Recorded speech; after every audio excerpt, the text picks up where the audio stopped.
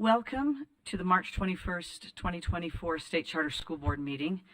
I'd like to let you know that Chair Brian Bowles is not here today, and we are excusing him from this meeting. He has obligations at his university that require his presence and his attention. And so we will miss him. He's always a lot of fun and wise, and we wish him well in his fulfilling his obligations today.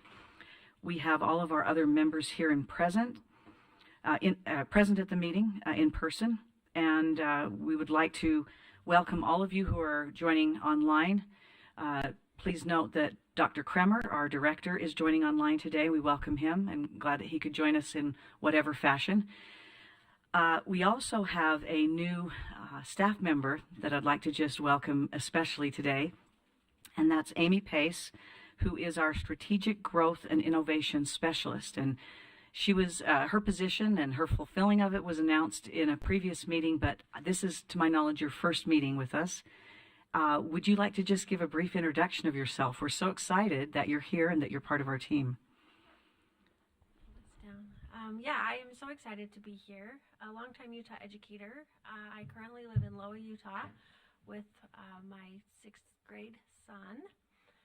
My other children are grown, and I have another grandbaby coming in at the end of the month, so I'm excited about that.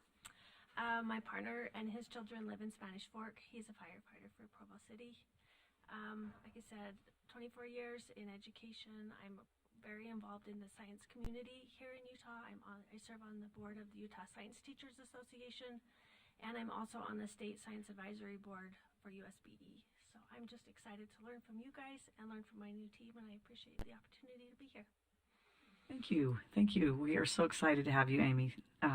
Looking forward to working with you as a board, and I'm sure that your fellow staff members are super excited to have you as well. We will begin with the Pledge of Allegiance led by Member Spiker. I pledge allegiance to the flag of the United States of America and to the republic for which it stands, one nation, under God, indivisible, with liberty and justice for all. And thank you for waiting for me. We knew you were close, Member Spiker, and we didn't want to begin without you. I would like to welcome members of the public at this time to come and give us public comment if you are so inclined. And if you do, please state your name. Nobody signed up. Okay, we will proceed then. We have a thought now from board member Crystal Bassett, and I will turn the time over to her. All right, so here's my thesis. Empathy, listening to learners, is the first step in designing solutions that scale. As a director in Juab School District, I work with a group of students called simply the Super Council. Each month, 18 students from grades 7 through 12 meet together around a common action. In November, we worked to serve. We tied blankets for the local Children's Justice Center and prepared Christmas gifts for students in need. In January, we took a field trip to the UEN Center at the University of Utah. We talked to sound technicians and explored the technology it takes to keep all Utah schools connected to the internet. Last week, we worked to connect. After eating lunch together, we sat around the table to discuss 10 questions to ask students from the Learner-Centered Collaborative. I want to share 2 questions and a few responses with you today. Question 1, if you had a magic wand, what would you change about school?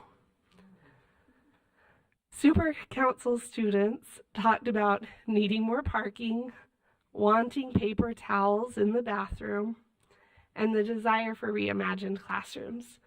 They asked for flexible furniture and a schedule that would let them start later in the day. Many of the changes we discussed were physical improvements, and that was interesting. I was surprised by that. But they were all improvements that help learners be more comfortable or productive. Question 2, What do you want to learn more about? Why? Super Council students want to have more practical courses, learn basic etiquette, and expand their communication skills. They want to learn how to budget for groceries and interview for jobs. They are hungry to learn more things that they perceive will help them succeed in the adult world. I love chatting with students as they work to solve problems. As an English teacher, I never once tired of reading essays. Students' writing gave me insight into the individual. Grading essays helped me know my students and create better systems, activities, and assessments to meet their needs. Our Super Council talked about challenges and goals and what it means to be a student right now. My ideal would be that student voice is infused into each and every school day, not just a once-a-month meeting. So here it again, empathy, listening to learners, is the first step in designing solutions that scale. That's my thought. Thank you so much, Member Bassett. I think those of us who have been in classrooms, understand how important student voices are. I remember one time one of my student council groups in a high school said to me, when I asked them, what do you want for the assembly? It's my turn this next month to be the teacher speaking. And they said, Mrs. Phillips, just tell us, these are 18-year-olds too by this point, just tell us some stories. Just tell us some really interesting stories. And they wanted them to be true or not, but to have applicability to their lives. But it's such a great message to remember that we bring assumptions to our schools and our classrooms that our students may be inaccurate, and that our students very often have different expectations and desires and hopes, and that we're going to be able to meet those only if we listen. Just a great reminder. And those of us, I think, who have children, who are aunts or uncles, who are teachers, we know that the kids often teach us far more than what we teach them. So, and who doesn't want comfort, right? You can't learn if you're uncomfortable or don't have well-being. Very good message for all of us. Thank you again. I have an opportunity now to also welcome Member Carey, who's joined us from the State Board of Education. Member Carey is our USBE liaison, and we're so grateful for not only the great comments that he will make in our board meetings and the insight he brings, but also he has been a super good ally for us on the Law and Licensing Committee in understanding just some of the needs we have as charter schools and as a charter authorizer to help articulate those for us. And we appreciate sometimes his corrections of maybe things that what he thinks are not good policy that we're trying to push forward. So he's been a great ally and a great collaborator. At this time, we have a consent calendar, and I need to let you know that I am going to recuse myself from voting on the consent calendar because of some conflicts of interest that I have there. So I will ask for motions and direct, as I'm the chair today in place of Chair Bowles, who is gone, but I will not be voting under any circumstances. So hopefully you have had an opportunity to look at the consent calendar. Is that accurate? Okay. Do I have a motion? Yeah, I'll move that we approve the consent calendar, Chair. Is there a Vice second? Chair, excuse me. Oh, perfect. Is there a second to that? I'll second that. All right, we've had a motion from Member Olson and a second from Member Spiker. Is there any discussion to that motion? All right. Vote starting with Member Olson. Yes. Member Spiker? Yes. Okay, we have, we're just doing a roll call just because I definitely wanted to recuse myself. Yeah. So we have, that motion carries, and we will move on in our agenda. This morning, I wanted to note that there will be a change in the order of our agenda items. we want to accommodate Dr. Kremer, who is online, and so we will not only start with his executive report, but several of our items for later this afternoon, including the Startup and Implementation Grant first, the merger language process second, and finally the charter agreement language will actually be bumped up to this morning so that Dr. Kremer can provide his insights and presentation on those items, and then we will go from there. So, Dr. Kremer.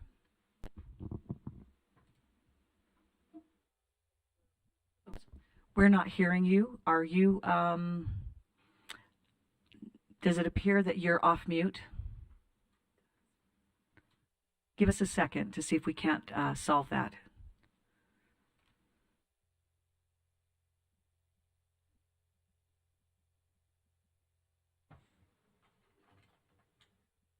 We are not hearing you, no.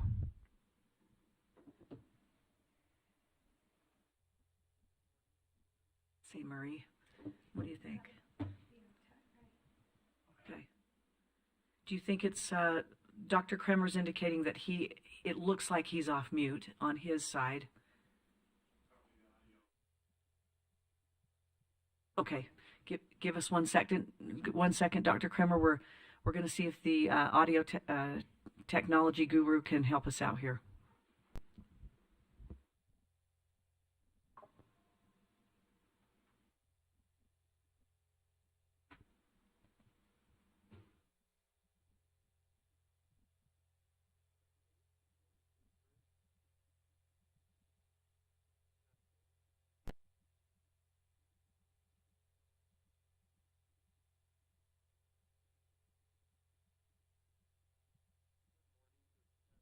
Still recording, aren't we, Marie?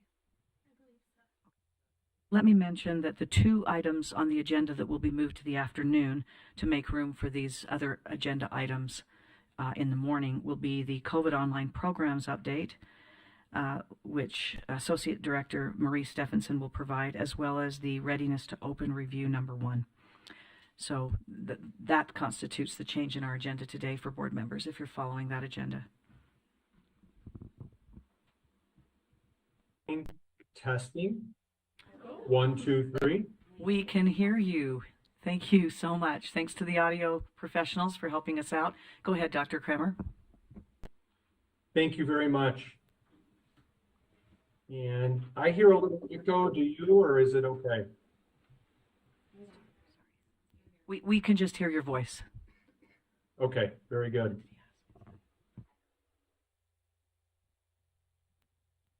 Give me 1 moment. My computer a little bit goofy. Hang on.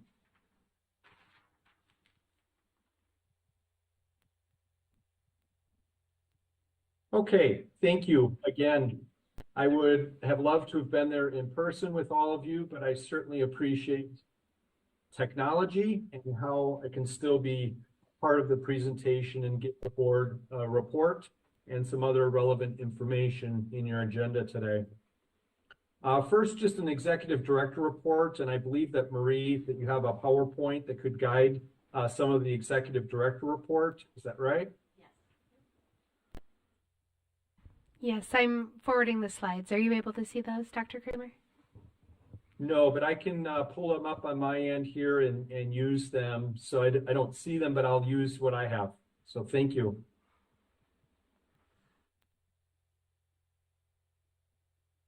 I have the first slide pulled up, the team and staff updates. Great. Well, as you heard, Amy Pace is working hard with us already. I can tell you that Amy works both strategically at some really important initiatives, and she's gotten involved in meetings, and she's also rolled up her sleeves and gotten into the details of the work that we do. Already drafting some policies, some procedures, some different forms. And so Amy, as she introduced herself today, is just a tremendous person. And I think that's most important, but then also just a tremendous professional. And so welcome, Amy. I know that you also are going to love working with this board. I talk about our board as being highly engaged, professional, and kind. And it probably should go in the reverse order. They're kind, professional, but they just are, love working with them. The second bullet point, there isn't much to update. I can tell you that the internal audit with the internal audit department of the Utah State Board of Education, a draft should be coming soon. We are involved in a lot of the technical assistance. That's what this internal audit is about, is technical assistance. There likely will be places for improvement in our documentation of technical assistance. And so in this executive director report, just letting you know that that draft is still coming. And hopefully at the next meeting, we have more to update and talk about with that audit. Dr. Kramer, may I ask a question about that? Please. Are we being audited in a specific area of our processes and procedures, or are we providing, are we part of a USBE audit? We are part of a larger USBE audit, and we're what's called department or division of the USBE.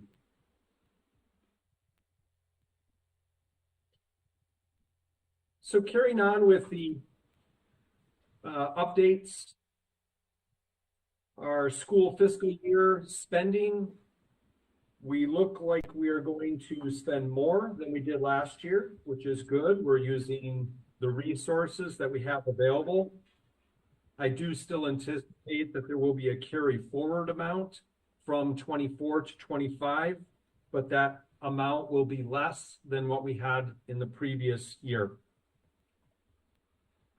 And then also for the sub bullet point for the 25-26 budget planning, we do have a meeting with Deborah Jacobson with the USBE this week on Friday, where we're going to discuss the budget, and then we'll learn what our next steps are related to the budget.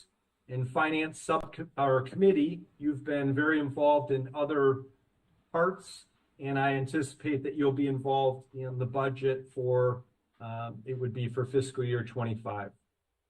Utah Charter Access Point continues to get some revamp and redo and just a new and fresh look. It also is merging several different websites into one central place. You're going to get some pictures taken today. And so that's part of the revamp, is just refreshing and getting updated pictures, updated language. And we really appreciate a member of our team, Ember Hellstrom, and her work on that. Going to the next slide, we continue to get requests from charters, operators, LEAs, seeking if they can bring in something that's off our timeline or outside of our process or outside of our rules. And so we continue to reset expectations with those people that are asking, with those groups, in a supportive way, in a way that says that we understand, but please also understand that we have processes, timelines, rules.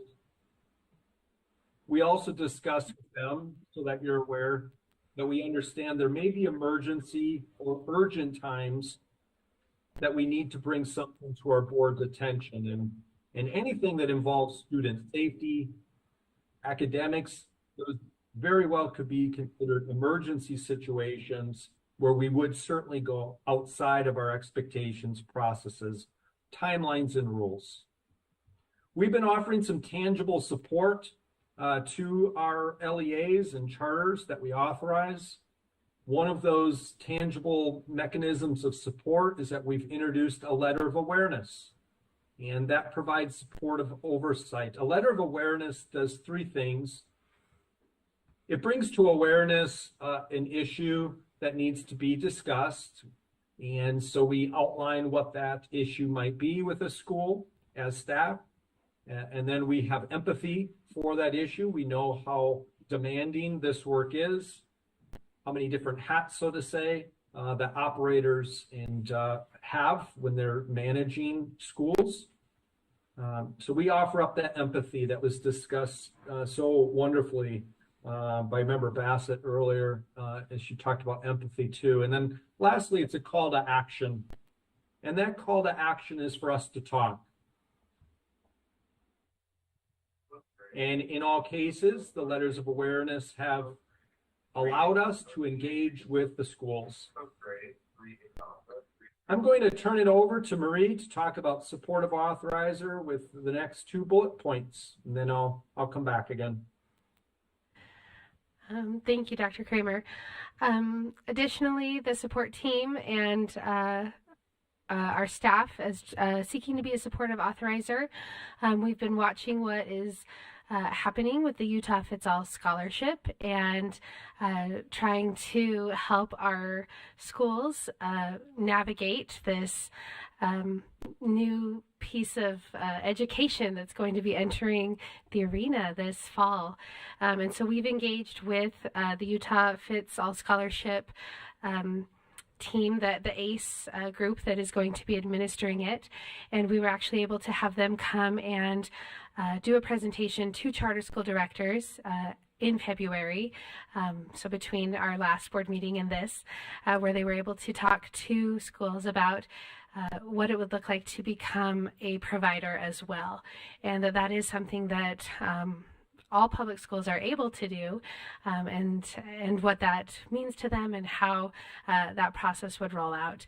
And so that's something we've been able to then talk to schools about individually, as well as, in that larger director meeting, and connecting them with the ACE scholarships if they have questions, and so that we can hopefully help our schools feel like it's something they can navigate and have another choice and another option that they can present to families if that's something that they would like to pursue.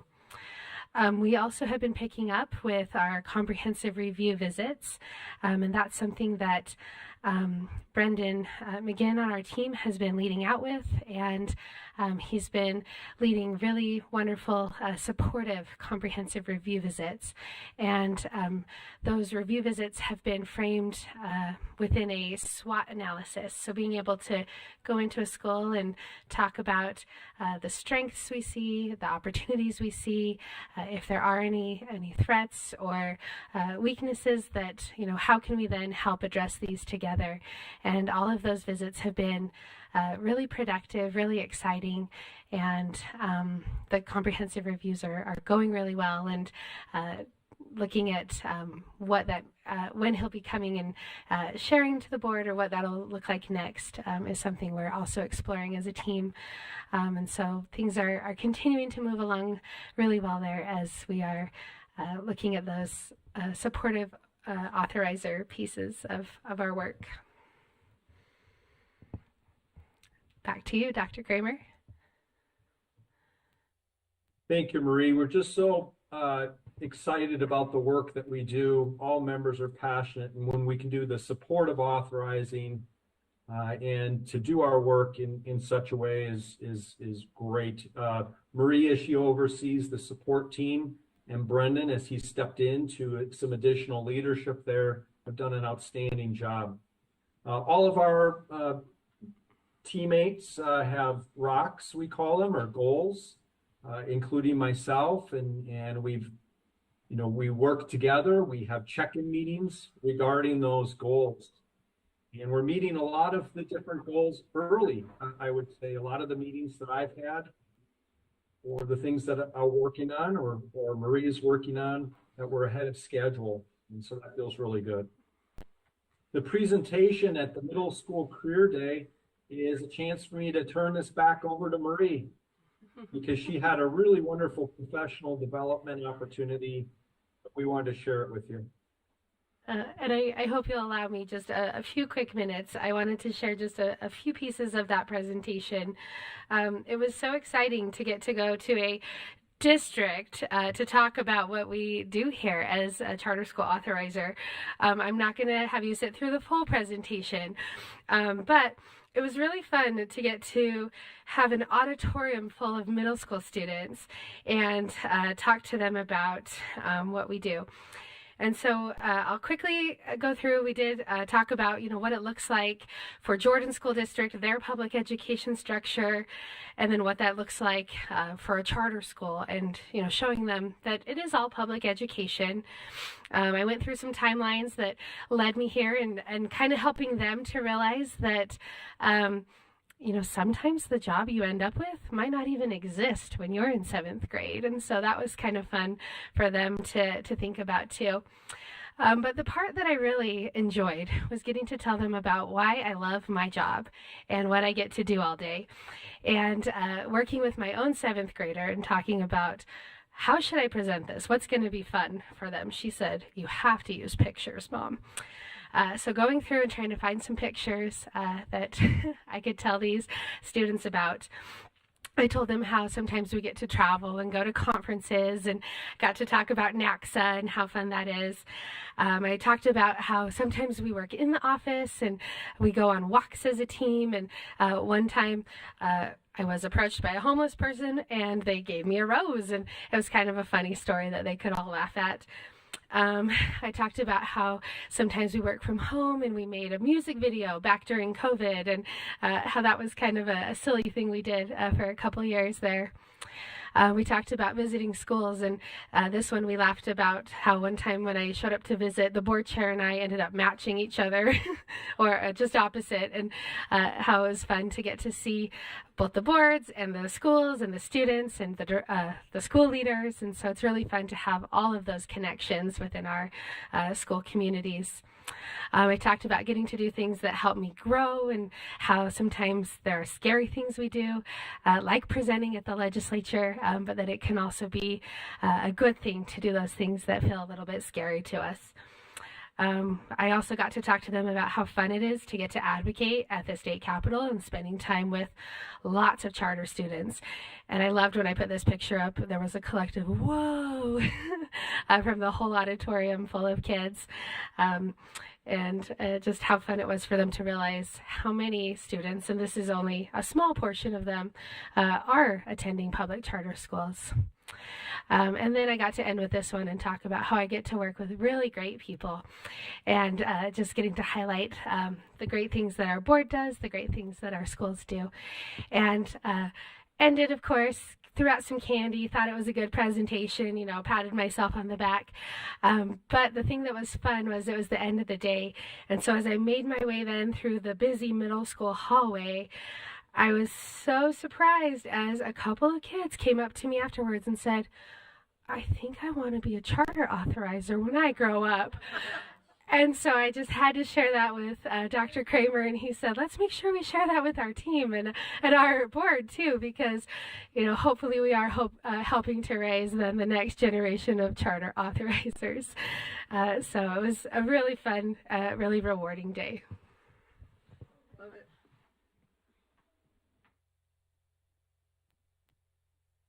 It's very inspiring, the work that we do together. And I think that Marie, when she shared that, she called as we talked throughout the day, every day.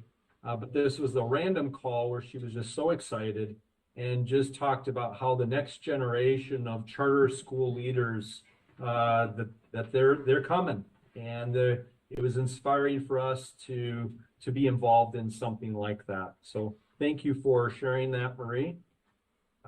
With the next slide, ensuring that the executive director has the necessary resources to achieve this charter school board strategic goals.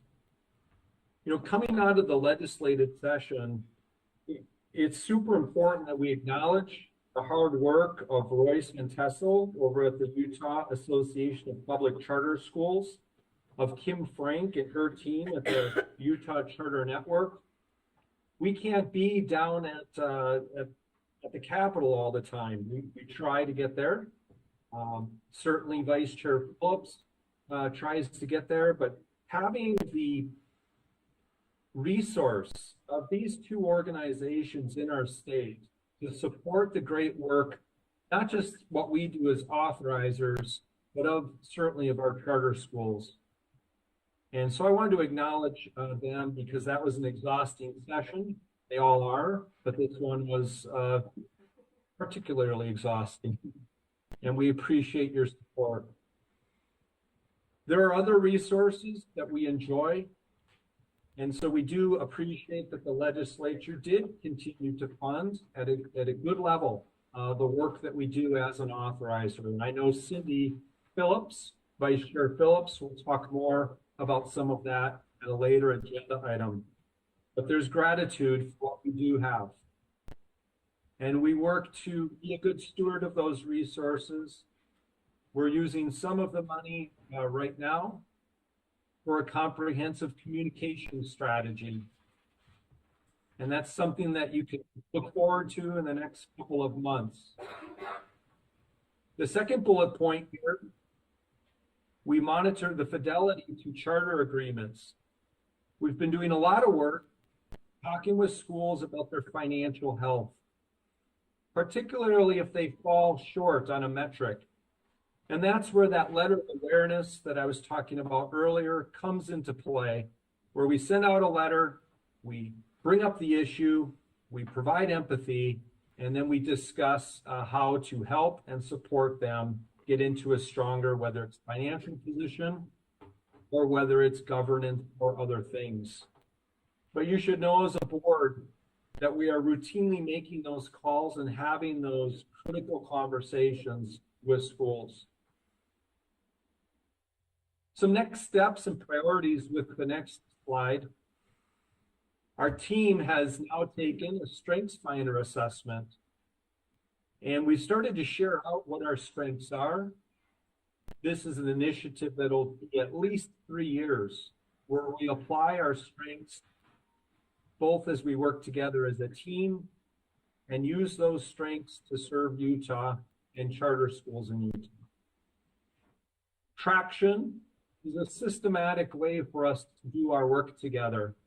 I think our books are going to arrive any day, and we're going to get to implementing some of the tenets of the traction philosophy. And the philosophy is all organizations need to get traction, and one way to do that is through good processes and through having order and a systematic way of doing things. So that's a next step for us. And then closing out fiscal year 24, we're working to spend the resources that we have and then to appropriately plan for any carry forward money that we might have. And we know that we'll have a little bit, but it won't be as much as we had in the past year. Wow, we've been able to go into some great schools, and the next slides just give us a chance to talk about that. At American Prep Academy, had an opportunity to meet with leaders, board leaders, administrators, some teachers, and others. It's a vibrant, very large school with a lot of great things going on, talking about financial literacy and economics. What a strong part of their school as I toured. And then just an equally awesome visit with Dual Immersion Academy.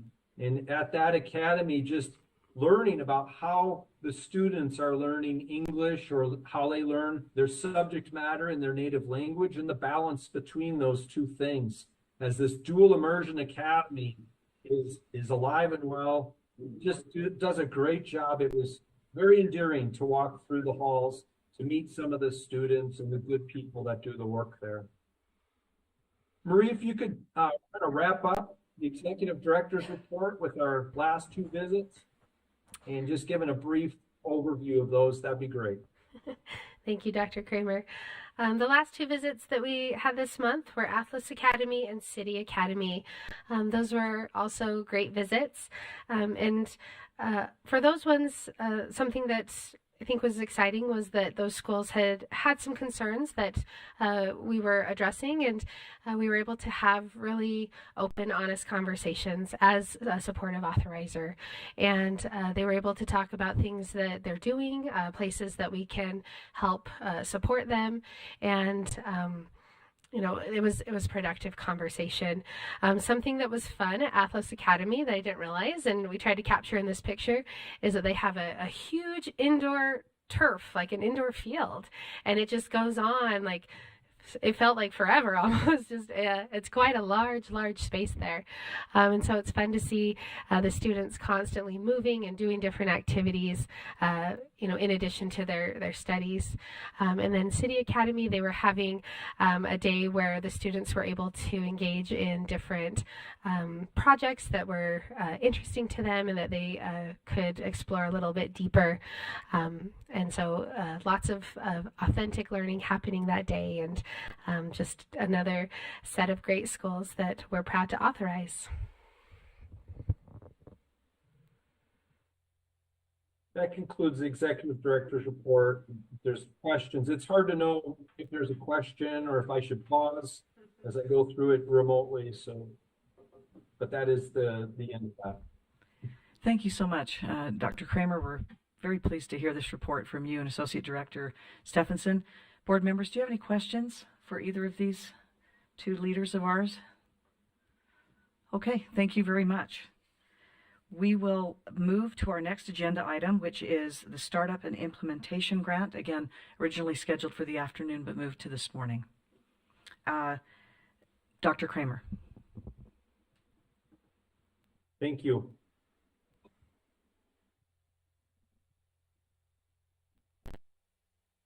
Marie? Dr. Kramer, I have your rulemaking process slide pulled up. Thank you. Appreciate it. And we are on slide 1, the substantially similar slide. There are 3 agenda items today where the rulemaking process is important for our board to be aware of and use. And the first is going to be with the Startup and Implementation Grant. But this few slide presentation applies to that agenda item. It'll apply to the agenda item called merger language. And it will also apply to the agenda item called charter agreement language. So this is kind of a precursor, kind of a setup to those 3. It just so happens that the grant Startup and Implementation is the first of those 3 agenda items. So with that, substantially similar rulemaking process. It's been law now, approximately a year ago, that the State Charter School Board use a process that's similar to, does not need to be identical, to the rulemaking process for the Utah State Board of Education. And so that's what we are doing. That's what we have done, not for long though, just with a few items, but that is certainly what we will need to do moving forward for these 3 agenda items that I just discussed. There's 2 parts to it really. One is the procedure for notice, and the second is procedure for public comments. Our processes have been reviewed by Assistant Attorney General Kevin Olson. Some others have reviewed that. We're now following it. And so it impacts, as I mentioned, these 3 agenda items here. With the next slide then, notice.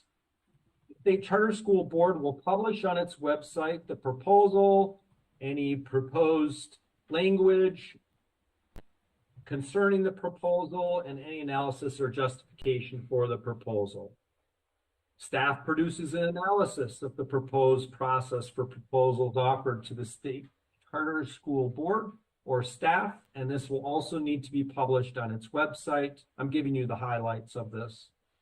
And then before the board will consider any proposed process, it'll collect written comments and publish the comments on its website in the same place as the proposal, that is. And so any additional material analysis concerning it may be interested or affected, a person can write and request, and those materials will also be published on the State Charter School Board website. There is a step if a proposal seeks to modify any existing process to show the difference. That is the case with the Startup and Implementation Grants. is that there's a difference between the way that money was going out for this, the processes that were used, and then the changes. There is also a step if measurable negative impact. None of the 3 agenda items today is that a factor. Then the public comment part, which is the second of the 2 main parts of the substantially similar. In the public comment, you need to provide the public at least 30 days. A summary of the comments will be considered for any action taken on the proposal. The summary should be made available to the public in any meeting in which the matter is considered by the State Charter School Board. And then no process shall be put in place except the matter be acted on by the State Charter School Board in its regularly scheduled meeting, and only after the matter has been thoroughly discussed and reviewed by the State Charter School Board. I think that A is just an additional A, not needed. So that's kind of the lead up to the next agenda item, which is going to be the startup and the implementation grants, and the other 2 that I mentioned. And so Marie, if you could move to then the state startup and implementation grant, that would be great. That one is now up as well. And if you could move, the first slides are really from January, February, and Marie, if you could move to the slide 19, it's a little bit different color for the board. And just let me know when you're on it. I can't see when that slide is up. We are there.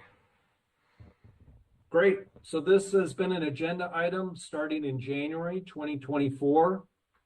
It was introduced at the January 2024 board meeting in pretty good detail. I remember making probably a longer presentation than it was needed. One of the biggest suggestions that came out of that, it wasn't a directive, but suggestions that we do not use all of the carry forward money from the startup and implementation grant. We accumulated a lot of startup carry forward money. We did engage the financial committee. That was awesome to get that group and work with that group. They worked in 2 separate meetings. One was prior to the February meeting, and the other, I believe, was early last week. We provided an update at the February 2024 board meeting as to some of the input that the finance committee had already had. At that February meeting, we said that we had to kind of watch and wait on the outcome of the legislative session, because during the session, there was a little bit of play on if they were going to take back some of the startup money or leave it. They did, in the end, take back $1 million. That was per our suggestion, but left the rest intact, which was fantastic news. But we needed to watch and wait in February. The finance committee gave feedback and gave considerations to adjust amounts up for the startup and satellite grants. That's been incorporated. To make the small and large school expansions based both on a base amount and a multiplier for students. And it was a great recommendation, and staff incorporated that. Ensure a way to inform all schools of the opportunity to apply has certainly been baked into what we have currently. Make it a simple application process for the innovation grants part of this larger grant. And then we reviewed grants amounts and grant process between the staff and also the finance committee. I do have some next steps outlined here, but I also wanted to pause and see if any members of the finance committee wanted to comment or make any. You didn't have to, certainly, but if any of the 3 of you wanted to, right before the next steps might be a good place to just kind of comment on it. Can I say something? Is that okay? I just wanted to thank our staff for the incredible work they've done on this. I was just saying to Member Bassett that he makes it sound like we did a whole lot of work and it was really hard, and it really wasn't. It was a very easy and smooth process. They did a great job of taking into account the factors that we came to the process feeling were important. I hope we got the things that the board in general found important. But just thank you so much. Thank you. I'll outline what I think our next steps, staff to create and update a process. And to us, we defined process both for staff and in a previous board meeting to include policy, procedures, and forms. And this is where I said, new member of our team, Amy Pace, has already dug in and started to create this process. It's actually in a great draft form. I'd say nearly done, but it looks really good. The process is really taken shape, and that would be those three parts of the process. Back to the slide presentation that I talked about with the rulemaking process. We will now, I think, follow the rulemaking process and possibly take final action and approve at the May 2024 meeting. That gives us the 30 days for the public comment. And then there's just with this agenda item, a possible action for today is at the bottom. And that's for you as a board to consider.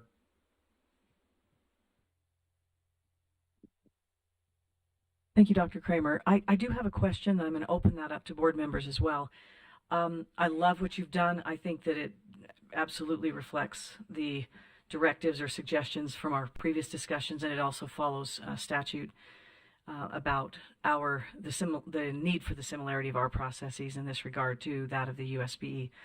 One of the things I've constantly worried about, and they both sort of pull in different directions, is to your point and to your finance committee's point, we've often not we've been good stewards of the money, but we've often held on to it in such a way that perhaps we could have had processes to distribute that more among our charters.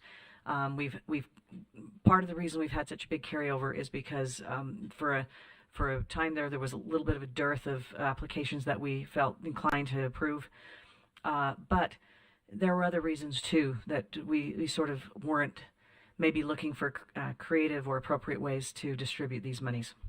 So I applaud that. On the other hand too, I want to make sure that whatever we're doing is sustainable. That is to say, I think we can rely on historical allocations from the legislature, but we also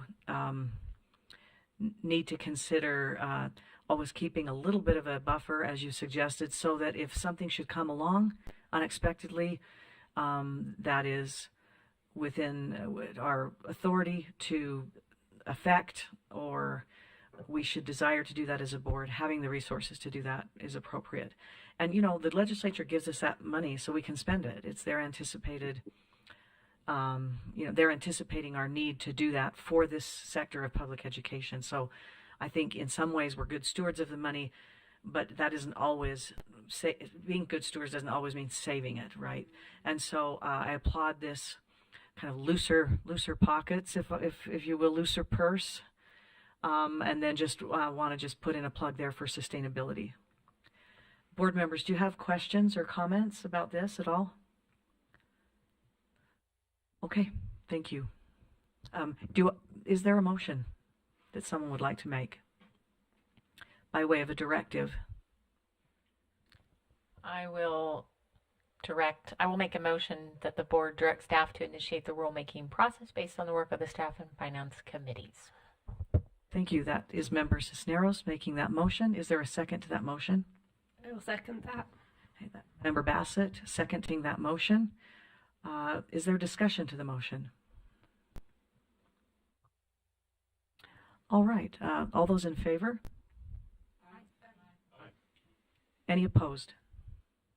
All right. That unanimously passes. Thank you so much. Dr. Kramer, I think you now also have a presentation on merger language process. Great, thank you so much.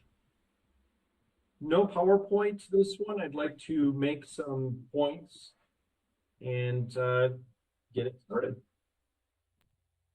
Keep in mind the rulemaking process again, because we'll want to consider, well, not even consider, we'll need to use that as we roll out the merger. So what staff has done to date is to review other states and other authorizers as they look at how to merge charter schools. What kinds of laws are out there from other states? What kind of rules? What kind of processes? And so really taking a look at everything that's out there, because we don't currently have a merger process, merger rule, merger law as it relates to charter schools. Found that Minnesota had the most relevant and the most current charter merger language. In January of 24, in fact, so just recently, they've circulated some merger guidance documents, and it would be guidance both for the authorizer and also guidance for charter operators, LEAs. And so I found that to be a real win. Staff found that to be a real win, to find something that we may be able to apply. Not perfectly, but a lot of parts to it, and not to reinvent the whole wheel. There are some differences between Minnesota and Utah.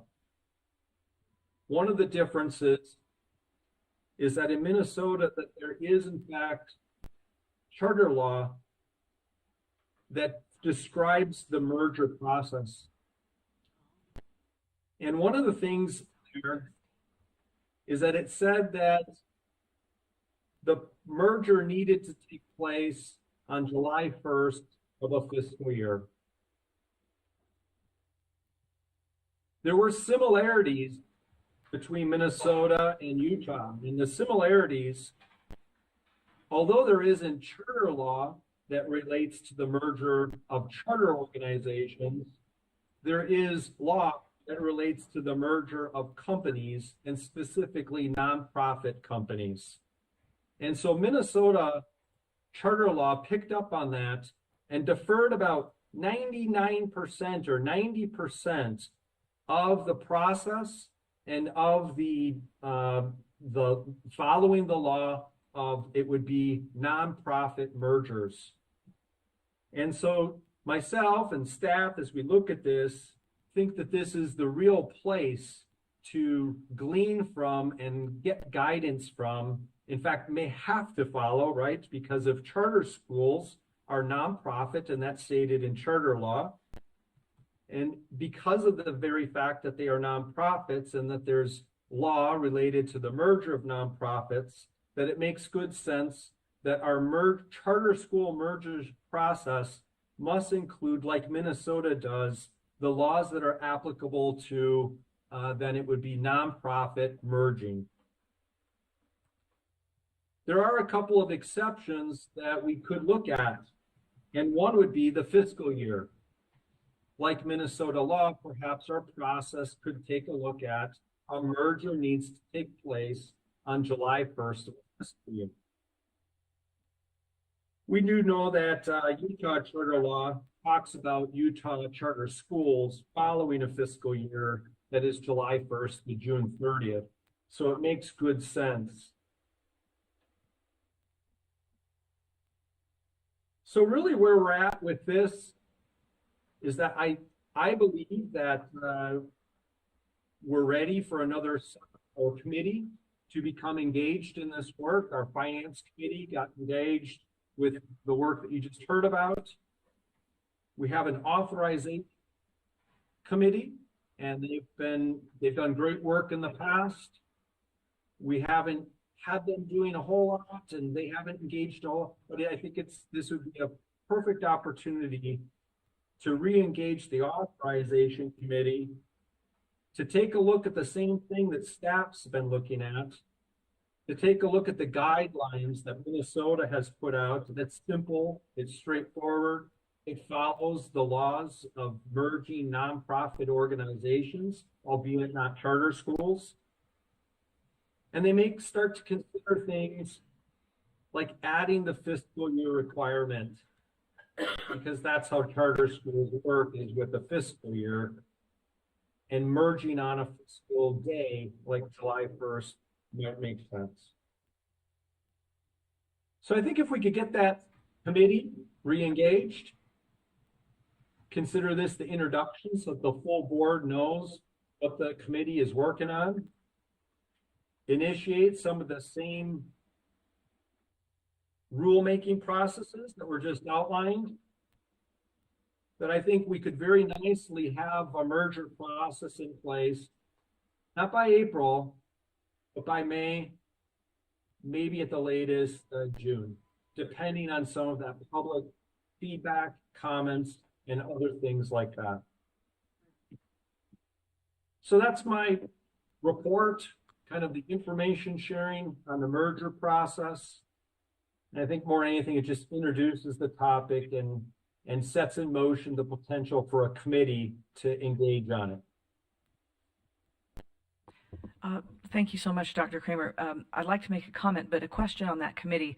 I couldn't tell in your presentation whether that's a contemplated staff committee or that if you want board support in some kind of a committee related to that. Board support in a committee. That's helpful. Please. I'd be happy to serve on that committee. You have your first volunteer. We talked a little bit about it previously, and I think it's an interesting proposition, just definitely worth exploration. So I enjoy that. I wanted to remind board and staff of a couple things related to this merger. It's something that we passed as unanimously as a board as one of our governance goals in our strategic plan, wanting to have creative agreements, mergers, etc., to help our charters thrive, and in anticipation of a declining demographic of students, but wanting to keep those nuanced programs alive that a certain group of parents and families have chosen. And to that end, and to give sort of statutory weight to what Dr. Kramer has presented, prior to this past legislative session, mergers weren't disallowed, but they were only sort of explicitly mentioned or promoted, maybe I could say, in the context of VSIP, which is the Voluntary School Improvement Program. And so one of the things that we worked very hard with Representative Lisenby and the charter associations and other stakeholders to change in statute, and it was changed in HB 301, and I say this here because I think it's relevant to this discussion, is that mergers can be contemplated. Now, the statute now says, or will say, as it's fully enrolled, that mergers can be contemplated at any time voluntarily. It doesn't require a school to be in the improvement program. And this opens the door for the kinds of creative agreements that we ourselves have directed through our strategic plan, our staff to affect and enable and support. So it's very exciting. And I want to say we're appreciative that staff has jumped on this, and we know that there are already needs looming potentially for this kind of thing. I would suggest as a question, as you're or as a suggestion, it's sort of a question and a suggestion. What about in those cases when schools have bonded in buildings, we're looking at mergers? I want to make sure that part of your discussion is working with whoever's helpful, whether it's USBE Finance or the Charter Authority. I know that all schools haven't bonded through the Charter Authority, but they're certainly experts in the area of bonding. And it would be wonderful, and maybe this is I'm sort of throwing this out there to our board and to our charter association leaders. Maybe this is something we look at getting into statute more explicitly about if statute supported our efforts in mergers related to bondholders. That might also expedite processes that sometimes can't wait 2 or 3 years in order to support both charters who are thinking of merging. So That would be an obstacle I see sometimes to the process as I've been contemplating it, and something I think we could address either in process if it's not illegal or by going after changes in statute. Do we have board members who have comments or questions for Dr. Kramer or any of our staff about this process and language? Right now, I think we're in the process stage, right? We're looking for language to come back. Okay, thank you so much. We're very appreciative of how quickly and energetically the staff has moved to try to address our strategic governance goals. Thank you. That's really amazing. We're looking now at another action item. We're just about on schedule, about 4 minutes behind is all. And we are looking at charter agreement language updates. And I just want to say, I had a legislator come to me during the session who is also a board member on a charter school. So very pro-charter individual, pro-public education, and reminded me, because it's not something I'm unaware of, that we don't really have agreements per se with our charters. We do. We have the application, we have the Exhibit A, signatures have been given by presidents of boards and by our leadership that could constitute agreements. And sometime in the past, just to remind board members, there was a time when, and I want to say maybe it was around 2012 or 13, when this charter board, and none of us were on it at that time, presented an agreement that was wholeheartedly rejected by our charter stakeholders. If you were involved in charters, you may remember that energetic moment when we saw almost universal opposition to that, because it wasn't in the spirit of a bilateral agreement, frankly. And so one of the things that we have, as you know, asked our staff to do is to get agreements with our charter schools that they will want to sign, because it obligates us as well as them to do great things in the service of students and families and choice and education. So that is some of the context of, I think, what this next presentation will be. And this legislator, just to come back to the beginning here at the end, said, can there be a formal agreement between us and our authorizer? And I said, we are even in the midst. Our staff is working vigorously, tirelessly on doing that very thing with our AAG, Kevin Olson. And I want to just take this moment to welcome AAG Olson. He came in just a tiny bit late because of a conflict this morning, but we're always so grateful not only to have you in our meetings, but to have you as part of our team helping us along the way in an area where we absolutely need your expertise. So thank you. Dr. Kramer. Thank you. You took my first talking point, and that's to extend appreciation to AAG Kevin Olson for his work on this. The task is exactly how you put out, Vice Chair Phillips, so thank you. One of the goals that we have is to reduce the total number of pages of the agreement. And so I think that's a really simple measurement of success here, is if we could take a 14-page document and get it to 7-8 pages. I think that, it's not just to get it shorter, but in doing so, another goal is to simplify, right? So the reduction of page numbers is something that we can broadly talk to schools about and say, look, it's not as long as it was. It's a lot cleaner. It's simpler to read, and it's also something that we can use for an extended period of time. There are several different iterations and formats of agreements that we've acquired throughout the years, but we want to adopt something and use something for a good period of time, 3 to 5 years as a suggestion. And so that was another goal, is that we use it for an extended period of time, maybe move some older agreements to the new one. A final goal was to ensure the bilateral nature of the agreement and to make sure that that bilateral nature is obvious. There are things that we cannot change in the charter agreement because they're based on statutes. And so those things we want to have very clearly spelled out. And we want to be able to talk with schools when they're either entering into or changing the terms, that these things are just quite simply non-negotiable. There's the bilateral nature of this is that the lawmakers have already decided, and if you want a charter, then you will sign to this. That said, there are a few places like the name of the school, or who is the composition of the school, or how the school goes about its work and its philosophy and some of the goals. And you are aware of all the other parts of a bilateral agreement and how a school is obligated, not just to the statute, but also to the things that they're describing in what's affectionately called right now Exhibit A, which AAG Kevin Olson is going to talk about in just a little bit.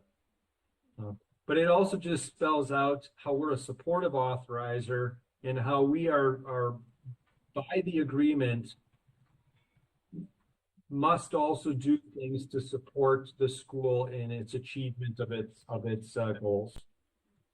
So that was me just kicking it off, but I really want to turn it over to Kevin Olson, who can continue to talk about some of the updates and give our full board a little bit of a flavor of the work that's been going on.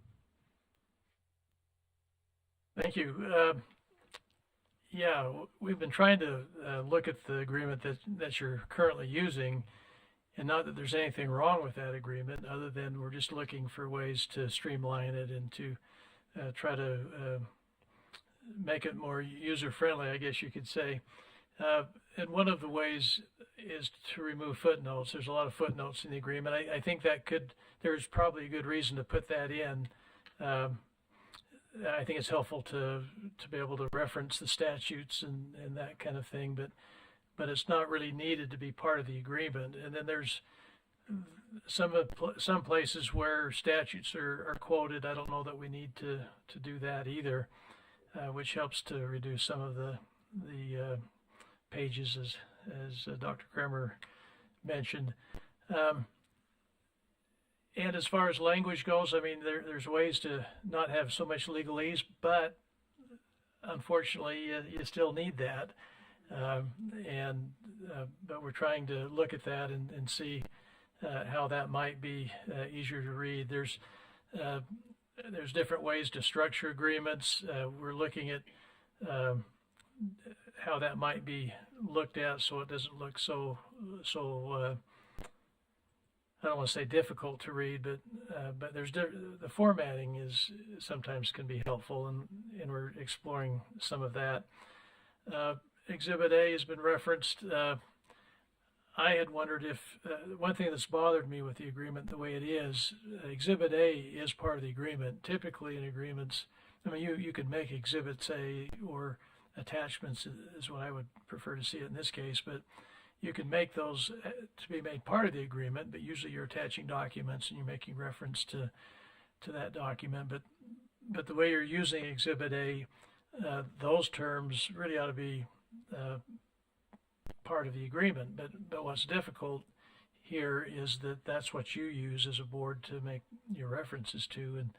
And so I think there's a way we can do that and keep that Exhibit A. But I'd toyed with the idea, and I'd proposed to Dr. Kremer the idea of having a summary page. You see this in complex leases where you'll have a summary page of information of what's contained in the lease. But I'm kind of moving away from that idea and going back to that Exhibit A idea. But it's still something that needs to be discussed and see what works best. There are two goals I see from that, and one is that really is the area that's negotiable. As Dr. Kremer pointed out, the legislature's already dictated what needs to be agreed to, essentially, for a applicant to be granted the charter, and so we can't deviate from that. And so in that sense, those are non-negotiable terms. But all the terms on that Exhibit A are negotiable, and that comes out of the application of each charter school. So it's a important aspect of it. We're looking at the best way to deal with that. One of the challenges I see with the current law and the way the agreements that I have seen is we need to address this, I think, a little bit better. And I haven't seen what the final version of 301, HB 301 is, but when I looked at it earlier in the session, it didn't really address this aspect of it, but the statute requires that the contract be with the applicant, and that also requires that it be signed by members of the governing board.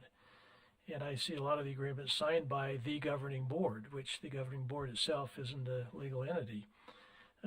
So I think that needs to be clear. There have been questions whether or not the members of the board should be signing individually. I think the statute requires that. But we need to make sure the agreement is clear and understood by both parties. And referring to this HB 301, this is a perfect time to update the agreement with that new law, make sure we're capturing all the changes that are there. So that's kind of an update as to what we're trying to do with the agreement. I don't want to say that you have a bad agreement. That's not what I'm saying at all. But I do think it could be refined a little bit and made a little bit easier to follow. And hopefully we'll get there.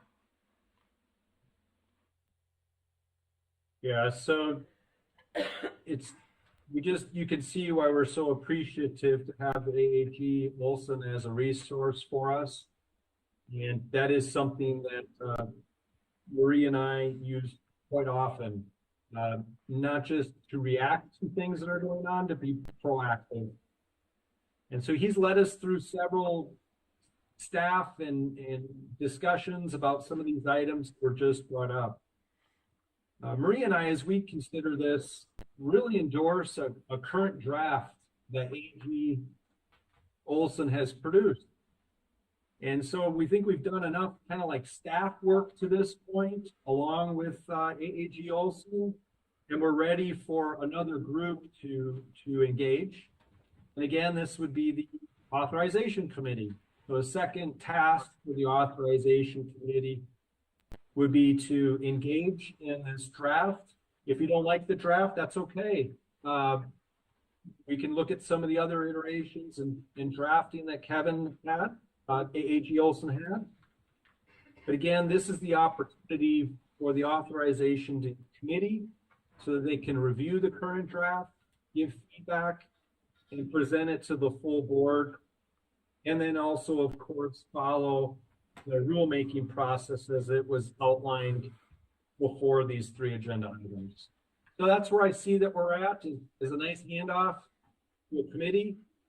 It's at least half baked, not done. We need help. And that's where we're at in the process. And then thanks again, Marie, for your work on this. You joined in all those meetings and improved where we think this draft is pretty good. Back to you, Vice Chair Phillips. It's hard for me to know when to stop talking and those things. No, it's exciting stuff. We're excited, and we love hearing what you and your staff are doing and how it is meeting our directives, given through our strategic plan and in other ways. One of the things that I have a question and a comment related to this agreement stuff, because it's been something that my mind's been on for a long time. One of the things that 301 will affect, significantly how we and our authorized charter schools view and do our work. But the language has been there all along for charter agreements to be executed with our group. And what's interesting to me is that 53G5 304, as you know, 303 sets out the terms that have to be in that agreement, right? But the next section talks about the requirement for an agreement, because a lot of our charters have pushed back on that, thinking that the application itself is an agreement if it's been approved. And actually it says in that 304, after approval of a charter school. So now you've been approved. You're no longer actually an applicant, but it says after the approval of the charter school application, which means you've been approved to run a charter school. And in accordance with the previous section, the applicant and the state charter school board shall set forth the terms and conditions for the operation in a written charter agreement. So it is statutory that every one of our authorized charter schools needs to set forth, post-approval of their application, with us, a bilateral agreement, sign a bilateral agreement with us. So we have the statutory muscle, so to speak, to require this. And I think that one of the main things I would suggest, though, is that besides having the statutory power to do it and being able to enforce it, we want to ensure that our schools want to sign it. They have to, right? But it should be something that perhaps part of the process of putting that agreement together, once we have a really good draft, is bringing in a variety of stakeholders outside of our organization to look at what they would like to see in that agreement. Because if it's bilateral, in the end, we ought to have it bilateral in its collaboration. So I would suggest that. I would also suggest, because I found this interesting, most of when I think of who our applicants are, they're 501c3s. And they do ultimately run the school through the board of directors, right, at that school. So they are the ones with whom we have that agreement. But interestingly, it says that in language about local school board charter schools too. It says the applicant, and it mimics this exact language. And a lot of those applicants are not, in fact, I don't think any of them are 501c3s. So they can be a group of parents within the district. They can be by a vote of all the teachers and the administrators. That school can, become a charter school, et cetera. So I think it really broadens the definition of applicant so that we could, using that law, define it for our own purposes in our agreements. Because it seems like it can be a 501c3, it can be a group of parents, it can be. So that as long as there is a group, because obviously in the local school board, the board of directors of that local school board who have been duly elected are the school board. And you don't have a board inside of that charter school in the district. So you're signing that agreement with somebody else. So anyway, I think we ought to explore how that term is used throughout the law in that section and see if we can't broaden it. Because frankly, in those early years, just to put this out there, we had some charter schools some applicants who applied and were granted a charter school. We authorized them and they were not 501c3s. And they still aren't. So, let's make sure at least that we're broad enough. And the law, I think, allows us to be broad enough because it uses that same term and that same language and requirement for agreement for whoever's applying inside of a district as well. So anyway, I just put that out there as a thought, but I think the idea of having an agreement, which has sometimes on our board, because we didn't know, and in the charter sector and among stakeholders in Utah charters, has not thought that an agreement is required, but it is statutorily with no changes. Those aren't changes that we made. Those have been there for a while. So are there comments or questions about this presentation or about this topic among our board members? Member Spiker. I was just going to say that I think this is increasingly important for us to revisit the agreement, especially as the competitive market of authorizers becomes more evident in our state. And I think, as you said, Cindy, I know this might sound a little silly, but I almost imagine like a signing party. Like we should be excited about this partnership and this agreement, almost like in the Oval Office with a special pen and everybody signing, I know that sounds a little silly, but it's that kind of energy is what I'm hearing you say in your comments. And I think this is a critical time for us to think deeply about what is this agreement? What are we agreeing to for both parties? And what our schools are looking for in an authorizer. Such a great comment. Go ahead, Member Smith. I just, I know some of the older schools especially are very, very hesitant, right?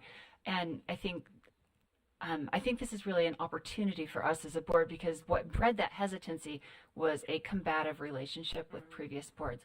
There is not the goodwill there that we would like to have, right? And so I think if we approach this with an opportunity mindset and projection of, this is a new era. We are here to be supportive and helpful, and we want to make things work better for you. And, if those, and not in a Ronald Reagan kind of, we're here from the government, we're here to help way, which is, I think we have an opportunity here if we're very careful about how we approach the schools that have historically been hesitant. That's such a good warning. Remember how hard it is sometimes to do these things sort of after the fact, right? Because you're wondering if there's a bait and switch. If you're the charter school, you're wondering if you're hesitant to embrace our full goodwill. So I think one of the things that I would say, and this isn't something necessarily we need to vote on or anything, but let's make sure that not only is the messaging appropriate outside of the contract about the contract or the agreement, but that the language itself really oozes bilateral, because I think we want to be, and I think over time we will be in a more competitive authorizing environment. We want to keep our very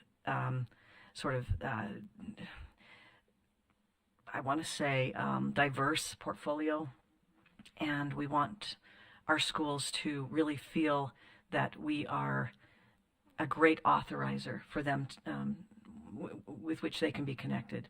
So I think it's not that they don't have obligations too. It's not one way from us to them either, right? Or vice versa. But I do think it's harder than if we had this in place. But I also want to excuse previous boards, because that our charter world is just over in Utah is just over 20 years old.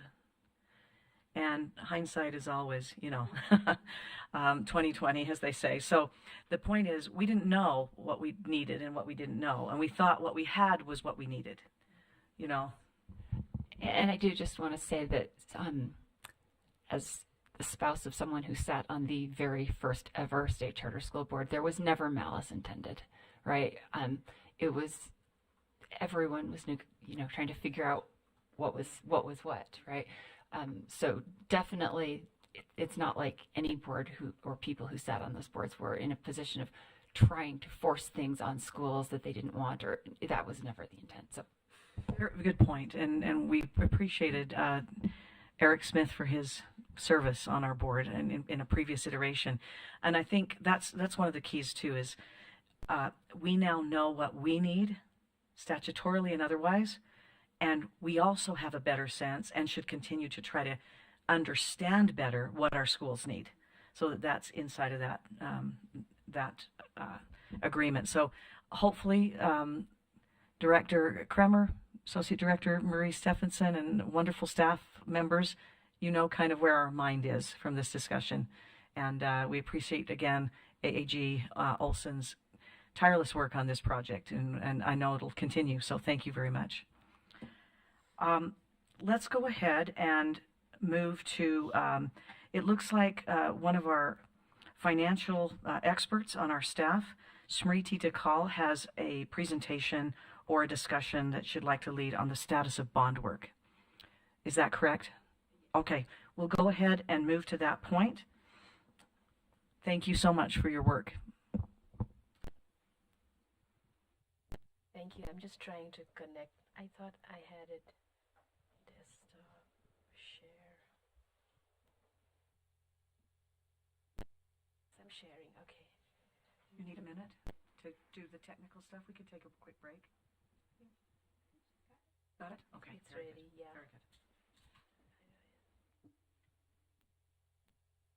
Show though. Okay, I got it. Okay. So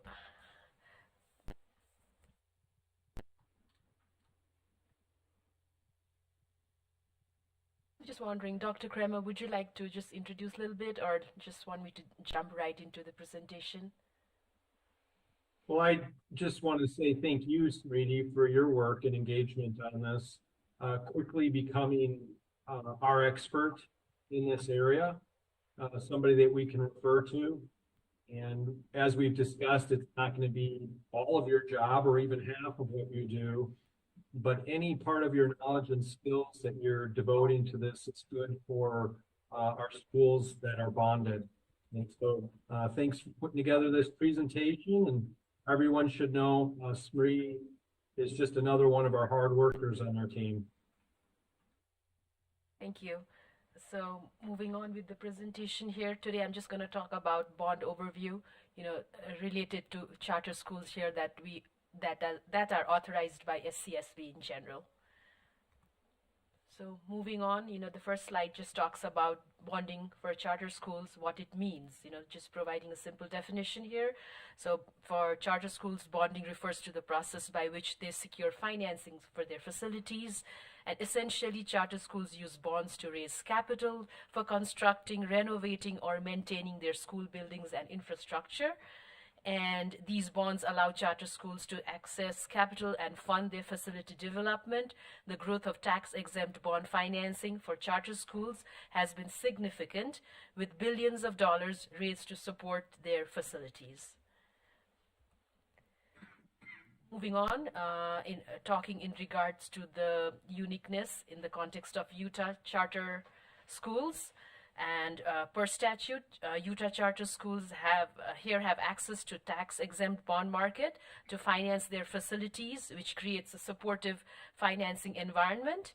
And the presence of a state-level finance authority, which is the Utah Charter School Finance Authority, helps the bond issuance process, for the charter schools, establishing efficient method of financing.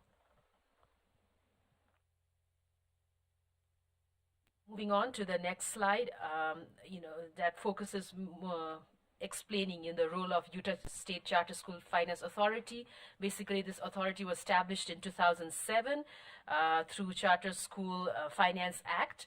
And since its inception, the authority has facilitated over 70 Utah charter schools access to the municipal bond market, resulting in more than $1 billion of financing.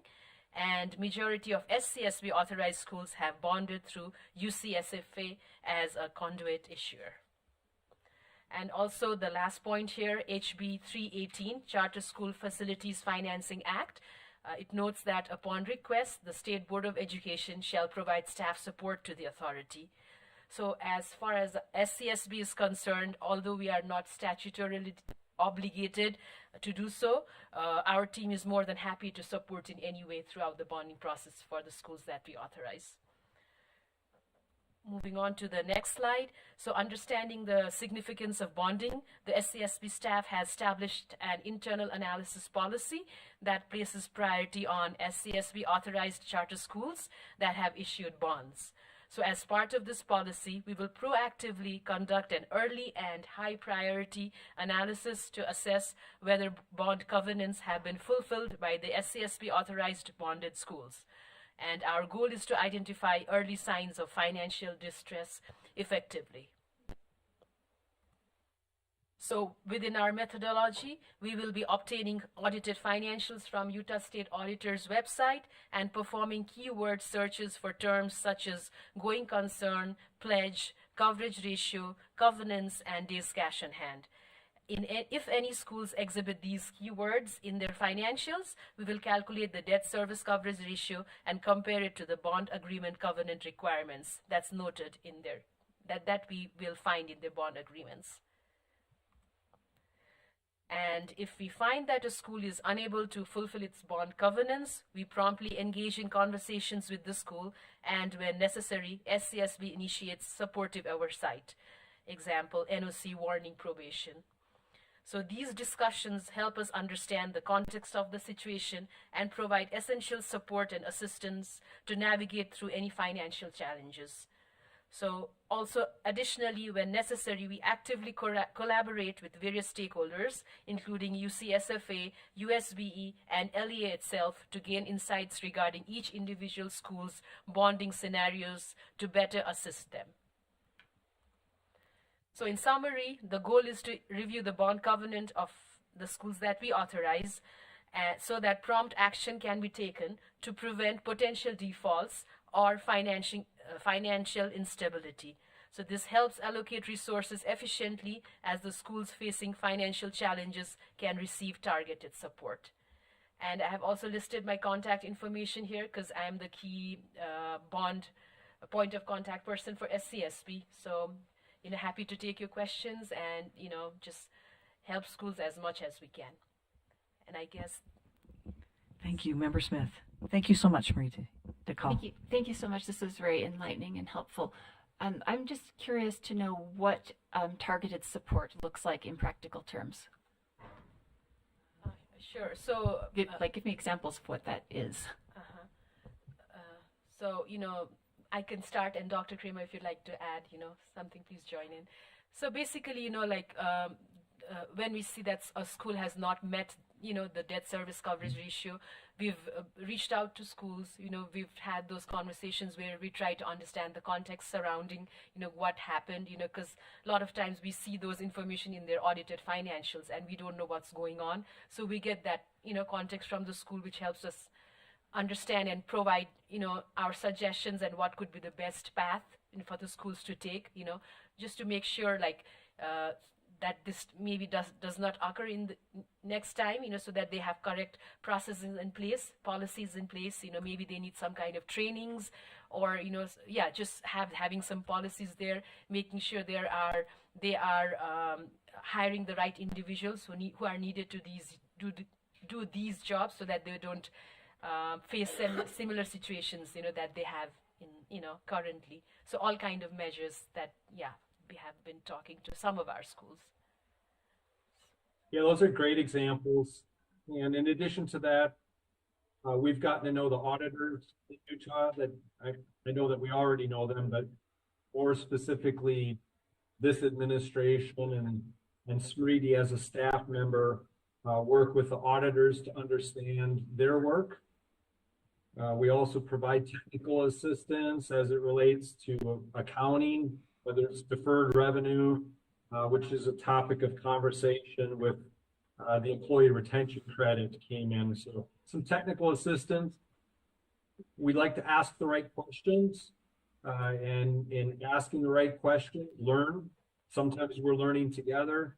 Sometimes we have the knowledge and we're sharing that knowledge with the school. But there's a broad variety of different specific things that we do. And I would say that the one common denominator is that a letter that we send out of awareness, letter of awareness that we referred to earlier, will highlight the issue, talk about how we have empathy, and then make sure that we have conversations. And that's what we have a lot of conversations with our schools. Thank you. I thank you so much, Ms. DeCall. We appreciate all the work that you're doing with the financial team. And you guys have really stepped up. We saw that in recent months, and it's greatly appreciated. One of the things I wanted to mention, too, that I've watched our finance department within our section doing is an analogy. When you are a charter school, you don't have a district office, and your resources are sometimes slim, and your expertise very often on legal matters or high-level financial matters requires you to hire an expert who may or may not have the insight about charter schools and so on that our own staff does. And if you're lucky enough to be in a rural district consortia with other public school districts and sharing resources, you often have access to this sort of thing.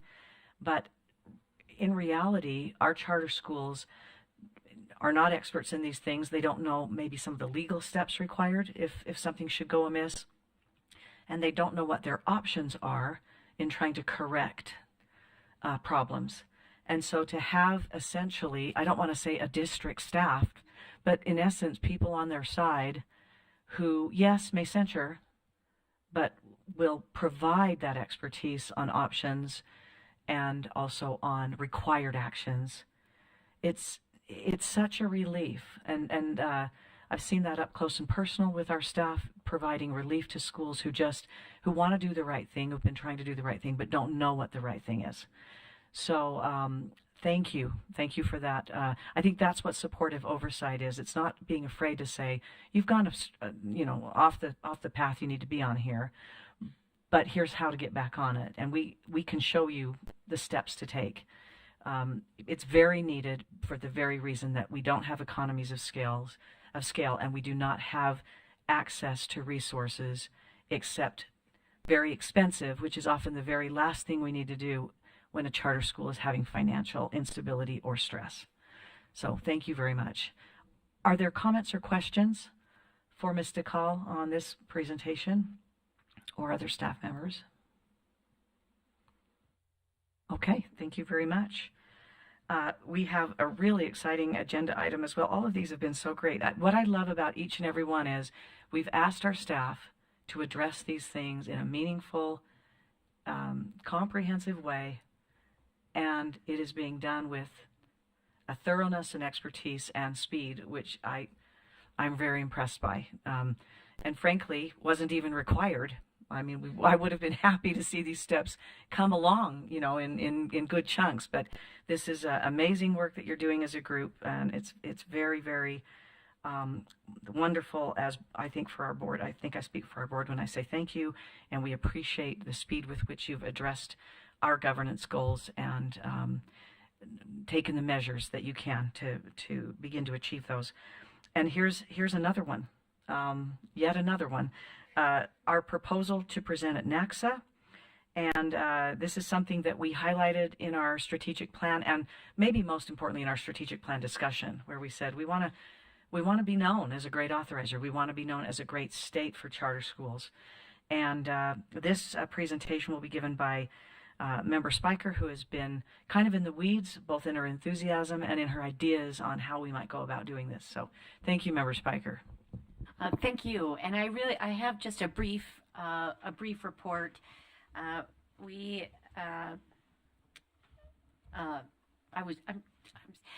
met. I was going to use first names, and then so Marie, Paul, and I had a wonderful conversation last week, and deciding again, thinking about what you were talking about, Vice Chair Phillips, about our goal to be present in spaces where we can share and learn from others, but then also be a leader in the space and share what we have been doing as well.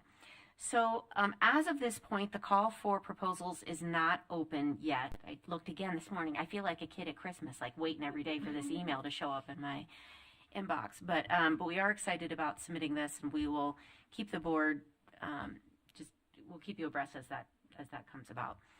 So our focus, and this is through a brainstorming session that we had, and we're open to any feedback. And this is just really, I wanted to present this to all of you today, and just to get any more ideas or kind of a green light if you'd like us to continue to move ahead in developing the proposal when we have the ability to submit.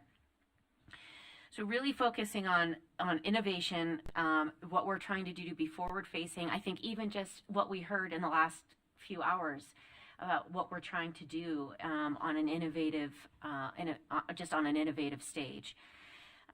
We toss around a variety of different ideas in terms of, do we want a workshop? Do we want a panel? And at this point, we're not sure what the conference, what it will look like. What even the call for proposals will be.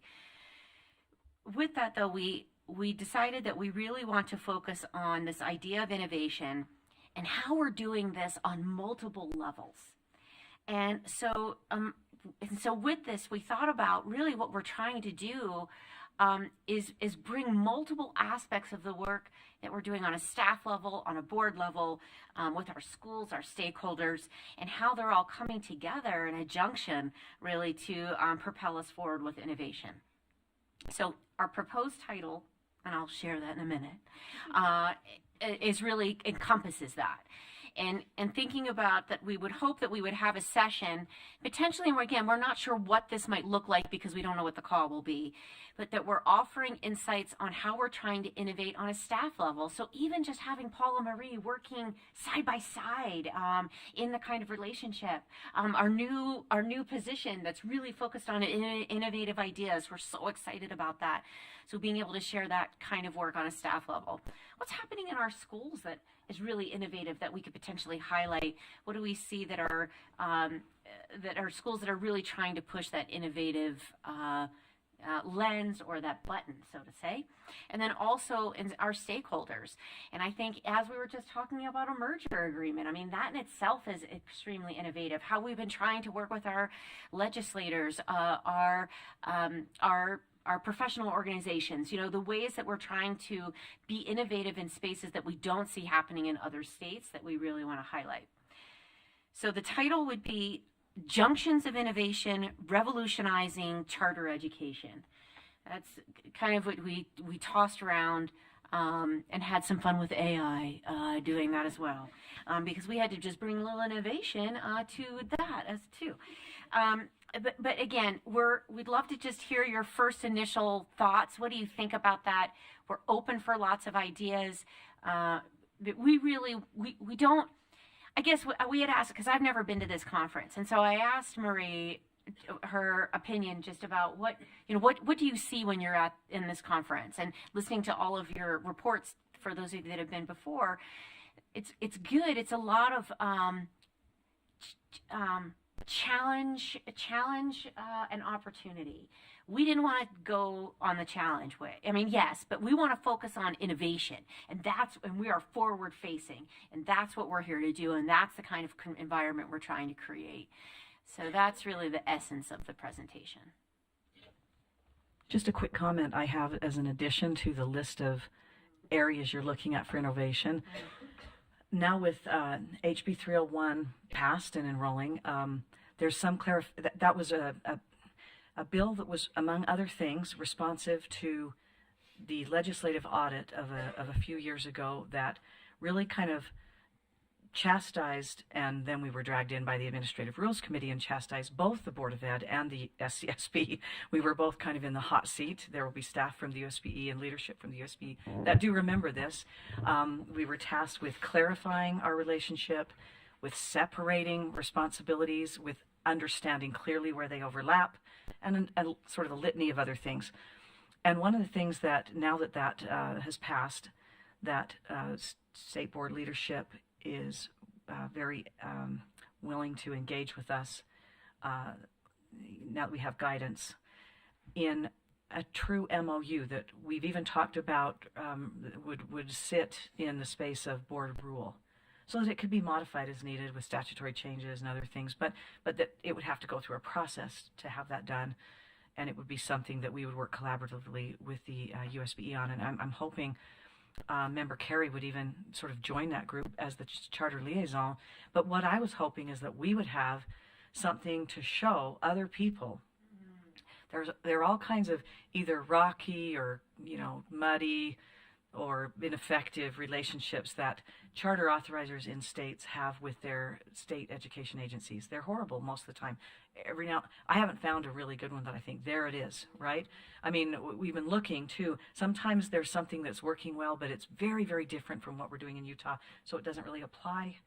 So one of the things I think you could do, because we're trying to really work on that extensively in April and May, so that would be ahead of your you could propose it, but still the details would come in, sort of fill in afterward. Or you could even just talk about, if it's not done, how the process has been difficult and what you're hoping to continue to achieve and the steps we've made so far. I mean, even if it wasn't fully executed. But that's one of the things that we're committed as a leadership team and as a board. We've been committed. It's part of our strategic plan.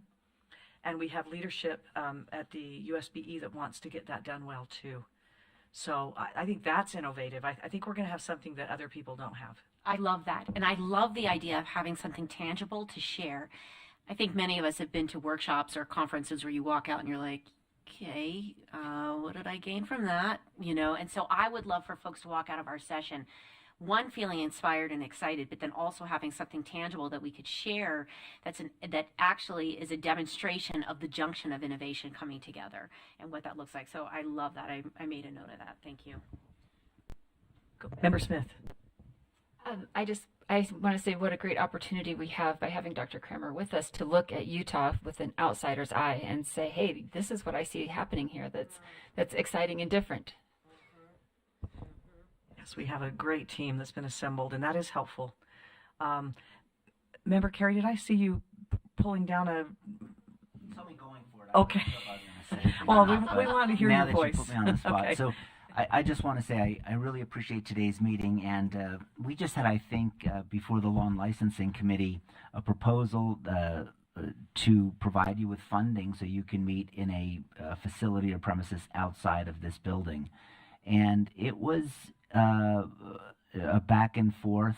I particularly think that's a good idea. Not that I don't want you here, but I think that type of separation physically also creates an atmosphere of innovation where you can look at things differently than we do. And you should, because you are a different body. So at the end, when that becomes before the full board, I believe in April, if I vote to support it, don't take it personally. I love having you here, but there are other reasons that I think it might be good if you did have your own separate place. So that's all. Okay. And just to thank you so much. That's really helpful. And we never did. We will never worry about your motivation with regard to our board and charter schools. We know you're a big public ed fan for all of its sectors, and you've spoken very persuasively and inspirationally about that in the past. One of the things that 301 allows us to do is to move if we want, but we also don't have to. So that's something probably too that the board at some point needs to take up, and that's, I think, what Member Carey was referring to in terms of that. That basically the State Charter School Board wanted the option, so that future iterations of the board, the current iteration, can have the choice. Are there any other comments or questions related to this wonderful, exciting proposition? And we hope that it's accepted. We have to be accepted, right? You probably are looking for even maybe some people who want to help work on it, I'm guessing, who are going. So. And with that, we know that we will have potentially some of our new board members that might want to attend. I would say once, we'll probably start drafting this once the call is live, because then I'll have a sense of what the sessions are going to be. We'll create a Google Doc and share it with folks so we can continue to get feedback. Fantastic. Any other questions or comments? Okay. Oops. We will break for lunch, and we'll break for lunch, and then we will be back in here close to 1 o'clock for our afternoon session. Thank you.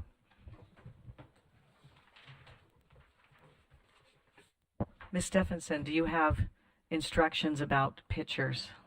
We're all sort of horrified, but we await your instruction. I believe that they are set up across the hallway from where we have lunch, so you can stop in anytime. Yep, thank you. And you all look beautiful. Hey, Marie, can we get copies of these pics if Board members could take their seats.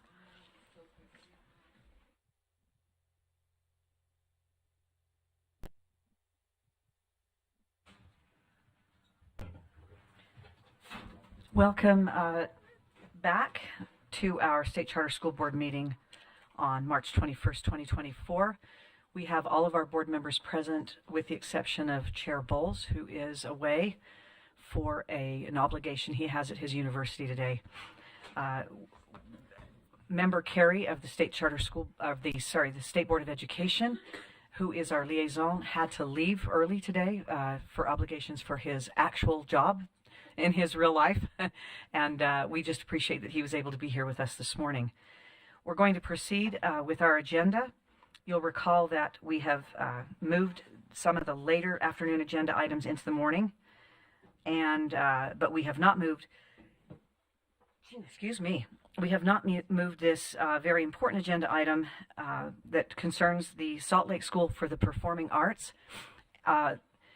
Associate Director Stephenson is going to be giving the presentation about this particular agenda item, but what we would like to do is, first of all, welcome representatives from the School for the Performing Arts to our board meeting. We are very excited, and what we would like you to do, if you don't mind, during this presentation is to come on up and find some seats right here around the table with us.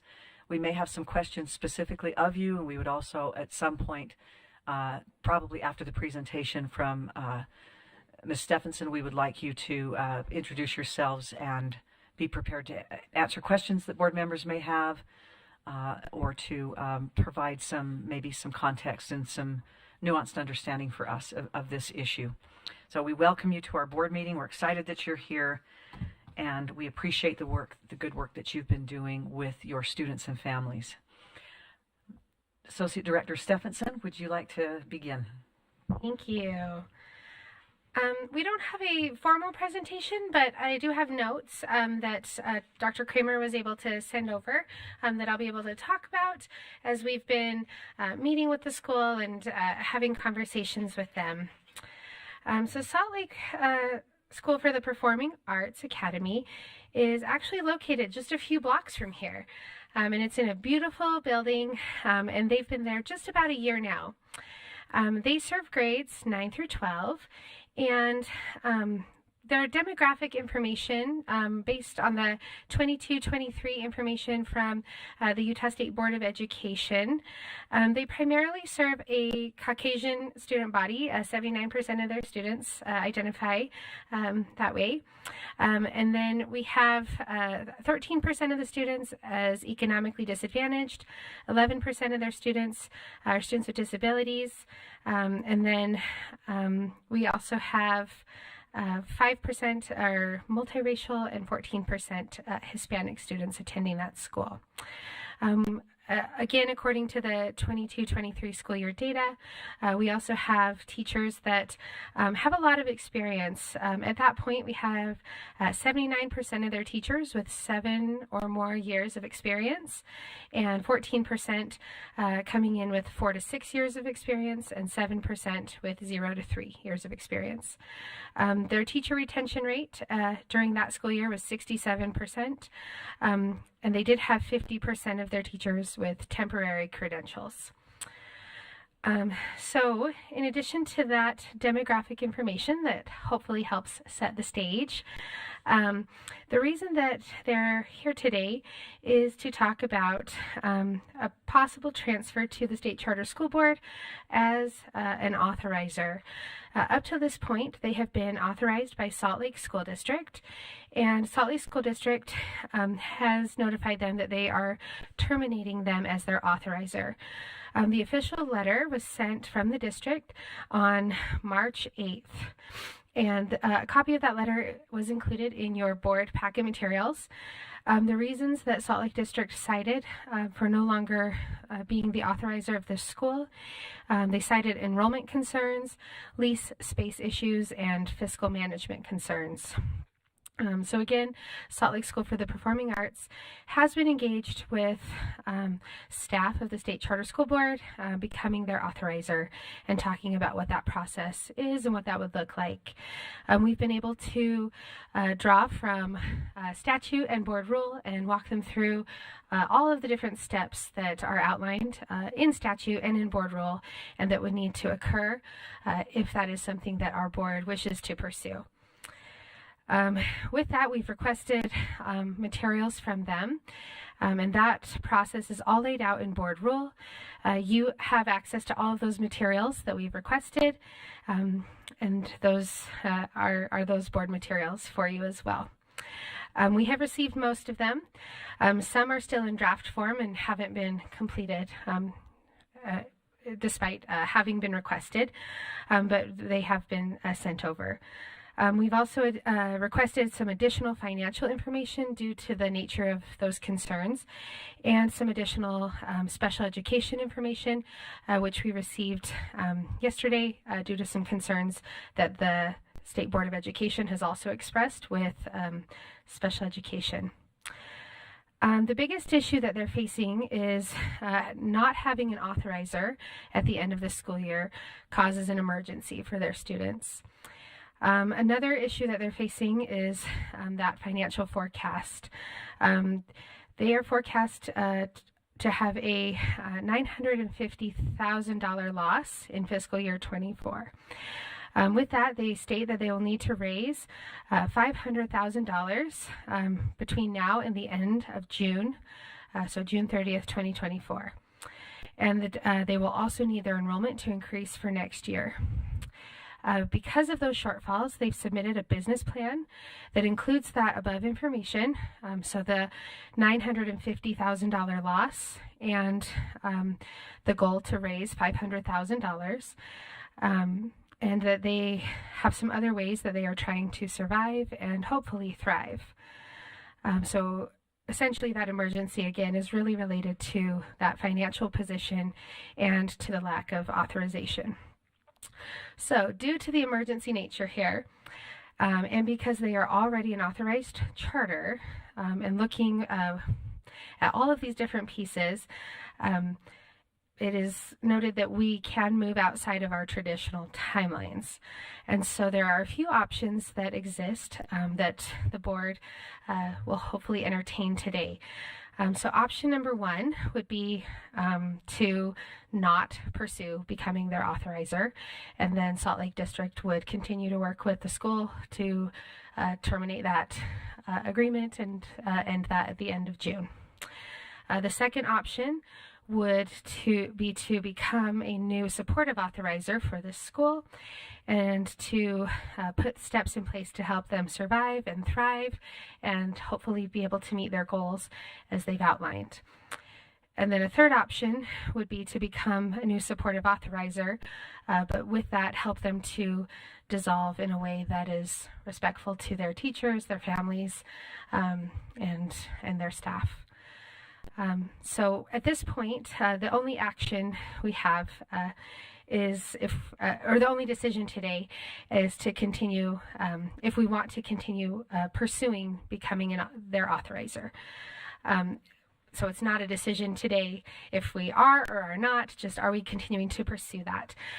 There are laws and board rule that need to be followed, and the next step for us as a authorizer is requesting and receiving information from the district and from the Utah State Board of Education.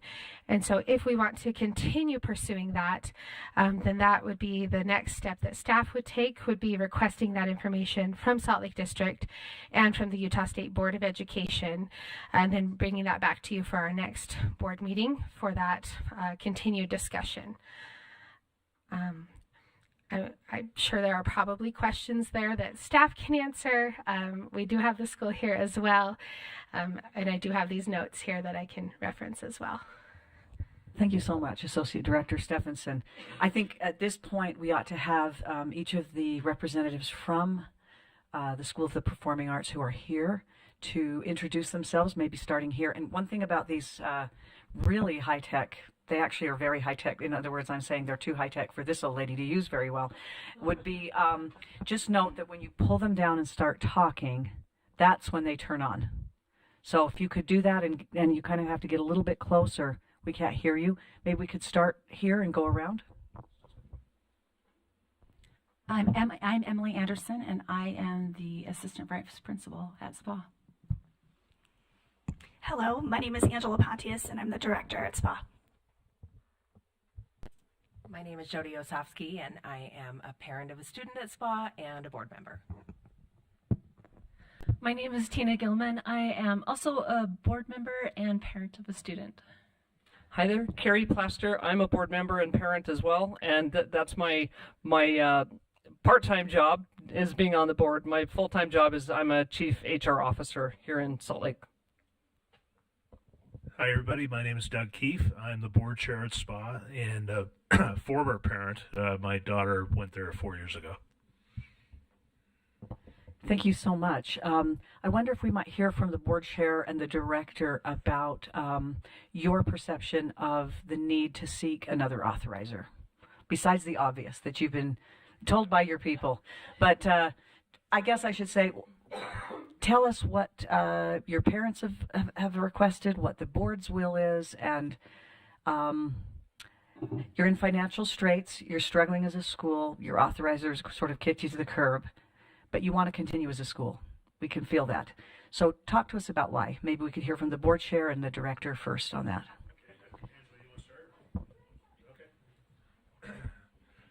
I'm not sure if I'm too loud. I have a loud voice. Okay. So, parents want us to survive. Staff want us to survive. Almost all momentum is for people. There's a high demand for us as a central performing arts school within this geographical area. The need for a new authorizer is really twofold from my perspective. One is Salt Lake City School District. That relationship has deteriorated over the years for a variety of reasons. I don't think they necessarily want to be in the charter school authorizing business, at least as they've expressed to me. And then there's specifics with our school that may not fit their priorities, and I'm not judging that. I'm just saying that I believe that's one of the drivers of changing authorizers. The best option, in my view, is to come with the state charter school board, and I hope for a evolving partnership in higher education, because I believe that's going to become more relevant over time to the overall industry, including us, and I think we could benefit from that. That's a point of disruption for us right now, because in the last 2 or 3, or I should say the last 5 years or so, at least up to the beginning of the COVID challenge, we were severely affected. We used to be a school that was 300 kids pretty consistently, and then COVID, for a variety of reasons, knocked that down to eventually in half, and the school can't survive on 150 students. It just doesn't work mathematically. But with the disruptions that are getting behind us, through our move from the district building that we were in to a relatively high-cost building downtown, a great building, the Oker School building that's fairly close to here, but that created the most primary cause of the financial challenge, because all of a sudden we went from a zero rent situation to a high rent situation, and we had to do that because that was our choice for survival a year ago. But that's fine. We knew that going in. We knew that that would be a challenge. We knew that the way to get out of that or climb out of that is through enrollment increases and fundraising, and some combination of the two.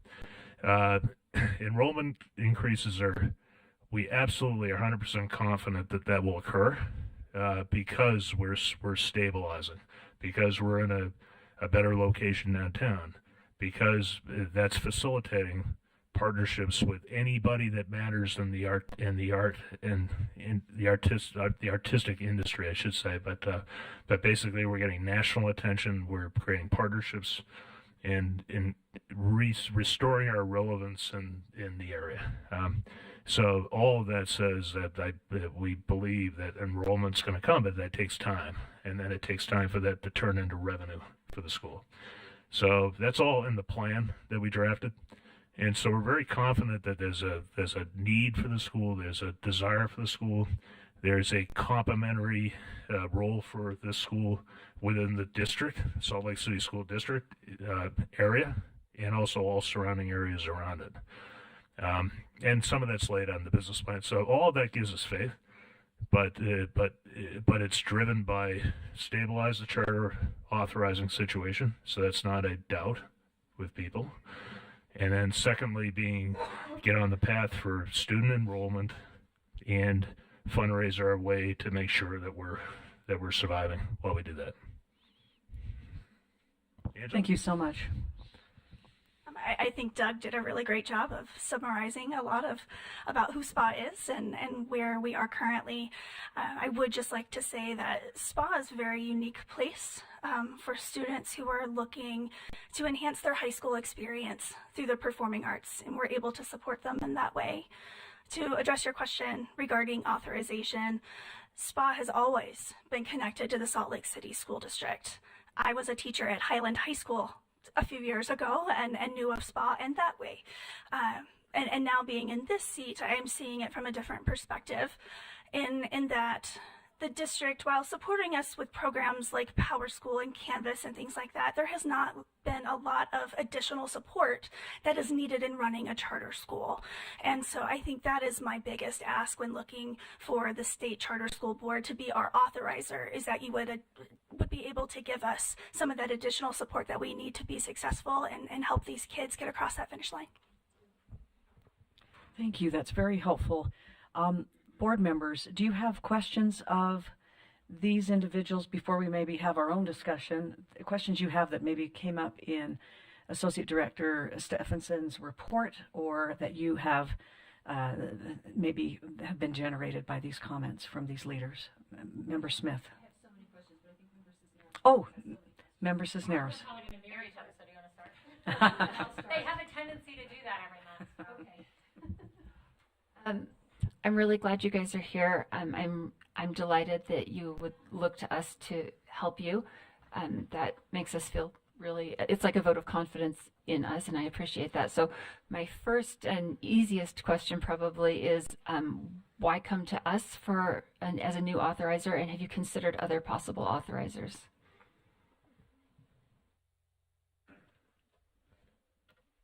I've considered higher education as an authorizer, but I don't believe it's evolved far enough to be a realistic option at this point. For example, Utah State is specifically looking to be a more active authorizer. Utah State geographically doesn't make sense for us relative to our location, and I've had active discussions with Utah State about that. So if it were to evolve more locally for us with institutions, I'd be interested in that, but the timing doesn't work out. But I'm also very interested in if there's a collaboration between your organization and one of the local universities, if it turns out that does evolve, possibly. But having said that, practically, I like what I see with the charter school board, and I think it's most productive for us to be authorized by your board, by your organization. Okay. My next question has to do, of course, with finances. It's really hard to pull yourself out of a financial hole. So I really would like to understand the timeline of how your deficit developed and what your timeline has been with this Salt Lake School Board, so that, like, at what point did you know you were in trouble financially? At what point did they decide that they were not going to authorize you? How long ago were those things? Like, explain to me that timeline, please. And then also, well, when we get there, it's a tricky question how you're going to drive enrollment, but let's talk about just that timeline. It's up to you. You can start. Okay. Yeah, please feel free to weigh in here. So the timeline is complicated primarily because when we were asked basically by the district or told that we were going to be moving out of our building, that put us in a predicament as a board to try and find another school quickly that we could move kids into, right? So we looked for about 3 months, and this particular opportunity sort of fell into our lap. We had looked at a number of other places. We reached out. I reached out to almost every elementary I could find personally that I knew was going to close. Not one of them were opening their doors to us, even though we were willing to pay rent. So when we found the building that we're in, we negotiated a long-term lease, thinking that we would be able to, arrive successfully at the end of the school year this year and moving into the next 10 years. In the meantime, our cash flow, we became aware that our cash flow was significant. I mean, we knew that our cash flow was going to be significantly deteriorating. We hired a person that was doing fundraising for us, and that was not working very well, to be honest. So unfortunately, we parted ways with that particular person, and we took that over more recently in January on the board took it on, as well as we hired one external group to help us with that path. So that is taking longer than any of us wish, but it is what it is. We're doing everything we can in terms of grants, in terms of foundations, and our personal contacts. We opened a GoFundMe. We have a number of different, opportunities right now that we're researching. We do that every single week. We do it constantly. And yeah, we need some help, and that includes potentially going after a loan so that we can make it through the summer months into next year. So just to clarify, you have signed a long-term lease, or you've signed a short-term lease? We did. We signed a long-term lease for our building. Why would you sign a long-term lease for a building you know you can't afford?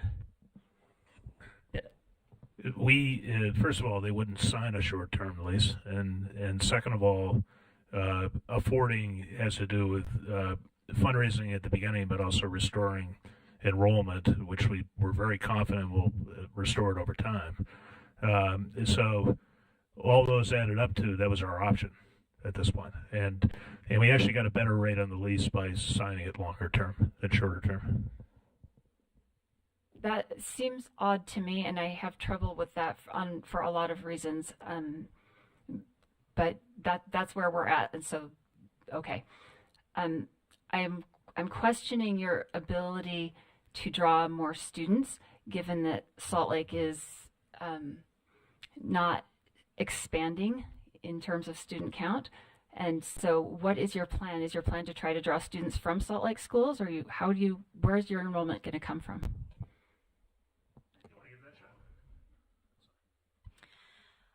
I think everyone here at this table understands that charter school growth truly is a grassroots type of marketing strategy, and that it is really word of mouth. And so we've been doing a couple of things over this year, including our shadow days. Tomorrow we have a shadow day where students are coming and they're spending an entire day with us.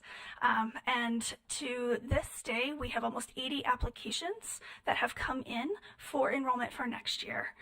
That is the most applications that SPA has seen in a number of years. So I do think that our new location, advantages to being closer to transportation and things like that, we're being noticed. We have done some other unique things. We've been on Good Day Utah. We've been on the Cool School of the Week, and so we've gotten a lot of things from there. We draw students from 5 different counties. They're truly coming to us from all over. And we do offer opportunities, say, from homeschool students and those that are looking for performing arts opportunities. Again, we are unique in who we serve. But I will tell you, one of our great partnerships that we have this year is with Broadway Across America. And so every couple of months when a new Broadway show comes in, we are doing master classes, either in our building or at the Echo Theater with those Broadway professionals. And it's things like that that we're being able to bring to our students that is giving us momentum. So I do think that we are going to be able to continue to increase that enrollment. However, it will take time. I'm definitely not questioning whether you have a wonderful program. I think we all feel like what we see coming out of your school is great. We see great things from your students, and we're happy about that. I have a lot of financial related questions. I would like to know what specific things your district has been supporting you in that you would like to see from us, and are you prepared to really function as an independent LEA, because that's more work, not less work. And do you plan to add staff to deal with the extra work that's going to come with that? Help me understand what that transition looks like. You want to start it, or it's there hasn't been that much support from the Salt Lake City School District. The support around the building was they helped us maintain the building when we were there, but we're out of the building now. So we've built in anything associated with our facilities, for instance. Relative to the academic curriculum, we were taking academics through Highland High School, but that's been transitioning out, and we've hired teachers to offer all that. We've got a very experienced, strong administrative staff that some of which is experienced with being an independent charter school or other types of schools that we're very confident that we'll be able to handle the additional administrative responsibility of being an LEA. But all this is transitioning as we go here. All I'm saying is that we have a very strong team that I'm confident that we'll be able to handle the additional requirements. And I'm not worried that there's things that Salt Lake City School District were providing for us that we haven't accounted for in this plan. Okay, but she said that you have things that you have had provided to you by Salt Lake that you would be hoping to get support from us with. Can you help me understand what those things are? Okay. Yes. Salt Lake has helped us with a number of things, like I mentioned, PowerSchool and Canvas and some of those other types of things, tools that we use with our students. And we've already pursued getting Aspire for next year and working on that. We've already looked at getting our own Canvas set up. So although Salt Lake City School District is our authorizer, we are not a district school, so we are doing some independent LEA things on our own. I was thinking more I'm thinking about support for our board and helping us in that way, as far as looking at, whether that's finances or just general leadership of a school, things like that. I think that was my biggest thought, is how the state charter school board could help us there, is working with our board. So you're looking for board training and support? Are you looking for financial support from us? I was looking for training and support for the board, and of course advice that would go along with that as far as finances, but obviously not actual financial support. So I was just going to add that although we're not specifically asking for financial help, we're thinking that there is a possibility that you might have access to other areas that we should be researching that we're currently not researching. So that's the kind of support that we need. And I would say, we function pretty well as a group, but I do think that the state, being our charter board, that kind of has some gravitas. It has a meaning. And I think that supports kind of where we're going. We're becoming a well-established, well-known school, in Salt Lake City and in Utah. And just as an example, this week we had our regional competitions. There were probably 15 different kids that they either actually got an award or they qualified for state, the next round of things. So there's just a lot of notoriety and recognition. The kids and the staff, the administrative team are doing a wonderful job. If there's a way to support us financially and you're aware of those tools, we are all ears, because I would love to understand that. I appreciate your answers, and I really I appreciate all of the understanding that you're bringing to me personally. And once again, I want to say that I think we are all very impressed with your students' achievements and the programs you have in place. They're wonderful, and we're proud of what you're doing there. We think, just as a charter school in the state, even though we don't authorize you, there's a lot of good that has happened from your school. My questions are mostly logistical, right? And so I've given you a lot of financial questions. I'm pretty sure Member Cisneros is going to have a bunch more, but I also would really like to hear you speak to the special ed issues.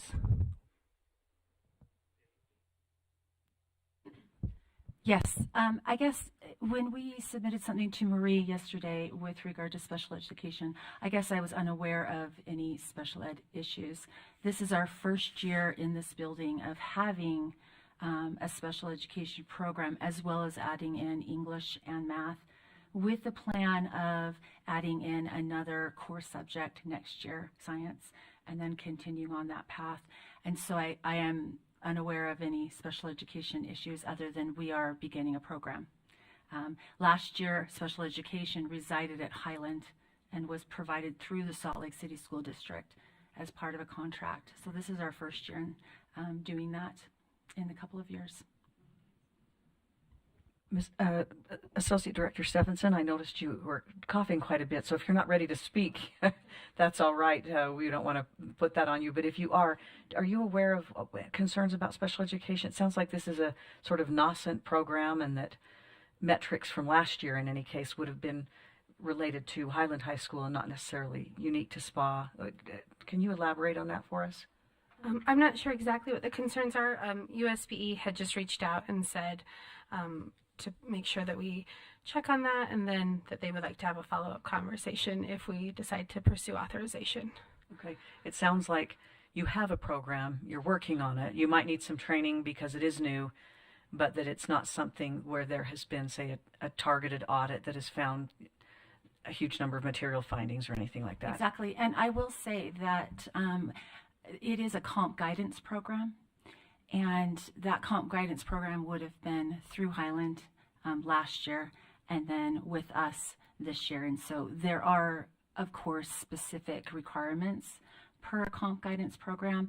And having joined SPA in August, I have, just minimal knowledge of what has been done since I've been there. I feel really confident in our special education program and its growth from the very beginning of this year to this point and forward. I cannot account for last year and what was happening then with regard to comp guidance. I actually met with them this week, and we have plans to meet up in a couple of weeks, dependent on this meeting today, to come up with a support plan on how they can help us best. Go ahead, please. I'm sorry, this is not related to this, but they stopped me in the hallway. There is a white vehicle with license plate U309XX with 2 dogs in the vehicle with all the windows up. They're trying to locate the owner because it is hot outside. So if that is yours, they would like the owner to please go out to that vehicle. So sorry. Thank you. Yeah, we want to make sure those animals are okay. Thank you so much, Associate Director Stephenson. Well, we're pleased. I noted that you have about the state average for a number of students receiving special instruction. And one of the things we care about is that any of our authorized schools have a robust special education program, get the training they need from the state, understand their obligation in that regard, and then work to achieve the goals that have been set by the Utah State Board of Education special education section on what they need to do. And so I think Member Cisneros has some questions, and I want to yield to her. Thank you. True to form. 4 of my 6. Thanks. We'll just move along faster that way. So, am I to infer that the 22-23 academic reports are actually based upon Highland High School? So, because they're good, right? Like the growth is good and the ACT scores are good, but those are actually a reflection of Highland High School's education? They're still our students. So who's providing the instruction to the student? Highland High School or SPA? Because that's material. The academics would have been for the last year. They would have been at Highland. So we actually would be looking at SPA as a brand new academic program with no baseline academic data. Yes, that's accurate. Okay, and then can I just clarify? It's because this year was a mix. So we have some of our students going to Highland. We don't have that academic data though. No, not yet. But but this year the actuals will be a mix between in-house academics and Highland academics. It's transitioning out. So I'm not sure that anything like this has happened, but the theme today was innovation. So VSIP-ish inter-authorizer conversations where instead of changing authorizers, you've been in communication. There's a question mark. I'm saying it like a statement, but been in communication with other schools about potentially exercising other alternative, innovative. What has been has that happened? What's been the conversation? Why was that not pursued further? Sorry, I apologize. I lost that train of thought. Because I'm sitting here thinking, okay, on authorization or there's the innovations VSIP, and there's not really a merger, but is there a merger? And change, like, there's a lot of flexibility in the law to be creative. So, other than switching authorizers, have you pursued any of the routes permitted in law for maybe merging with another school? VSIP implies a little bit different. So I'm just wondering if you've had any conversations pursuing other innovative arrangements. Not necessarily staying with Salt Lake City School District as an authorizer because they made it very clear to us they didn't want to authorize us anymore. But I have looked at mergers, or we have looked at mergers, possibly, within Salt Lake City. Economically, they didn't, or for a variety of strategic reasons, they didn't work out for both parties. But we have looked at some of that to and frankly, from a financial perspective, part of it is to leverage that building that's under capacity, that's over capacity right now because we're growing into it. So, is there a way to leverage some of our fixed costs into a merger that somebody could move into our building? That kind of conversation, and so we have explored a few things, but they just haven't worked out.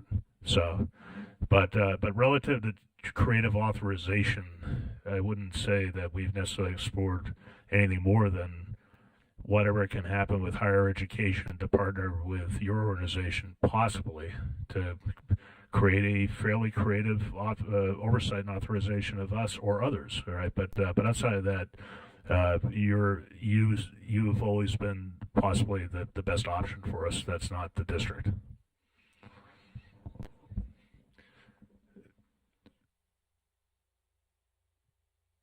Well, the district didn't, they gave us a 1-year deal back in June, and that's been the only discussion we've had with the district since then, since our termination letter that we just received. I have a question. It's kind of a minor one, but I think maybe I understand the answer. I know that it was mentioned by Associate Director Stephenson that only about 50% of your teachers may be operating on an associate or a professional license.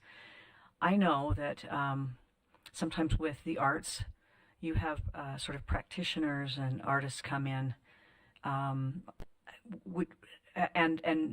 many of us who request from our boards and then are granted by the State Board of Education LEA-specific licenses for our teachers, exercise those when somebody has a unique skill in dance, in music, sometimes in the arts. I guess I'm going to just ask it very plainly, are your academic teachers licensed by the state and with professional licenses? And are you primarily giving temporary licenses, which actually aren't always that temporary, but they can be renewed indefinitely now? But are they your LEA-specific licenses primarily for your artists? How are you working that through? Great question. Yes, the LEA specific licenses are for our artist teachers. So example, our media arts teacher is a professional filmmaker and photographer. And he travels the world doing his work, and so he does have an LEA-specific license. Our core teachers this year are certified, they are licensed by the state, and that was actually one of the things that we wanted to make sure as an administration, that we are providing quality education for our students, but also that we heard our parents and how important it was for them to know that our core teachers are licensed. That kind of makes sense. Go ahead. Okay, and all of this, excuse me, as a parent, not just as a board member, I have a daughter who's a graduating senior, and I look at the quality of the faculty there. Many of the faculty have graduate degrees in their field or are working professionally in their field. A couple of the faculty also teach some classes at Westminster, and I look at the quality of the faculty that she's had access to, and there's no way I could have, as a parent, have ever afforded to give her that kind of quality access to really outstanding faculty. Thank you. Board members, other questions? Member Wilson? Member Cisneros, follow up. Do you have questions of staff or of these individuals? Sure, I have questions. Okay. Thanks, Vice Chair Phillips. Going to Member Cisneros' questions about the new academic program, I'm interested in having you elaborate on the academic program that SPA is providing this year, and what proportion of your students are receiving it through SPA as opposed to somewhere else. And as a follow-up to that, what data do you have on the extent to which the new academic program is working? And then I have some other questions about enrollment, but if we could start with that would be great. This is my job. This is why I was hired, to develop a new academic program. We added English and mathematics and special education, obviously to support that.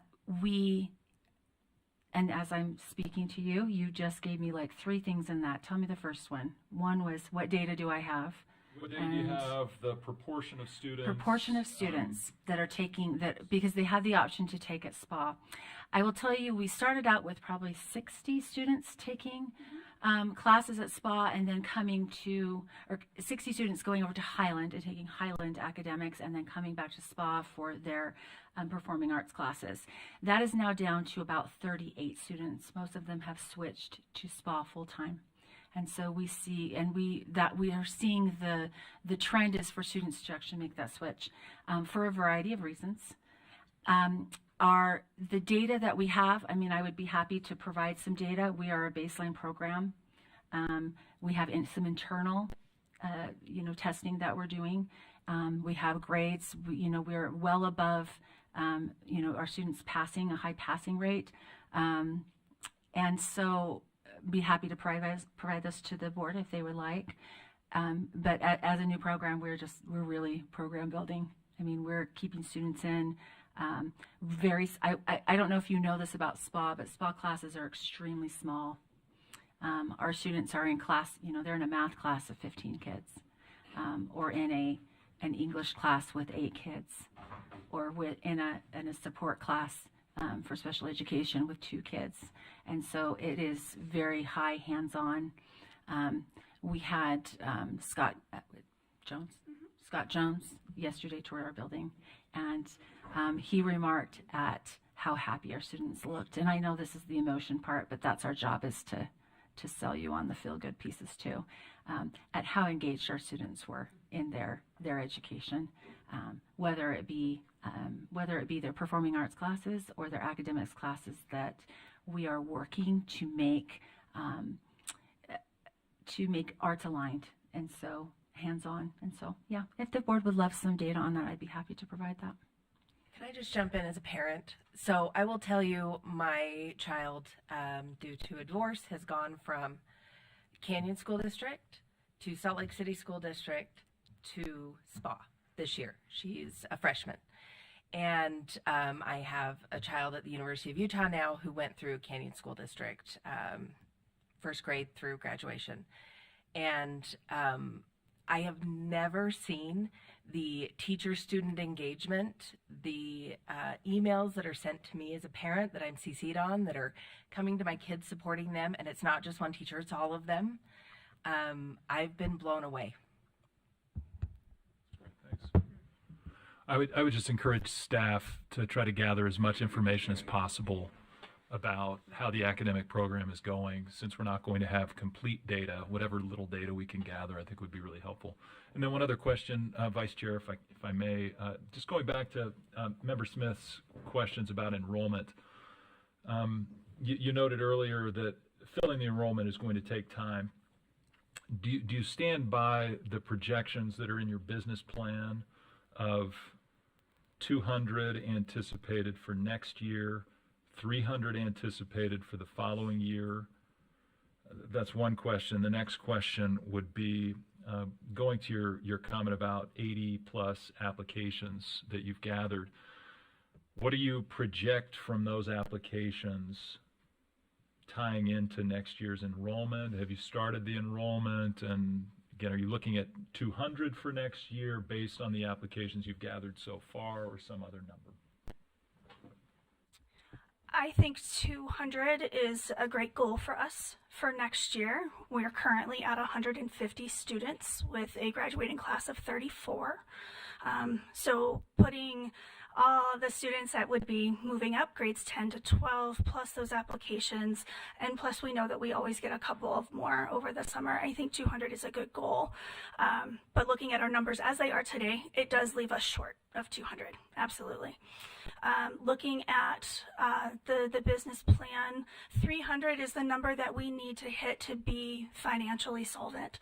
And so I know in the business plan, Doug can speak more to that, but I know that number was used for those fiscal numbers.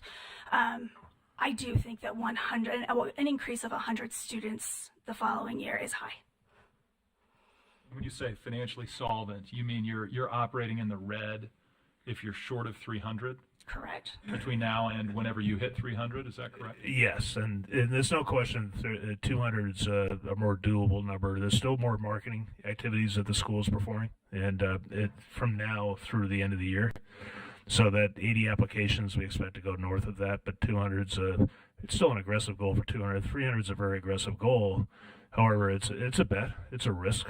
It's part of the bet is the relevance of the school, its new location, its partnerships it's developing, its increasing demand of students both inside Salt Lake City School District and outside of it, as we're drawing from everywhere, basically south to Provo and north to Ogden. And I know that perhaps other dynamics within this immediate area aren't necessarily showing huge overall enrollment growth, but the idea of us filling a void with a performing arts high school that's churning out outstanding product and outstanding kids makes sense. That once our stability is established, and this is really the final piece to the stability relative to some of the doubt of our charter authorization. We believe that the momentum is with some risk can drive us closer to 300, even to 300, and 300 is our goal because we become self-sufficient with some extra profit at that point. That reduces our reliance on fundraising at that point. So it's partly a financial goal that drives the 300, but that's our break. It's said another way, that's our break even essentially, probably closer to 290. Okay. I'll just give a different perspective. This year's graduating seniors were freshmen during that 2020-21 school year when Salt Lake District was online and nobody else around us was. And so, as you might imagine, it's pretty difficult to have a performing arts program online. And that was really what caused the dip. And then once people make a change for high school, they tend to stick with it for that time. So we're finally moving past that initial bump of people who left because they didn't want to be online, and we've seen that coming back in the 80 applicants, and most of which are incoming freshmen, I believe. And then fundraising, recognizing that the new building, that's just the nature of arts programs that we do need to fundraise. And so in the last month, we've engaged with Pathway Associates, because they are a firm that has some people on their staff who worked with Salt Lake County when they brought the Eccles Theater to Salt Lake City, so they know the arts funding world really well. Board members, any other questions? I have a few comments. First of all, though I'm not in any way conflicted with SPA, I taught at a school where there was a very strong liberal arts background, including the performing and visual arts. And our school, which is in Summit County, sent many students to SPA. I'm no longer teaching at that school or being an administrator at that school, but it was a very, very good experience for the students that went there. And I know that when you say you draw from 5 counties, that's actually true. SPA is a jewel, long recognized by us, even though we're not the authorizer. We know it's a very unique school. It provides something that it is not found in other charters or in other high schools, even though they have areas where you can do performing arts. It's a very focused school. And like you said, it is a charter school in its very essence, in that it has that family feeling, those small classes. The parents become acquainted with each other, and people are very loyal, and the teachers care deeply about their students on a level that you can when you have small classes and a small community. And you can't always in more big box schools. One of the reasons that I will be supportive of having our staff pursue the chance to authorize this school is because I feel that a school should have a chance to thrive or close on its own merits, and not simply because of external circumstances related to both the pandemic, but also the fact that you were put in a position where students didn't know if you would have a building, students didn't know if they could count on that school being open. It has it's highly regarded by the education community for the teachers and for the kinds of talent that it produces and supports and cultivates. So the reason I would be supportive is because we could either become the authorizer of this school and watch it succeed. And even though it's not apples, it's sort of apples to oranges instead of apples to apples, much in the way we've had some schools nearly close. Beehive Academy comes to mind, a number of others who have become stars of our portfolio. And so this school will either do that, or we will, and they will know that they were given every opportunity. They were not able to do what they hoped to do. And as I think Associate Director Stephenson said perfectly, we can help them as a supportive authorizer close with dignity if that becomes, heaven forbid, the ultimate end. And I think that simply letting a school know in March that you're no longer going to be their authorizer not only is terribly disruptive to parents who may have had their child there for many years, or their families of students have been there for many years, but it is not the way that we would like to close our schools. We would like to give parents and teachers significant notice. We would like to make sure that assets are accounted for and managed well per statute. And we would like to, as you eloquently put, give our staff an opportunity to give you the kind of technical support that could potentially make the difference in your surviving as a school or thriving instead of just surviving. But either one, without technical support, it's very likely that even with an authorizer, you would not survive. But that kind of technical support, given in a timely fashion by the kind of experts we have on our staff, could make the very difference, and has for many schools that we authorize. So I'd like personally to see us authorize this school. If it succeeds, as we hope it will, and thrives, survives and then thrives, it would be a wonderful addition to our portfolio, but more to the point, it would continue its very unique mission and vision for a very interested and loyal group of families in our state who want a place for their kids to have good academics, but most importantly, to study the visual and performing arts. And so that will be my vote when it comes to a motion that I hope one of you will make. Member Cisneros. Questions for staff, actually, too, if I may, Vice Chair. So Salt Lake City School District, if I understand it, actually currently authorizes 3 schools. Is that correct? And so are they planning to get out of authorization entirely? So are we going to be hearing notices from the other 2 schools as well, or is this letter unique to SPA? Yes, Salt Lake School District authorizes 3 schools. We have not had any communication or indication of them not authorizing the other 2 schools. Okay. And then it's highly unusual that an authorizer gets to just decide they don't want to authorize anymore. So has Salt Lake City School District followed their legislative requirements? It's 53G 503, I think, that outlines what they have to do. So have they followed that process, and do we know what is happening with them as regarding them following their legislative requirements as an authorizer? To our knowledge, they have not engaged in that process.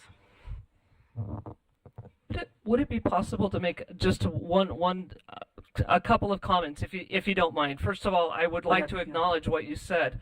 We very much appreciate your support, and that did not fall on deaf ears. So regardless of what you all decide, I know you have a difficult decision to make, but I appreciate what you said. I want to share with you more transparently some context that was going on at the end of last year, because I think it's worth you knowing why the board chose what we did. It was a very difficult decision.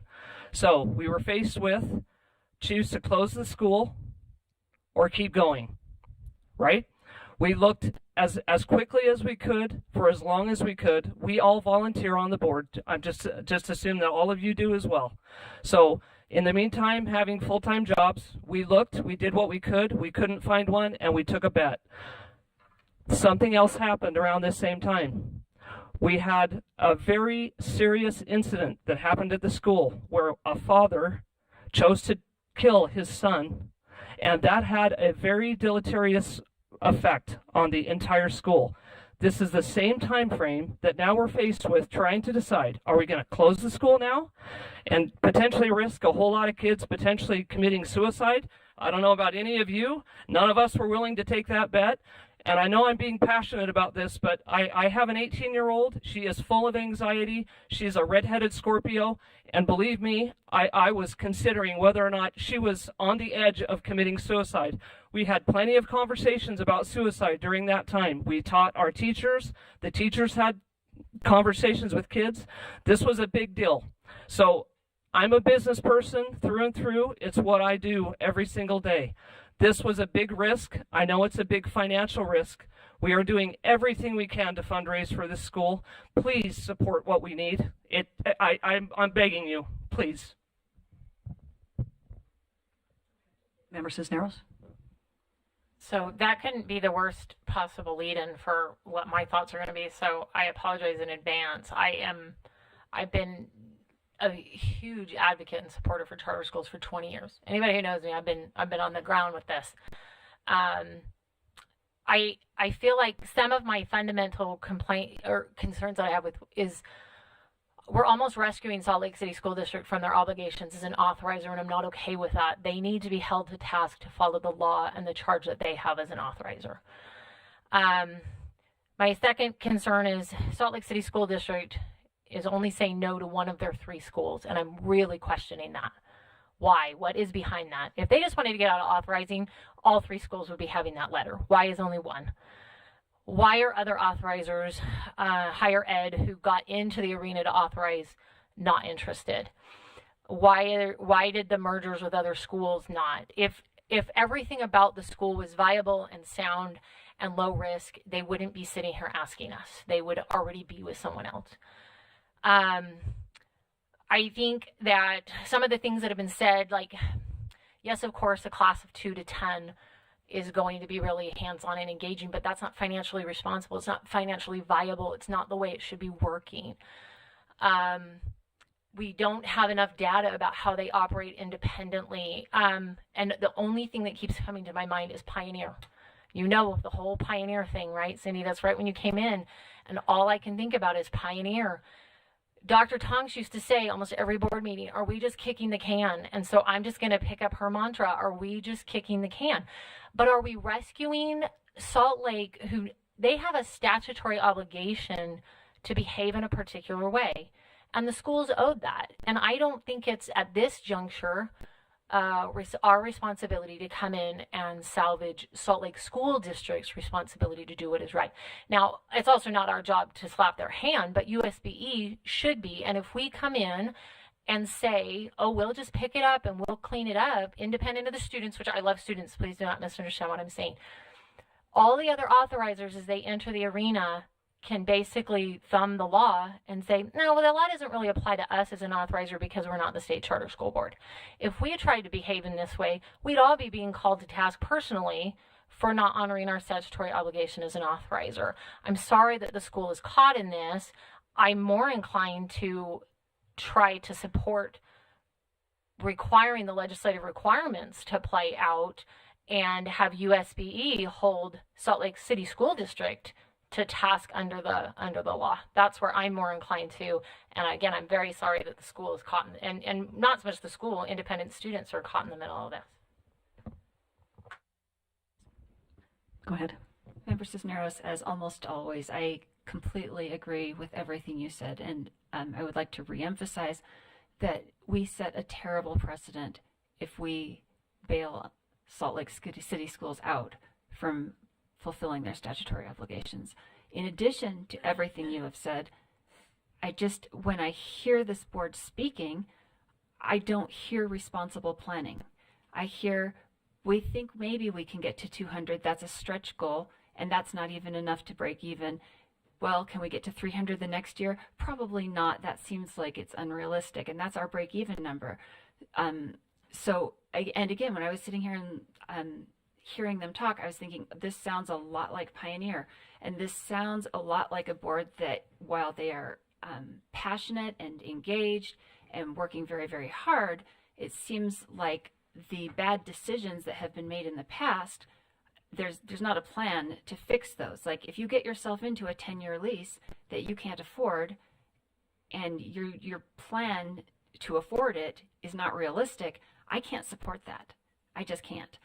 The only reason that I could support us becoming their authorizer would be to assist with orderly closure. But even that should not be our responsibility. That is the responsibility of the Salt Lake City schools. So again, I'm very sorry for the tragedy this school has gone through. That is heart-wrenching, and I think every one of us experienced student suicide probably. And we understand how desperately terrible that is for a community. But there are issues aside from all of that that make me affirm I can't support this, because if we have learned anything over our years of experience on this board, it is that we always can see an emergency coming 10 miles away, and we've kicked it down the road, and we've made it worse. We've made the closures worse. We've made everything worse for everyone by not acting quickly enough to allow a school that was failing to fail. Actually, can I speak to that as a board member? Actually, we didn't see this coming because Salt Lake City said, hey, this is your last year in the building. And we're like, please, please, please, and tried to work with them all last fall. Please give us another year. Do you or do you not have a financial crisis? We haven't had a chance to fix it because we did not have a financial crisis before last year when Salt Lake said, hey, guess what? You can't be in the building anymore. And then it was intense looking all over the valley to find some way to keep it open. And so sometimes you can see things coming, but we couldn't control what the district did. And I know you can't control what the district did, and that comes back to Member Cisneros' point, which is that the district is the one who should be held accountable for the district's bad behavior. And we set a very bad precedent if we bail them out. Can I just, do you mind? Go ahead. I don't disagree with any of the comments here. We do have a financial crisis challenge, however you want to say it. It's all in the numbers, right? It's hard to solve a financial crisis or challenge when you're in the middle of disruption. That started with our authorization by the Salt Lake City School District, and not having a strong partnership with them, putting us back into their hands to solve this problem, I think is not productive. I think our best shot out of this, if we all collectively believe the school should survive, is a stronger partnership with anybody else but Salt Lake City School District. And I think you are the perfect partner to help us with that, but it's not without risk. I mean, we know that rebuilding enrollment is long-term safe for the school. We know the fundraising to get us to there is required. It's hard to fundraise these days, but we have all systems going, and we have been for this fiscal year. But it's very, very difficult to do all that while you're in transition, with doubt in transition. And that's what's been occurring ever since Salt Lake City School District told us that they wouldn't let us use their building anymore. We have Member Smith. I was going to say, I really do appreciate the distress that your school is in, and I understand that factors that are out of your control have led you there. But I also hear some basic elements that to me sound like financial irresponsibility. Having an enrollment plan that is not necessarily realistic, to me, does not sound responsible. And signing a long-term lease for a building that is that you really can't afford, it almost doesn't matter. Like if you can, even if there was no other option, the other option would have to be closure, right? Because it's not sustainable. So for me personally, even though I sympathize with you, I've been through seeing multiple schools close, many of them who looked very much like you, none of them having the specifics of having the district pull the rug out from under them, but as a similar kind of overall, we have a financial issue and we have some enrollment issues, and all of those things, they all looked a lot the same, even like spectacularly successful performing arts schools. So having been down the road and watching those schools close, for me, I have to be a no. I have to be a no. Go ahead, please. So I am not in the education world for my career. This is all 100% new to me, but I will tell you, because you mentioned Beehive, that Chris McCandless is a very, very dear friend of mine, and he toured the school about a month ago, and he wants us to see this rechartering or getting our new authorizer through, and he is 100% on board to help us just like he did Beehive. So think of us like a Beehive, maybe not Pioneer. Just a few comments, because I really appreciate the comments that have been made. Member Olson, Member Smith, Member Cisneros. Love to hear from, and Member Olson, your questions were incisive. Before I make my comments, though, I do, Member Bassett, do you have anything to say? I thought you might. Yeah, so I'm sitting on some questions. As I went through past board minutes, I see a lot of conversations about pursuing other authorizers. And I think it was from October minutes. It says, Westminster dropped out. Maybe we look into the University of Utah. What about? And so it's clear that there have been a lot of explorations. I want to know more, right? Because there's this language of saying you're the best fit to this body of, this authorizing body, but it also seems like we're the last hope. And so reconciling that, what I see in just brief minutes of this or this or this, let's keep searching, but then to come to this table and say, oh, like, you're a great fit for us. That's where my mind is, and I'd love to hear you speak to that. Higher ed was the first thing we pursued, starting with Westminster over a year ago. I personally had active discussions with their provost and others at the school. Frankly, thought they were all the way on board to wanting to be an authorizer, wanting to authorize us. That also actually included an option for our home as a building, by the way, because they rebuilt their performing arts facilities. I'll just speak to myself, felt that they were fairly committed to it, so thought that was going to be the direction for us. That reversed itself through as the year went on. The building first, and then the authorization side, they decided that they had other priorities other than pursuing that. That's their choice. The main, although we discussed the possibility of becoming an authorizer, because I don't control that, but with other schools, the one that was most interested was Salt Lake Community College. And that's been a discussion that's been productive and ongoing for the last 4 months or so. And actually continues to go, because about a week ago, their board of trustees approved to pursue authorization. It just took that long. I know the staff here have been actively discussing the possibility of partnership. That's very early in this discussion, so I don't know how real that would be, but to have a collaborative approach to it possibly down the road, but that timing doesn't necessarily work for us. But again, it's partnership. I mean, there's a recognition, at least on my part as the board chair, that there are complementary skills and or objectives that could possibly exist between this governing, between the charter school board and also a higher education institution like Salt Lake Community College, because I spent a lot of time with them at this point, and I feel like that could be a very productive oversight for a school like ours. So but that's what delayed some of the things where we were first on the road to try to see if higher ed could work. And then ultimately the timing was running out. But having said that, and I speak from not just the perspective of SPA, but I'm also involved with the Utah Association of Public Charter Schools. I'm the board chair of that organization, and there's been a general view of evolution and improvement and productivity that's being very noticed by the industry about this charter school board organization.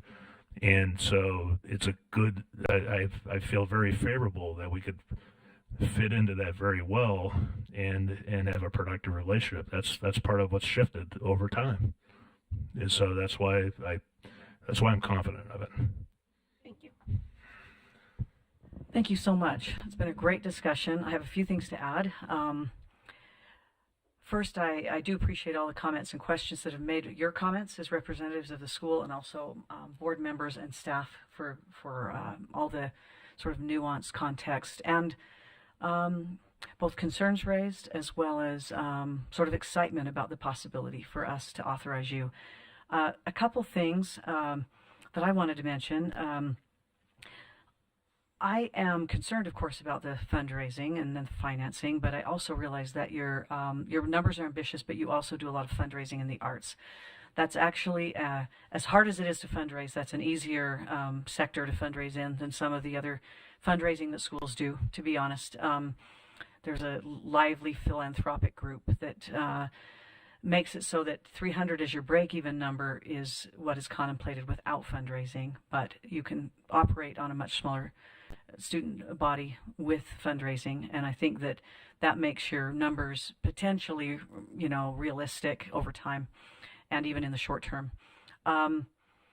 Like Member Smith, I am worried about that lease, but I think maybe with this technical support of our staff, you might be able to they might be able to get in the weeds and help you to massage that perhaps even. And we've got really good people to look at what would make it more manageable going forward were we to authorize you and were you to take advantage of our technical support.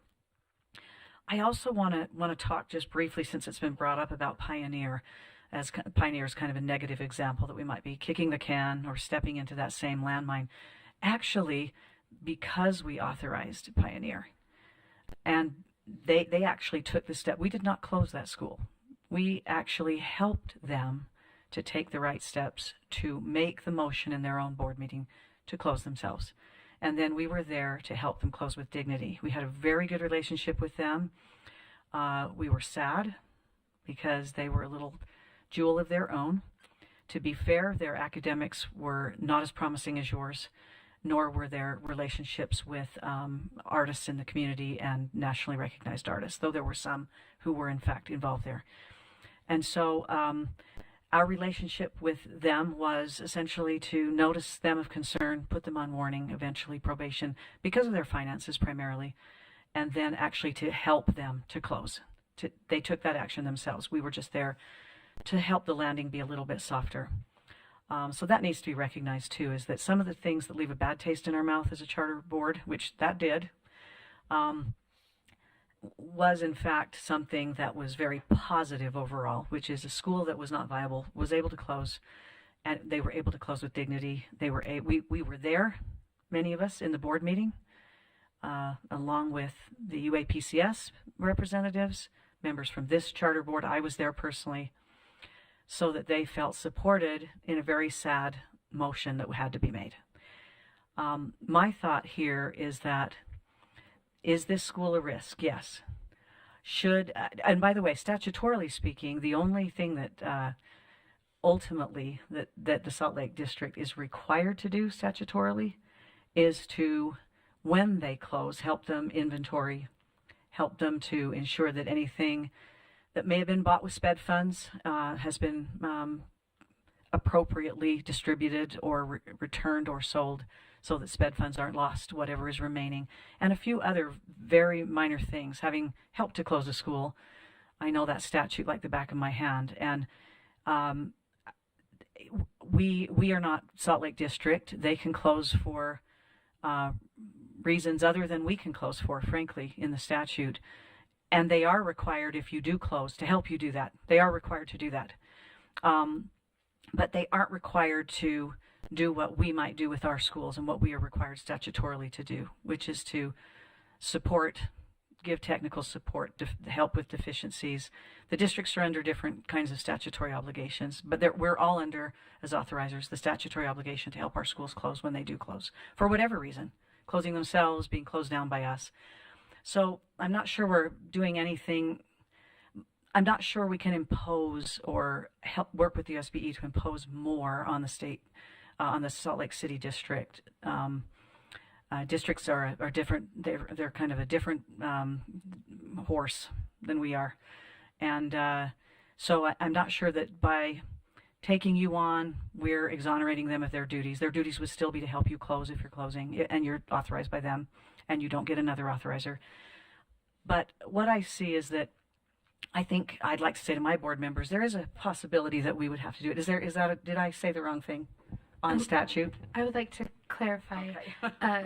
Notice how nicely she says that instead of, yeah, you're off in the night. In statute, 53G5504 outlines charter closure. I believe we were talking about 53G5503, which is the termination of a charter agreement, which I believe, and maybe AG Olson can weigh in on that, I believe applies to all charter authorizers and does outline a number of steps that any charter authorizer would take in terminating a charter agreement. Yes, that's correct as far as applying to the authorizers. It applies to all of them, but it allows a process to go through that termination. If once they give the notice, they would give notice to the school that if they wanted to have an informal hearing, they could go through that process. That process also allows an appeal to the State Board of Education. And I don't know what this notice was, or whether they gave them the proper notice to require that hearing, or whether it doesn't sound like they've gone beyond the step of that notice. Go ahead. Ask again a clarifying question. If today we were sitting here and our financials were better, maybe they weren't perfect, but if they were better by $300,000-$400,000, would you be able to have a different view potentially about the way that you're seeing that as a red flag? Because in the month of April, we have several things that are coming to fruition right now from the work that we've been doing since early January. So that there are a number of not just organizations, but individuals that we've reached out to. We've given them tours. We've invited them to events. And April's sort of an important month for us. So I'm wondering if potentially you could consider thinking about that in the context of the broader conversation here.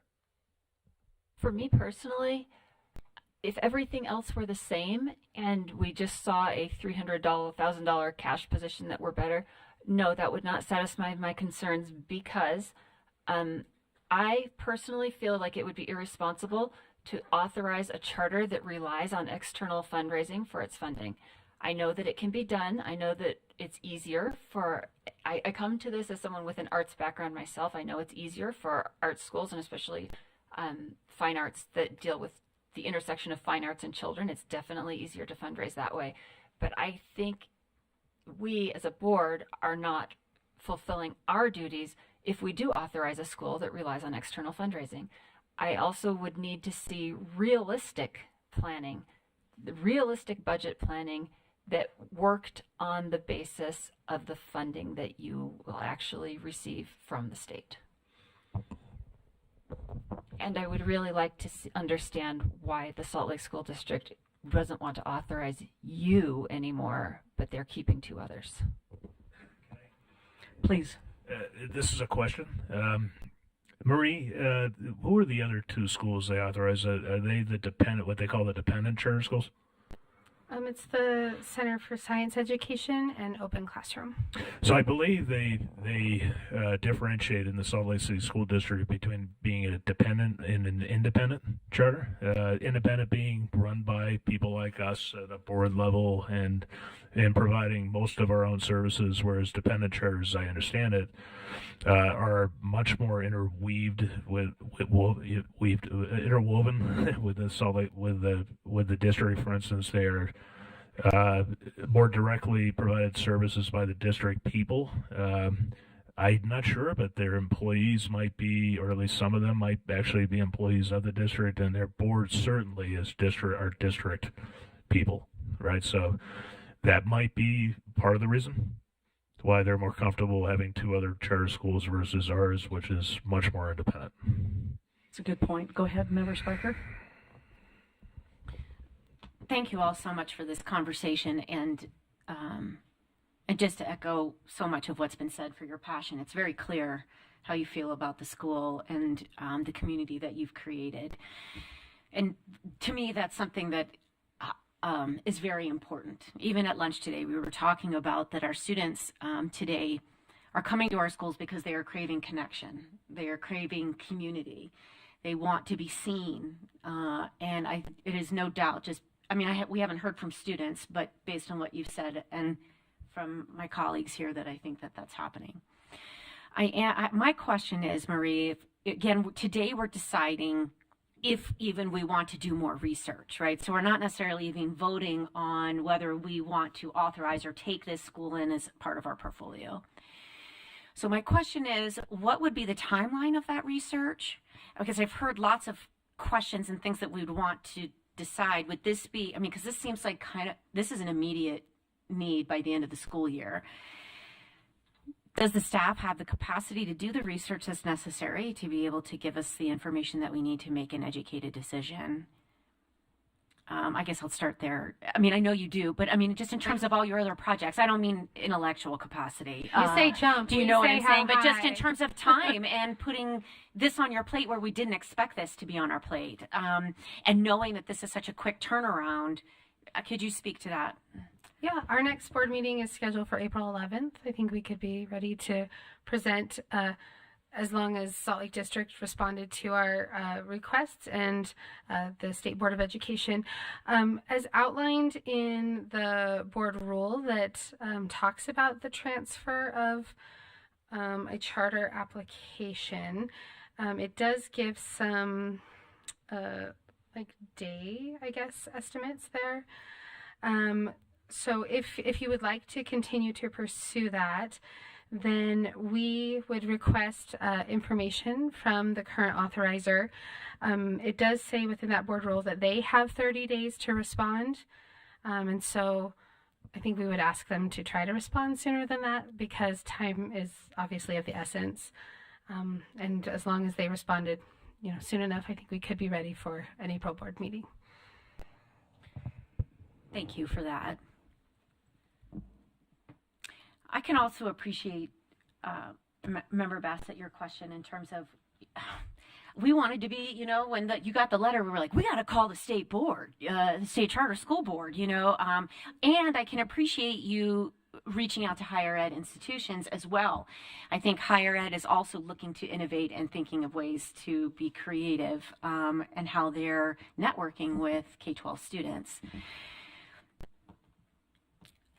This might be a long shot, but potentially maybe this is an opportunity for us as we've been talking about the kind of,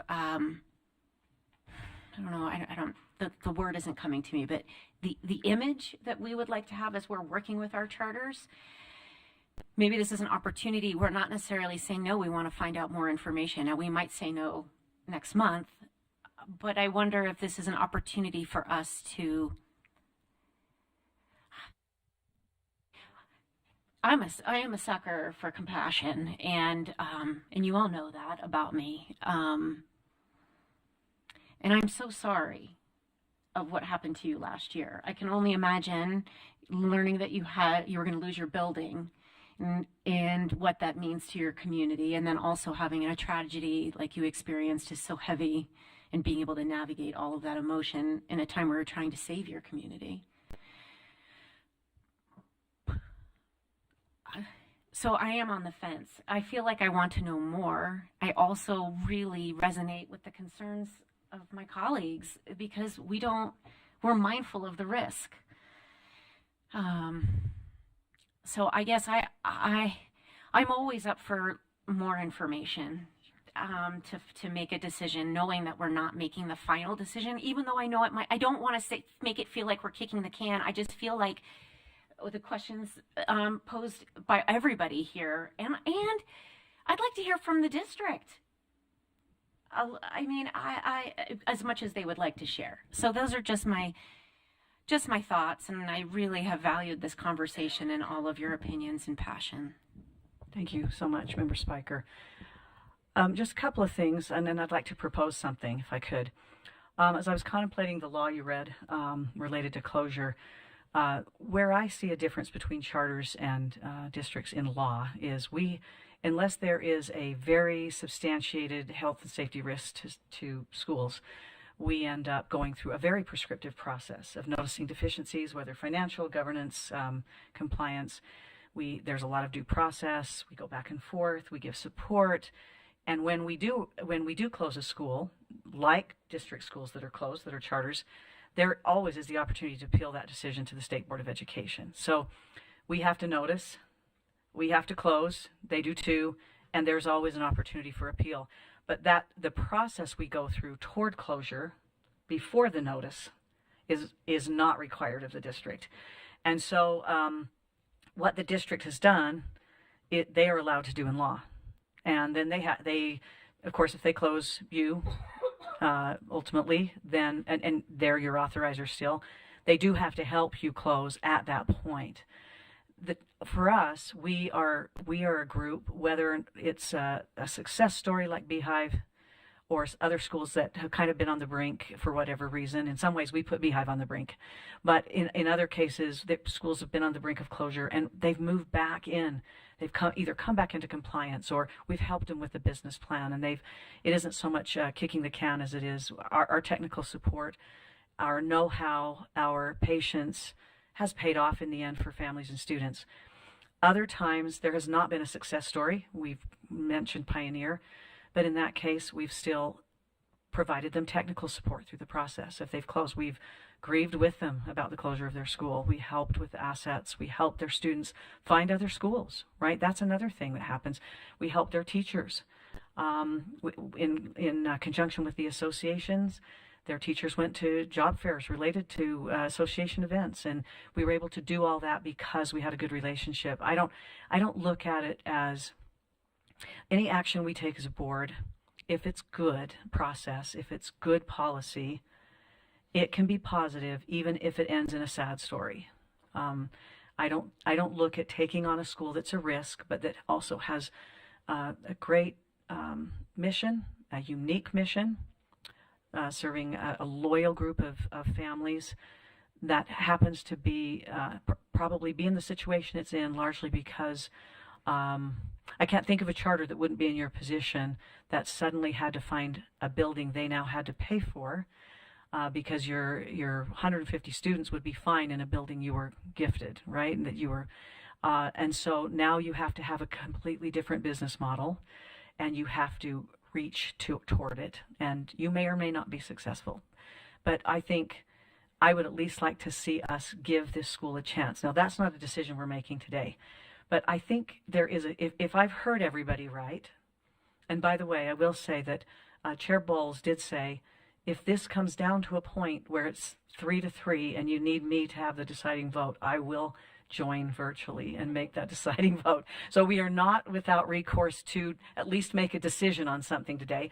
But the reality is that I think there is a consensus around one thing. There's not a consensus clearly about whether or not we should authorize this school yet.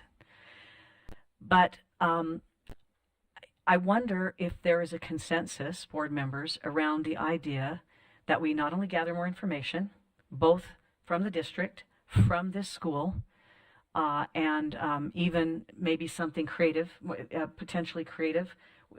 This school, its representatives, and we have even talked about collaborative authorizing, and that might give a institute of higher education like Salt Lake Community College more confidence in going into that kind of an authorization. So I'm just putting everything out on the table. And I wonder if we could also ask the school in that process to work with our staff on a better business plan. Because my thought is that if you came in with a business plan, however it was achieved, that allowed Member Smith to sleep at night, and that perhaps was more realistic rather than aspirational, that the one area where we may have more expertise than you, because I remind Member Smith that a lot of times people involved in running charter schools, besides being volunteers and really good in their day jobs, don't have the expertise that you and I would want to see in a business plan. And yet, with the help of staff and with some maybe guidance about where to turn as well, even outside of our staff, this school may present a business plan that is much more that provides much more confidence for us to consider authorization. So I wonder if are there board members who disagree with that? Go ahead, Member Cisneros. For fear of sounding like a jerk, and I hope people who have known me for more than a week know that I'm not actually a jerk. I'm not in consensus with that. I actually feel like it's more harmful that if we're not really unified in authorizing the school, if we don't feel at our core right now that we all can support a motion to authorize, I think we're actually doing more harm to these families than we are being helpful. Mid-April puts it really close to families having to make decisions and this board having to make some really tough decisions. The timing is just problematic all the way around. I think to Member Smith's point, I wish they would have come to us sooner as opposed to waiting to see that higher ed didn't work out. That was a huge risk when Westminster wasn't even, when the conversation started with Westminster, they were still waiting on permission to become an authorizer, and that was a huge risk when we could have been a known commodity to help them. Our charter movement, including UAPCS, touts that closure is a feature of the charter movement, and yet we're sitting here saying, oh, can we hang on with the last little thread for a school that has indications of a need to close? I feel like a bigger risk with this is a hybrid. This is like a new school application, but with a lot of baggage of an old school application, which then brings its own challenges on it. I'm really concerned with the SPA board's comments, but even our conversation about this expectation of supportive oversight. Like, it almost sounds like we're going to be picking up district functions, and that's not the function of us as an authorizer. We can't go in and save the school. And if the school hasn't been able to save the school, what are we going to do other than provide some good suggestions about what to do? And I'm still just really, really concerned. Why would Salt Lake City School District, and the conversation about independent and dependent, this is an independent school. They haven't had to do anything. They've had to do nothing. So if you were going to get out of authorizing, get rid of your dependent schools, right? And free up your staff from your dependent schools. You wouldn't drop your independent school. So without hearing why, and Salt Lake obviously has good cause. The law allows them, and they are financially in trouble, which is one of the glaring reasons why the district can terminate them.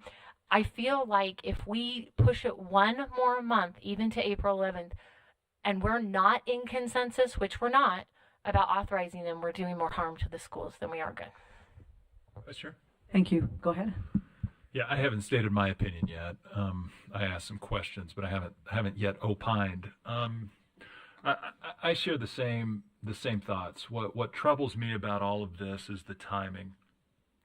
The letter from Salt Lake City School District, while recent, it was dated March 8, 2024, so it's only been a couple of weeks, lays out that the expiration of the current charter agreement is this school year, but that there was an agreement to extend the relationship for one additional year to provide SPA time to find a new charter authorizer, potentially with an institution of higher education. We're now a year down the road from when that was extended.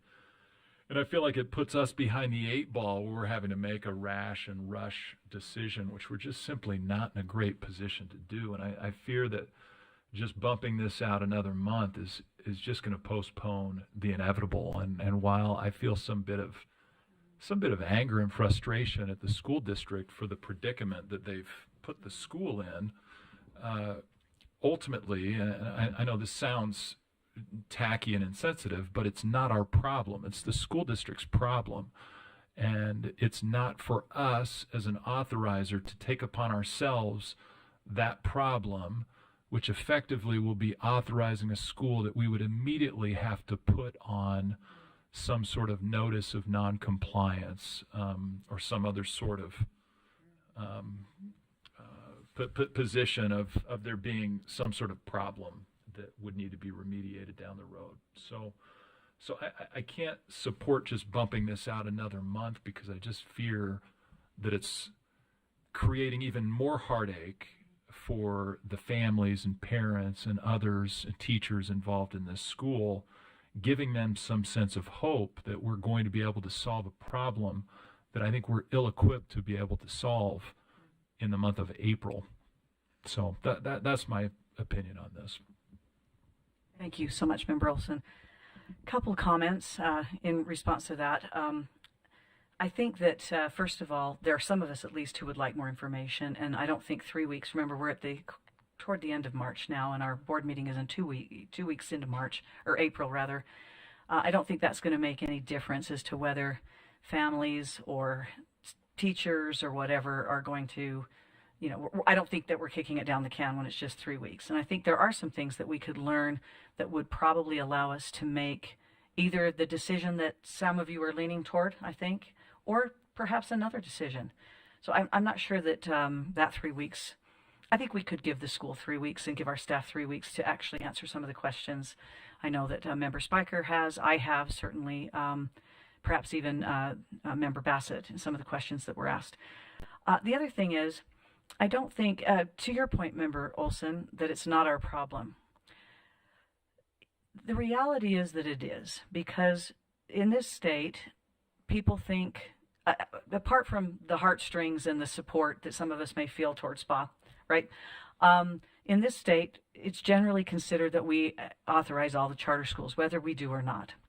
And if you look at even the example of AISU, I'm going to bring that up because the charter school board, our board, received a terrible black eye for the closure of that school when we did not close them. They voted to close themselves. In fact, they were only on warning from us. Their problems were significantly financial and had to do with, as is well known publicly, a mix of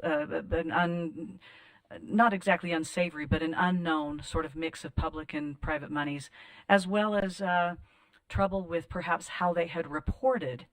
Notice I didn't say the spending, but reported the spending of their special education funds.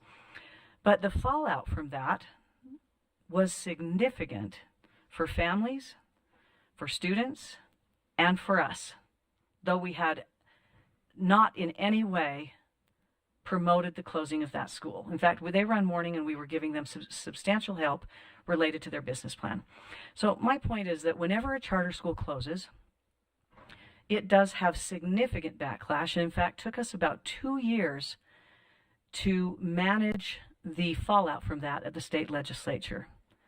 And so I would suggest to you that helping a school to close well, because we authorize over 95% of the schools in this state, helps the charter school world. Keeping a uniquely positioned and a charter school providing a unique education such as this open would be an enormous accomplishment for our board. I still think that we could give this school 3 weeks and our staff 3 weeks to provide us with more information. And I'd like to do that unless somebody is highly opposed. Okay, go ahead. Member Smith seems to be. I am highly opposed for all of the reasons that Member Cisneros and Member Olson have mentioned. I also would like to address AISU for just a moment, if we will all please remember that when they were closed, the main reason it was so terrible for us was that their financial instability, over which we had no control, we were held financially accountable for. We were held financially accountable for something they had done that we had no control over. Why would we take the risk of taking another school on that has significant financial risk when we are bringing them, we're essentially putting ourselves in the same exact position? That seems to me to be very, very foolish. Well, keep in mind that we had to pay a very small percent of that, and it was actually imposed upon us by the USBE. As opposed to, I would say that the reason our board experienced some significant backlash from that closure wasn't because of a very small amount we ended up paying, but actually because of the public perception and the legislative perception. At least that's what I personally dealt with as a board member. I think that we can craft a message and we can be very careful with our PR distribution and help the public become more educated as to what it means to have an authorizer and what it means when we are not the authorizer of a school. And I also think that, once again, taking on a financially unstable school essentially puts ourselves in that same IAISU risk. Right now, as it stands, we have no liability and no risk of being held responsible for their insolvency were it to become that situation. If we became their authorizer, there is that risk again. Other comments? Could I again just make one small clarification? It's not really, it's not a clarification, it's more for awareness. So we have been in contact with our building owners. We have been transparent about our situation, and they came into our relationship completely eyes wide open. So from the very beginning, they were aware that they were going to be working with a school that had a large gap to overcome, and we have been 100% transparent and in communication with them from the beginning. So I'm just sharing that.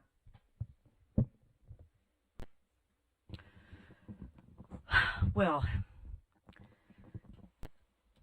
Member Spiker, that would be fine.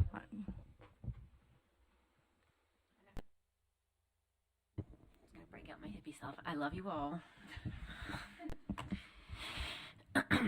I'd like to make a motion for staff to take 3 weeks to engage in more research to give us the information that we need to be able to make a vote at our April 11th meeting, specifically in the areas of revised business plan, potentially, information at all, like what's happening with Salt Lake City School District, and also like a little bit more update, just because it sounds like you're still in conversation with Slick.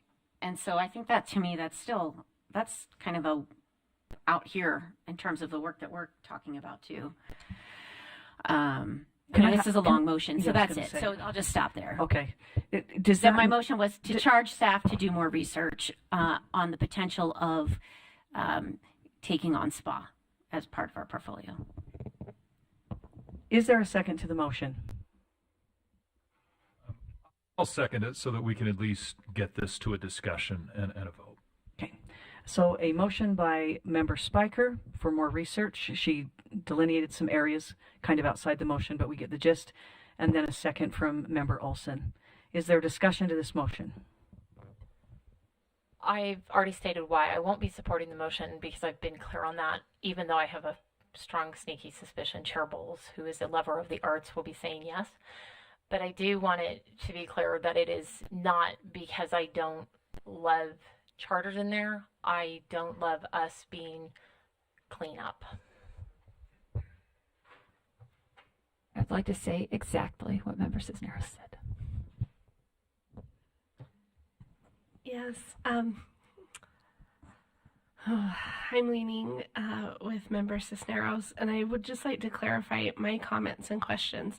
My feelings are not hurt that we were not first choice, but there's a pattern there, and there is something that concerns me if all of these other groups, Salt Lake School District being one of them, isn't interested in taking on this liability. So I just wanted to clarify that from my earlier statements. Other points of discussion? Go ahead, Member Olson. Yeah, I'm actually torn on this specific motion, and that is simply based, Vice Chair, on your comment, which is what is the downside? And as I see it, I've already laid out what I think is the real downside of this motion, is that we're kicking a can down the road and we're just postponing a problem. And I think the school is well aware that you now have several members of this board that are very skeptical, putting it mildly, at the idea of going ahead and becoming the authorizer of this school. At the same time, to the extent postponing this for 3 weeks, well, not to be chippy, but to the extent it saves us from having to bring Chair Bowles into this discussion so he could vote, there's some sense in passing the motion. But to the extent that the school knows full well that this is a bit of an uphill battle, and yes, We can expend some staff time. Our staff is amazing. I'm confident they can fit in some time to do some additional due diligence and research and gather some additional data. There's not a huge downside to that. I fear that we're only going to come back to our meeting in April and be no different from where we are today. So I can get behind this motion so long as everyone is well aware, and I think they are, that it's kind of an uphill battle to get over the hump, get over the hurdles that have been laid out very, very clearly today. So I'm somewhat on the fence, but I can get around, I can get over my concerns based on the big disclaimer that I just made. And last point I do want to make, there have been some great comments from members of the school today.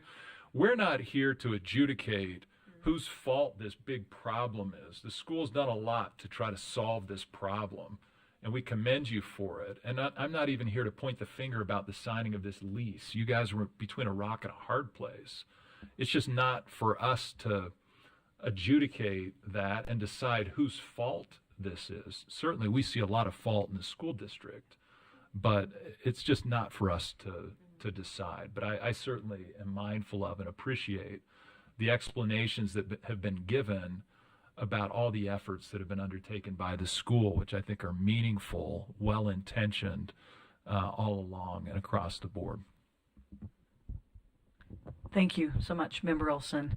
Our board is very divided, as you can see. I'm guessing that we're 3-3 if we were to take a vote, and Chair Bowles would probably have to break the tie. He doesn't vote unless there's the tie being broken. Not making a decision today is tantamount to kicking it to at least the 3 weeks and asking for the research. Member Smith, Member Cisneros, Member Bassett, are either of you movable on allowing that to go for 3 weeks? Member Bassett? No. Okay. Let's take a vote so that it's at least formal. We've had discussion. Let's do a voice vote. All in favor of the motion? I am Cindy Phillips. Go ahead. So is Member Spiker. You're raising your hand. Member Olson. Those opposed? Okay, we have 3 opposed. I have reached out to Chair Bowles. What I would like to suggest is that we table the motion for a minute until Chair Bowles can get back on and give his wisdom, or get on. He hasn't been on today, but he said he would join if there was the need for him to break a tie, and we can certainly wish that he were part of the discussion, but at the same time, he probably has an opinion, having read through the documentation. So what I think we ought to do is give him an opportunity to, we have a few more agenda items, one more at least, and give him an opportunity to maybe come on, and we will see if there's another motion. We'll table this one since it's tied right now. Is that allowed, AAG Olson? Are we allowed to just table it if it's a tie? Well, you should take the vote, and you've taken the vote. We have. If you want to take a break for a minute, you can call for that. Okay. Is that what you're asking to do? Yes, or to even go on to another agenda item. Is that possible, or no? I think I would take a break and then get the vote tallied. Okay, let's do that. We'll take a break, and if Chair Bowles can join us, we will see whether the nays or the yeas have it. Okay, thank you. We'll take a 10-minute recess. Okay, we are going to begin again. I think Chair Bowles is online. We welcome everybody back. Thank you, board members, for your patience. I know our meeting's kind of going a little bit longer than anticipated by the agenda items and time allotted to each agenda item. But one thing I really appreciate about this board and the board members on it is how willing we are to listen to each other, how readily each of you shares your opinion, your well-considered opinions. There's respect. I need Governor Cox here to see that we disagree better right here in the State Charter School Board meeting. We really do, though. It's absolutely true. Absolutely. But I mean, that is not a small thing, and especially in today's world, we really do a nice job of respecting each other's opinion and even seeing that person's perspective. In fact, many times we have thought we were going to vote a certain way, and then because someone has persuaded us, because we're listening and because they're willing to speak, we've changed our minds. And so I appreciate that. I don't think this vote is particularly, the be-all and end-all. It's not the most earth-shattering vote we've ever taken. We're really just deciding whether or not to decide today or to gather more information in 3 weeks, which won't be the be-all and end-all of whether or not this school is able to replace its teachers and place its students. So I can live with either decision, whatever Chair Bowles decides, essentially, as his tie-breaking vote. Chair Bowles, do we have you on this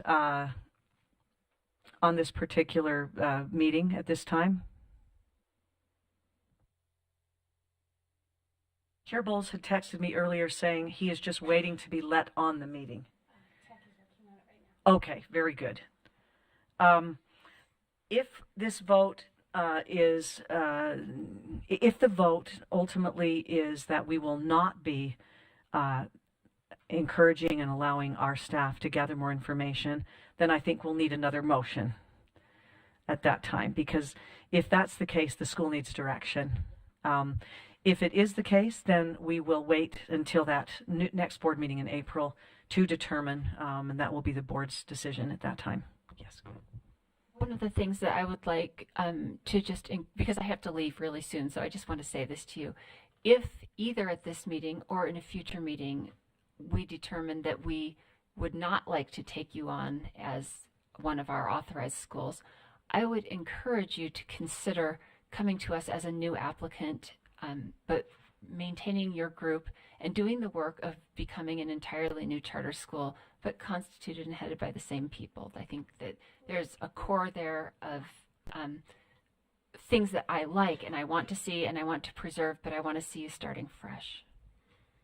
Thank you. Without the existing baggage. That's a creative and innovative way to look at it. I appreciate that. And we might be because we're sort of still discussing while we wait for Chair Bowles to come on, A.G. Olson, we've already been, as charter sector, called the Wild Wild West, so I'm just going to carry on rogue a little bit here. The other thing that if we do decide, if Chair Bowles votes in the affirmative and our staff is given 3 more weeks to kind of gather information, and Member Spiker sort of eloquently listed what we would like that information to be, I wonder if part of that, and I think it fits in one of your categories, would be something that was mentioned earlier, which is a collaborative authorization with Institute of Higher Ed. Some of our institutes of higher ed have actually been very reluctant to either expand what they already have in terms of authorized charters or to get into the business at all. And some may be more interested if there was a collaboration. I think that's an interesting line to gather information on, should that be the direction of the board. I would love to see more information about that.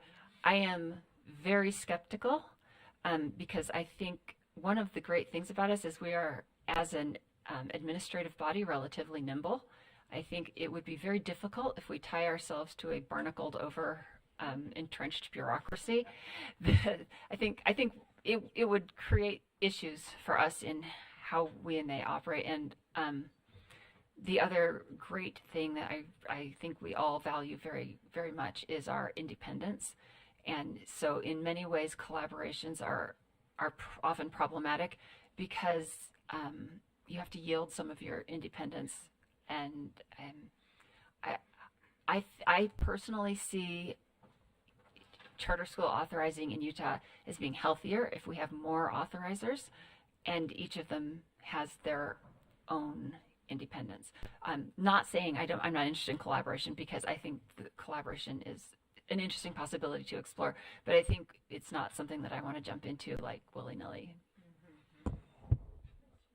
Mr. Phillips, I think you need to come to the conclusion on the voting, and then if you need a new vote, if Member Smith needs to leave, I would... Yeah, I think we're just waiting for Chair. Can she leave since her vote has been registered? Well, she should be part of the vote, and if you need to do a new vote, you'll need to... I think we're just waiting for. I don't know if it's allowed to have someone on the phone to vote. in electronic meeting. Yeah, I would say that call it as not passing. You've got 3 and 3, Okay. and then see if whatever second vote or other motion you want to bring that while you've got a full quorum here. Okay, let's do it. I know that Chair Bowles is hanging in cyberspace, just waiting to be let in by tech, though. Do we want to, having him here will ensure that a motion is passed one way or another? Well, I'm just concerned about that he's not here. Is the problem. What's the setup? What's the situation? Our tech team said they don't see him in the waiting room, so they've sent another invite to his email. He has been contacted and has been trying to join the meeting, so I kind of want to honor that. All right, I'm just concerned if you lose one of your members, you won't be able to. Well, Chair Bowles will still be with you, assuming, but you don't want to lose a quorum if you want to pass another.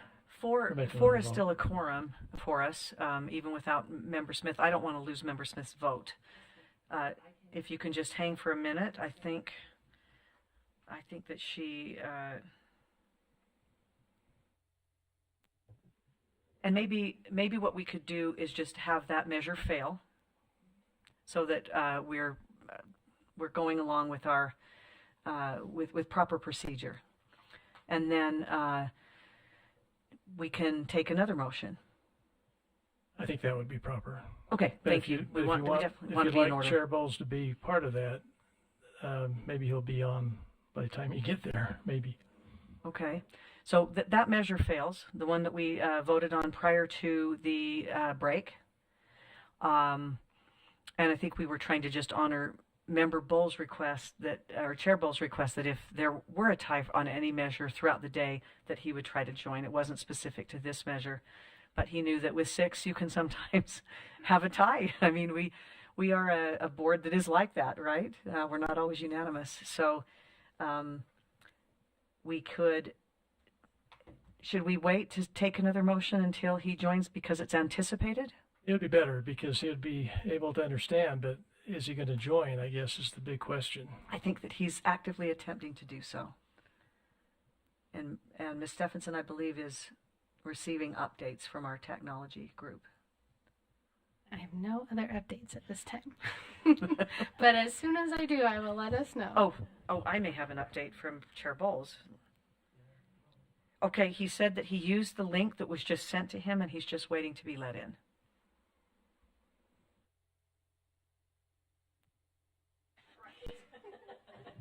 He's like casting the deciding vote for some totally different board. Oh, goodness gracious.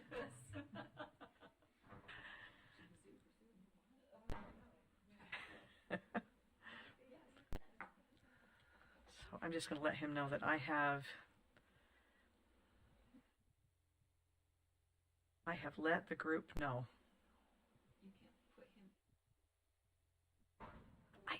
It seems to me, now this is relative to charter school boards rather than our board, but it seems to me that I know you have to have somebody in the physical location that people can join online. There has to be a way to verify who they are.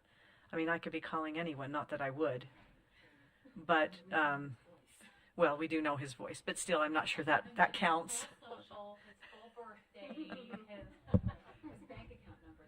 AAG Olson? I just was going to point out this motion was to direct the staff to look further into it.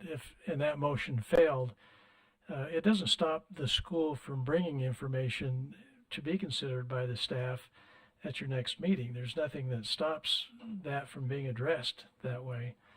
I don't think you're tied by having a motion here that directs them to actively seek that information, but just under the course of business, that's always a possibility that there's a charter school that may want to have you take them on, and there's nothing stopping the school from providing the information that they've heard that there's concern about. Just a thought. Could I speak directly to the school for a moment? Absolutely. Go ahead. I really would like you to really think. I know it doesn't help you for next year, and I know it puts students in a difficult position. It puts everyone in a difficult position, but I would think it would be helpful to consider the significant merits of reforming as a new organization, because it allows you a lot more latitude, and it lets you out of perhaps difficult financial arrangements and situations.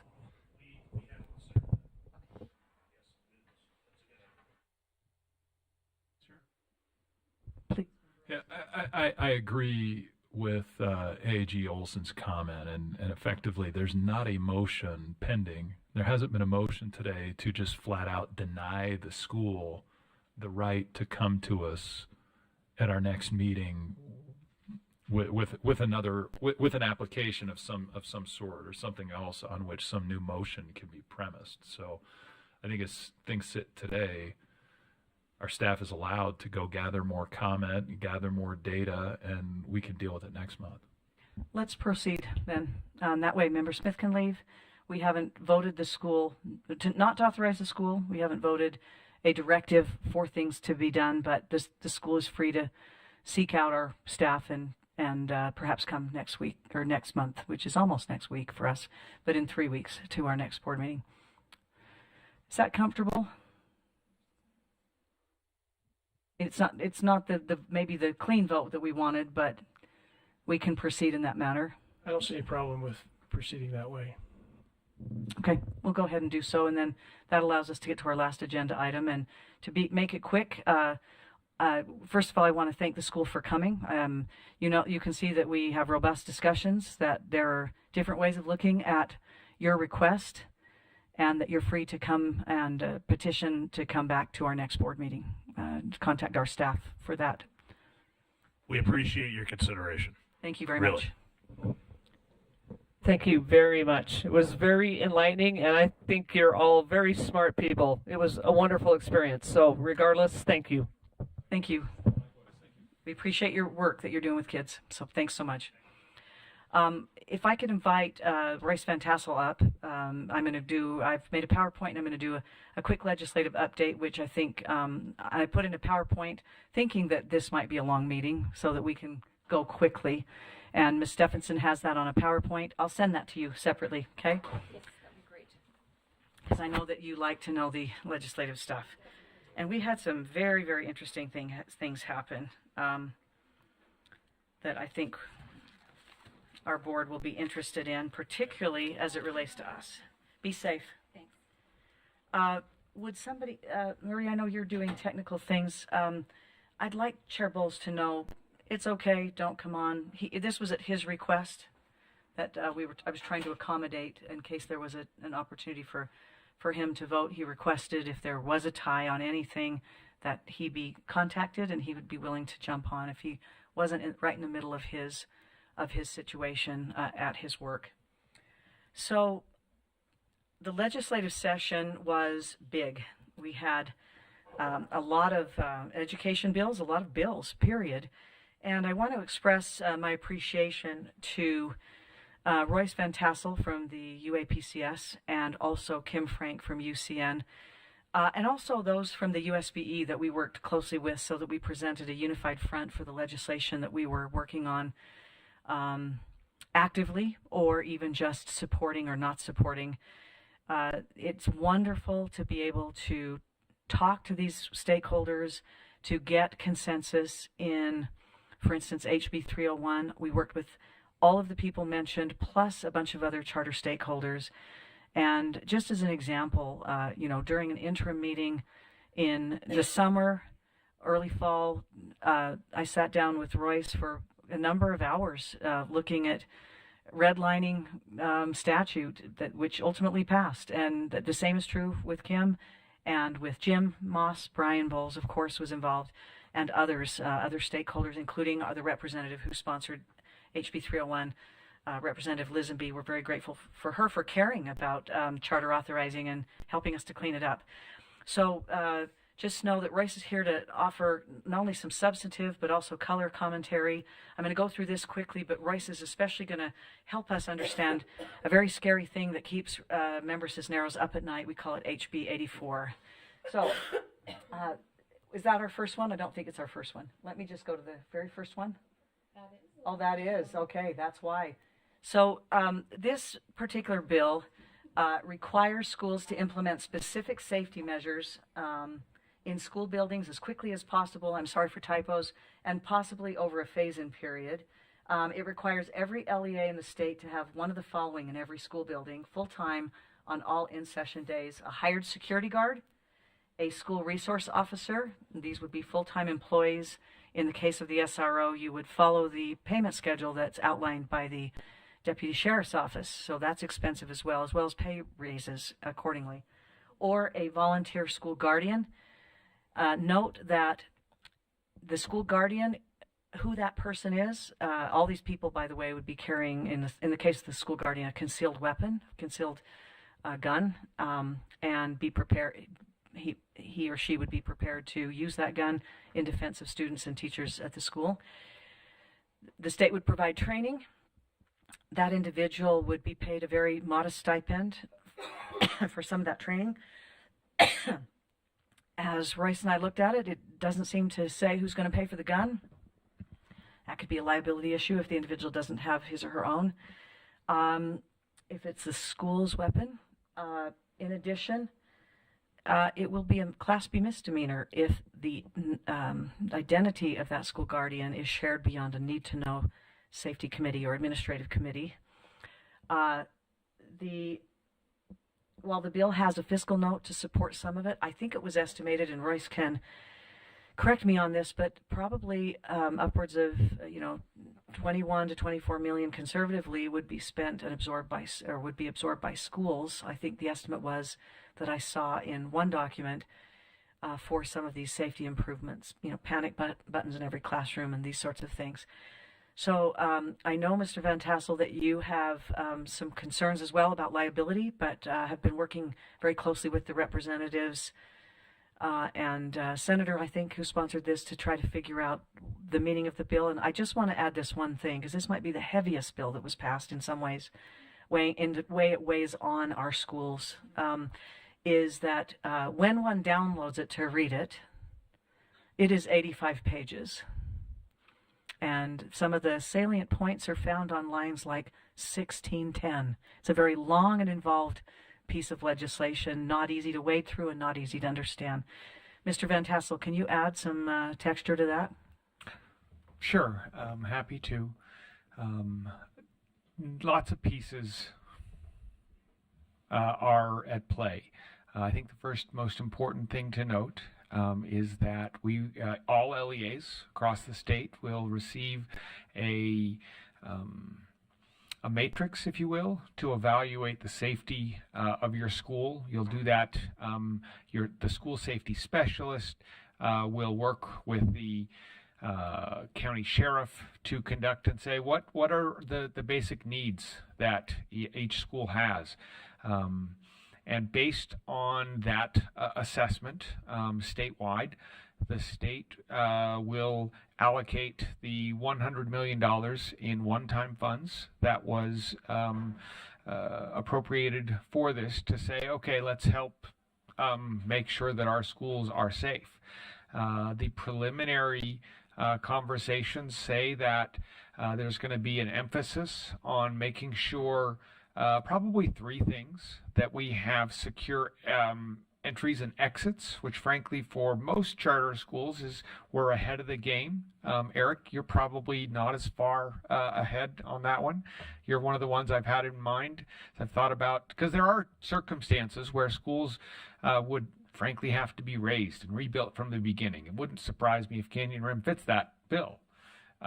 There are a lot of school district buildings that are in that boat, and it's that process could take 5, 6, 7 years, particularly if you're looking at having to go out to bond and then convince the voters and then build. It's a long process, and I say that not just to say everybody's focused, and understandably, everybody is focused on the Guardian program, but that is part.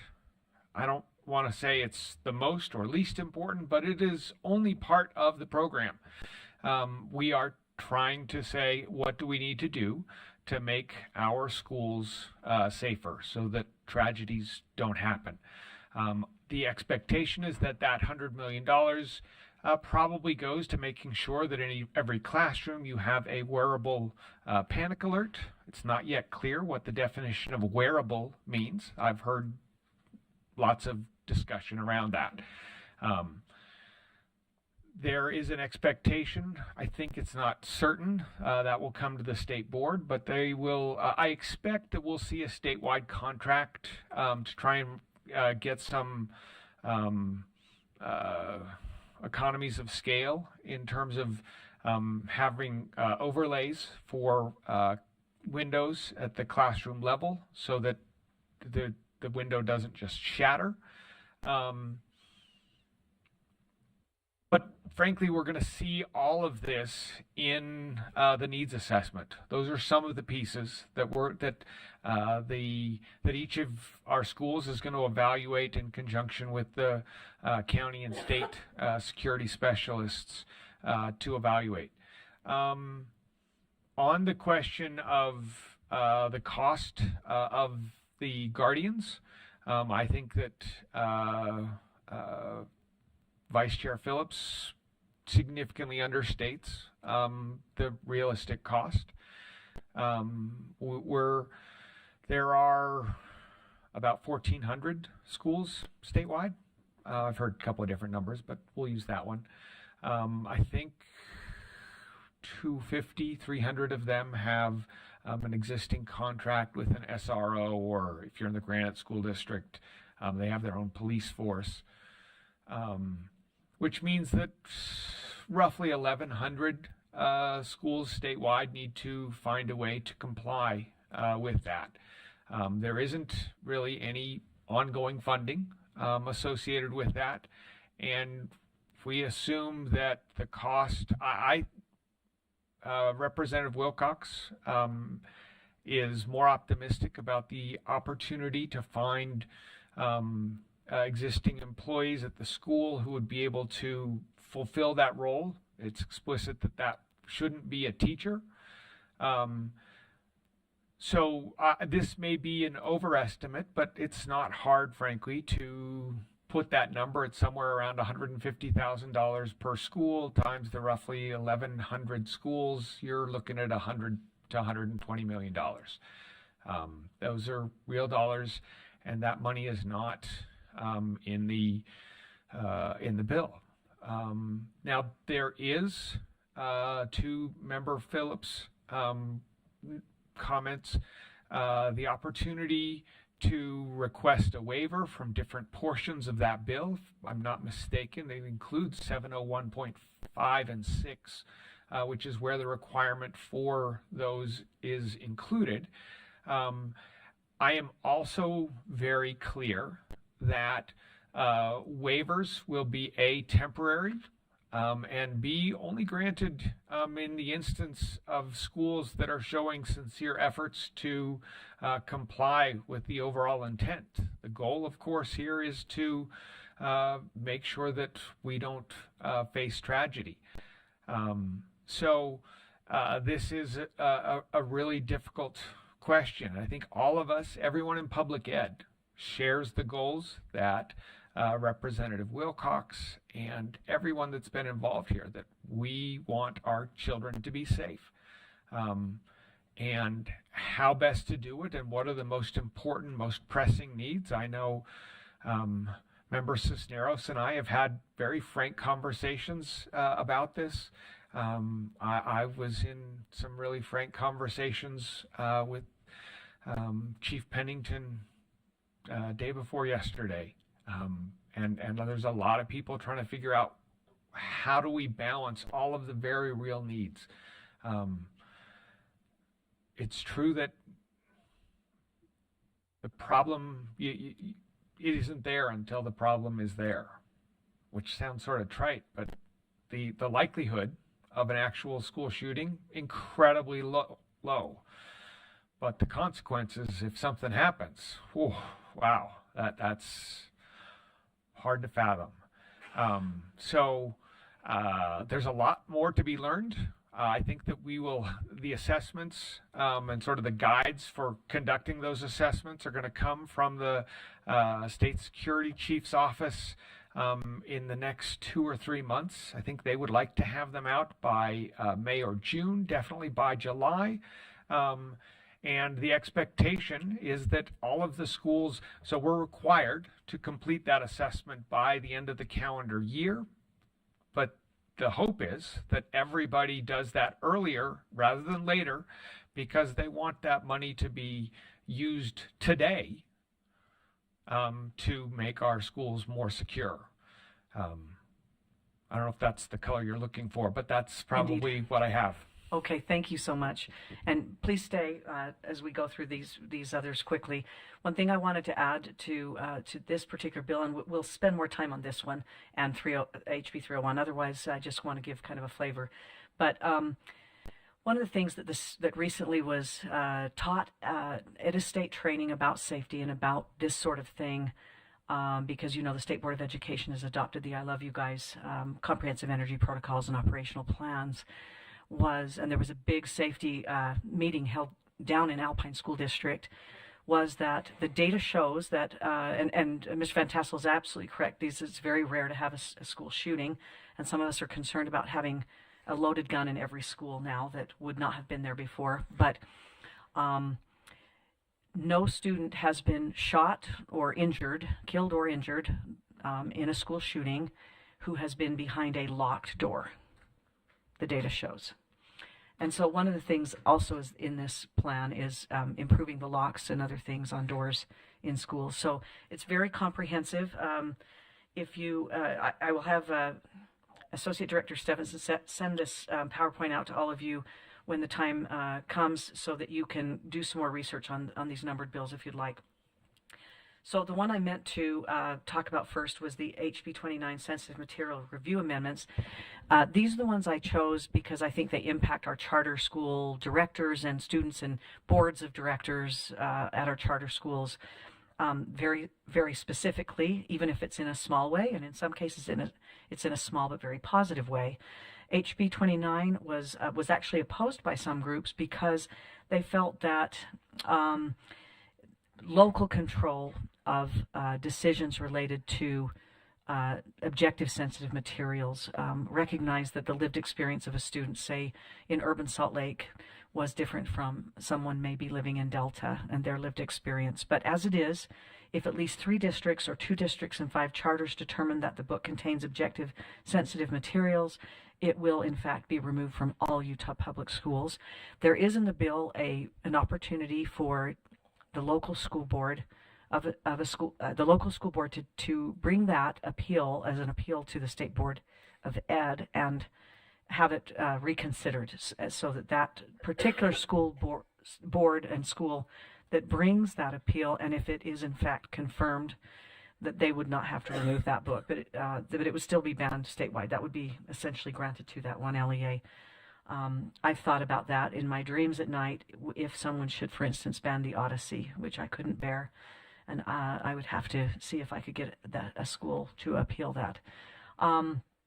And that, of course, that bright red line for objective material was, I believe, defined in 2022. The next one, passing by HB 84, which we've already discussed, we get to HB 105, educator expense modifications.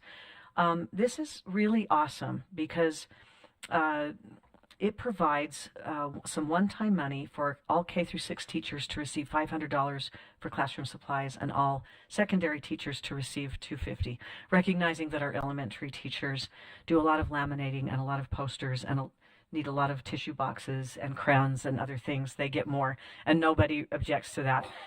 This was brought, I believe, by Representative Birkeland to recognize how much money teachers spend of their own money. So we were appreciative of that. HB 119, Educator Protection Program. This one also uses taxpayer money to provide some training to teachers who want to carry on campus, in addition to the guardian or to the SRO or school security guard. And it incentivizes teachers and staff to carry firearms on campus by releasing them of civil liability if their firearm harms a student or other person in the school, as long as the teacher is enrolled in the training program. So we've had some significant educator/gun legislation. If you'll move to HB 221, these are stipends for future educators. And this was brought by Representative Peterson, who also was able to provide some one-time money to support. This allows, there are some times and there are some universities who will work with schools where a student teacher is placed to allow that student teacher actually to be paid by the school while that's happening. But most of the time that does not happen. And as a result of that, you're working or maybe under an AEL license, or you are working another job while you're going to school, and then you go to do your student teaching and you have no money to eat. And so this is a $6,000 stipend, if you will, that kind of tides you over when you're doing your student teaching. And that's been pretty awesome. There is, of course, HB 257. That was effective immediately upon the governor's signature at the end of January. And the way that it actually affects our schools is that they need to make sure that their students and their employees, in some cases, as well as their families, know that that individuals are required to go into changing rooms and bathrooms that align with their sex assigned at birth. And it gives opportunities for schools to make sure that students are allowed to go into a neutral bathroom, or if there isn't one, staggered schedules into bathrooms. It forces schools to make a plan if they have students who are gender nonconforming to make sure that they, or actually any student, is comfortable using the facility that that student wants to use. So this is an opportunity for our parents to work closely with parents of gender nonconforming students, or for administrators to work with employees who are non-gender conforming to make sure that they feel comfortable. But it is now a crime, actually, for students to go into the bathroom other than their assigned sex at birth. Mr. Van Tassel, is there anything that I missed on that one that you could add that directly affects our schools that I've maybe not discussed? I would only add, I put together about a page-and-a-half memo that I worked with the sponsors on. So it's been 6 weeks since I wrote that, but it is a copy of it. We can get you the link, is on the UAPCS website, and it was designed to be relatively comprehensive. But for 3 bullet points, I think that's pretty comprehensive. Okay, thank you. And then HB 261. This was the Equal Opportunities Initiatives, known better as the anti-DEI, and this affects mostly higher ed, because you have dissolving of higher education DEI offices, prohibits asking questions about a potential or current employee's views on matters related to DEI, and making that a point of employment.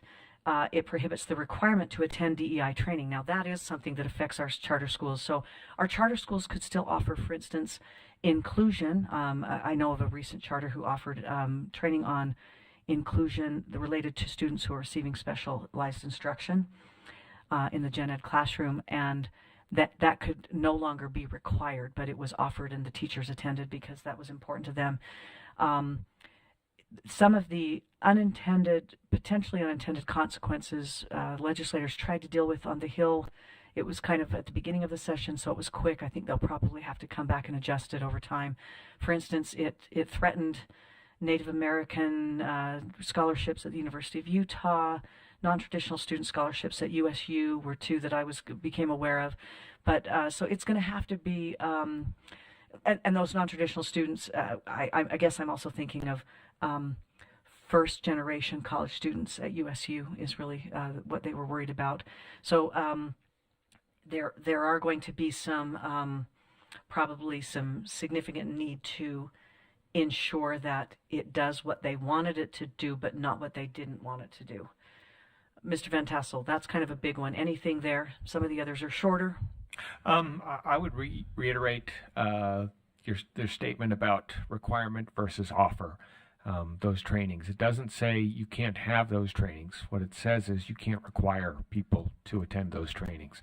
Similarly, you can't insist that people express a specific opinion on those topics. And if people volunteer them, you volunteer whatever that opinion is that's related to it. You can't make any of those employment decisions around that. In many ways, there's a lot of common sense built in here, but it's a really controversial space, no question about it. And you're right, this has much more impact at the the post-secondary level than it does in the K-12.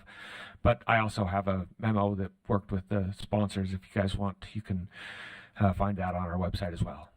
Thank you.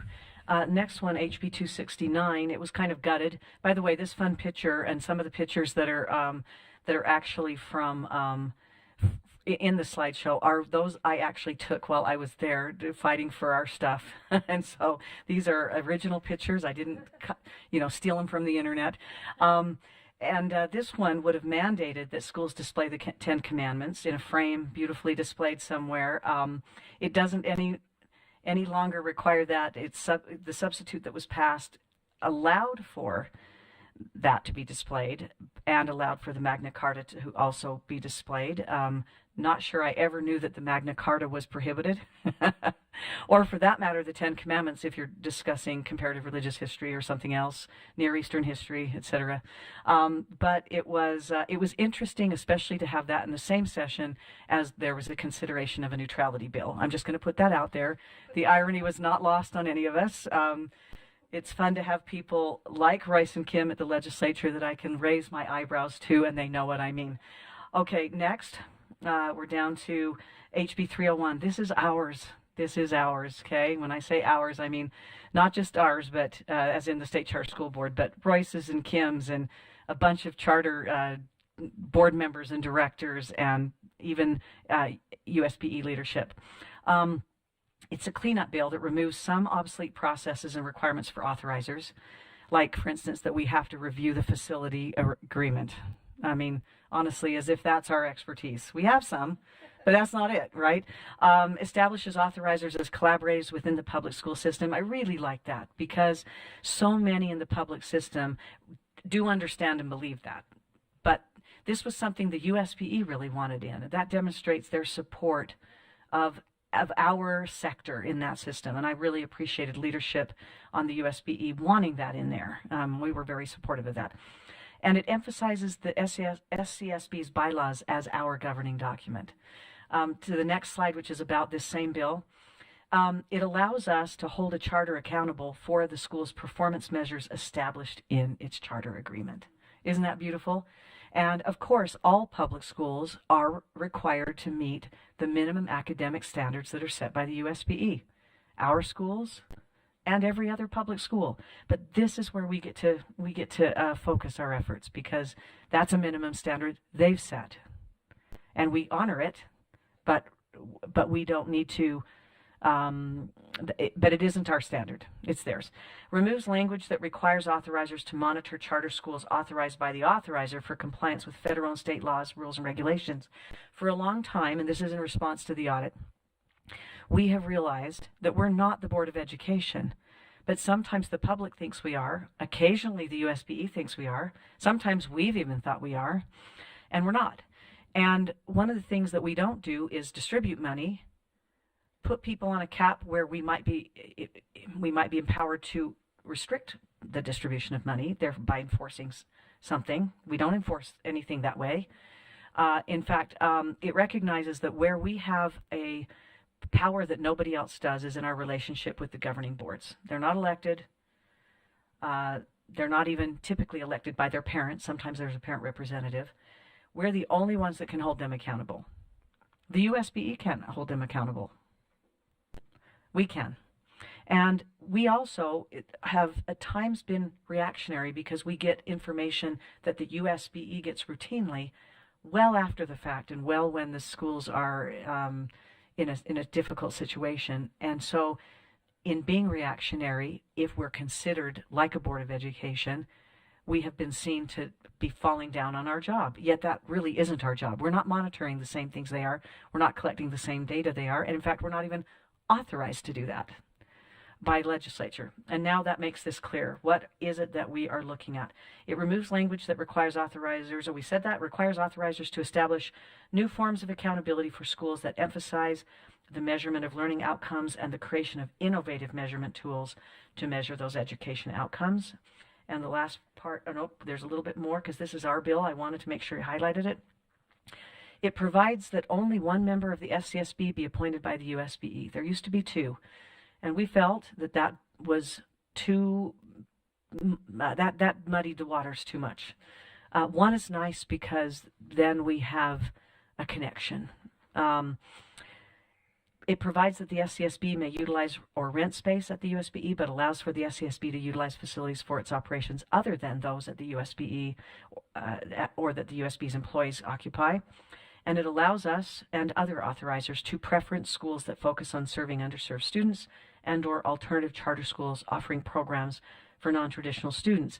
I think this is a step toward getting a designation for alternative schools, for charter schools, which the other sector in public education has, and we do not.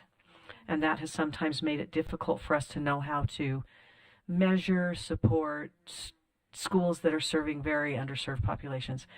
This is the last bit on HB 301. It improves due process for charter schools to seek informal reviews before their authorizer to present evidence related to a deficiency. We haven't had that space and step for them, and that was something that our charter school stakeholders really, really wanted. They were so pleased to see that we were supportive of it as well. It allows an authorizer to determine the deadline for a school to remedy the deficiency based on circumstances. Before, there were very prescriptive dates, and we know that some things ought to be able to be solved in a week, literally, and other things might take a full year or more. And if we see sufficient progress, we get to decide that now. It continues to support the VSIP process, but it adds another process by which a charter school governing board that is not entered into school improvement may voluntarily provide a proposal to the authorizer for consideration of transferring operation and control of the school to various entities, including, by the way, a management company, higher ed.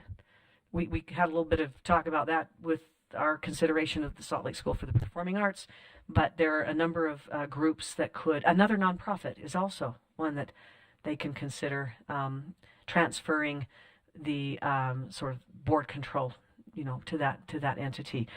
It's bilateral, so we would have to agree to grant that charter to that other entity. But it means that we don't have to wait till a school is just in dire straits. We can say, there's a little bit of stress. Have you thought about joining with such and such? Mr. Van Tassel, this was a big bill that you worked on a lot. Talk to me about what you're seeing that I'm not seeing, or the only thing I would add, and it's just to add a touch of color, a couple of slides back, the first and the third bullets, one more, talk about the performance measures. And I think it's important to recognize the connection between this and the administrative rules hearings from, 6 or is it 18 months? I can't remember. Both, these I think, things. Actually. But this is this was a point of contention in some of the language, and the important thing here is that you're going to have specific metrics for Canyon Rim that may be different for Moab Charter School because they're designed to be different, and that may also be different for specific schools within the same LEA. Again, part of the emphasis at the administrative rules hearing was to say we should not have this incentive that says, oh, don't go serve these populations that historically are problematic, or not problematic, but they're not demographically blessed. We want to take the lessons that we've learned and go and serve them. And this is an important piece of that for a variety of schools for the State Charter School Board. So just a little color there. Thank you so much. Down to HB 415, free public education. This phases out school fees related to curricular or co-curricular activities by FY26. There will also be no more general fees or fees for classes. It's about a $17 million annual loss to schools according to estimates. $35 million has been allocated in one-time money to offset those losses for the first 2 years.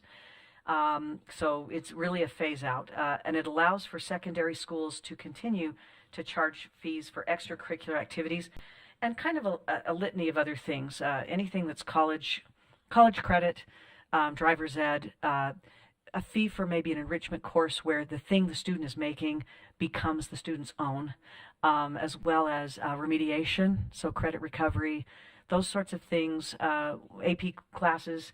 There can be reasonable fees charged for all those things. Of course, when you charge a fee, you need to be prepared to waive a fee. And that's, the intention is for schools to be free. If you could go to the next slide, Ms. Stephenson, thank you. This same free public education bill allows for a fee, as I mentioned. It intends for K through 6 education to be entirely free. It also intends for 7 to 12 education to have fees only for extracurricular activities in general. So sports, if you're doing something after school. It contemplates no fee for administrative costs. The only one I saw in there that was still allowed was if during the open enrollment period you are transferring out of your district of residence to another district, there is a modest fee that can be charged, I believe. Anything there in a bullet pointed fashion, Mr. Van Tassel? Part of the reason that it was only $17 million per year is that the ban applies not just to curricular, co-curricular, but co-curricular and curricular core classes as opposed to the electives. Very good.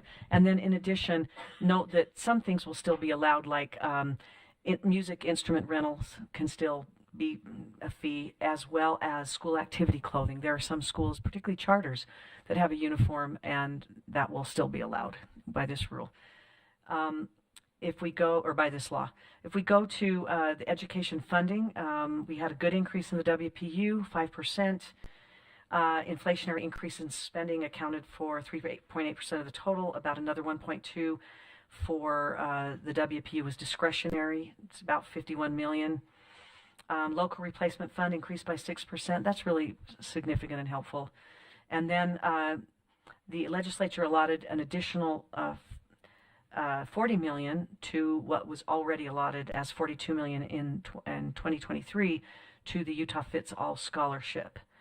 Am I missing a funding source that was big? No, I would just add that, and this is not as well known, and probably we need to fix that, but charter schools are permitted providers for the Utah Fits All Scholarship. So sometimes we think of that money as money that could have been ours.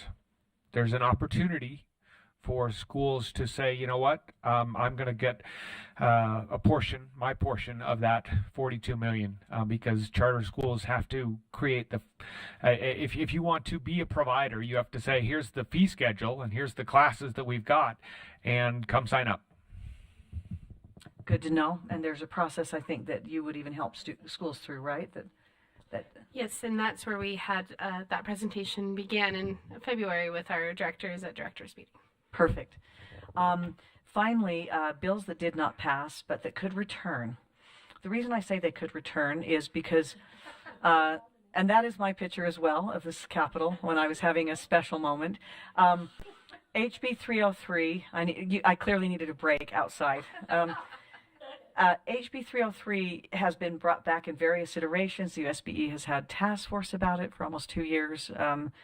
It's a neutrality bill that not everybody thinks is neutral, not even our very, very conservative legislature. In various committee meetings, you had people saying things like, and again, this is our conservative legislature saying, well, if there can't be a pride flag sticker in the classroom, can there be a CTR ring? If there can be a picture of me and my wife and the temple behind us, the LDS temple, why can't there be a picture of the man and his husband with a pride flag on their wedding day? on the desk. Now, that eventually was allowed, but many legislators, I even remember one senator saying, I served an LDS mission in the Ukraine, so now if I have a little Ukrainian something or other on my desk, is it now political? Even though I just have wonderful memories of being there for 2 years. Nobody could agree on what neutrality means, what symbols could possibly be neutral, whether or not it matters if tiny symbols are neutral. And so this thing, I will say that the sponsor of this legislation was not particularly responsive to the Administrative Rules Committee or the Education Committee. And so the result of that was a big fat no on the bill being passed. But remember, this would be, I think, the third time if it comes back again. It's come back twice. So we just need to see if there can be consensus, if it can be tidied up. I think most of us who are teachers or administrators, we actually want general neutrality in our classrooms in the sense of not promoting certain political views or certain religions or non-religion. I think that this bill goes well beyond that, and there just simply hasn't been consensus. And some people even thought that groups were targeted that ought not to be targeted with a double standard.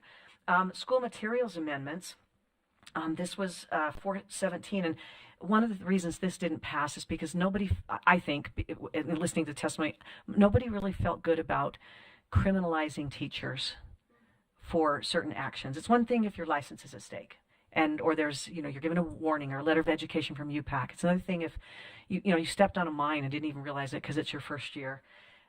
People didn't want that to be a criminal offense, and whether or not you use something that was later determined to be sensitive material by somebody, right?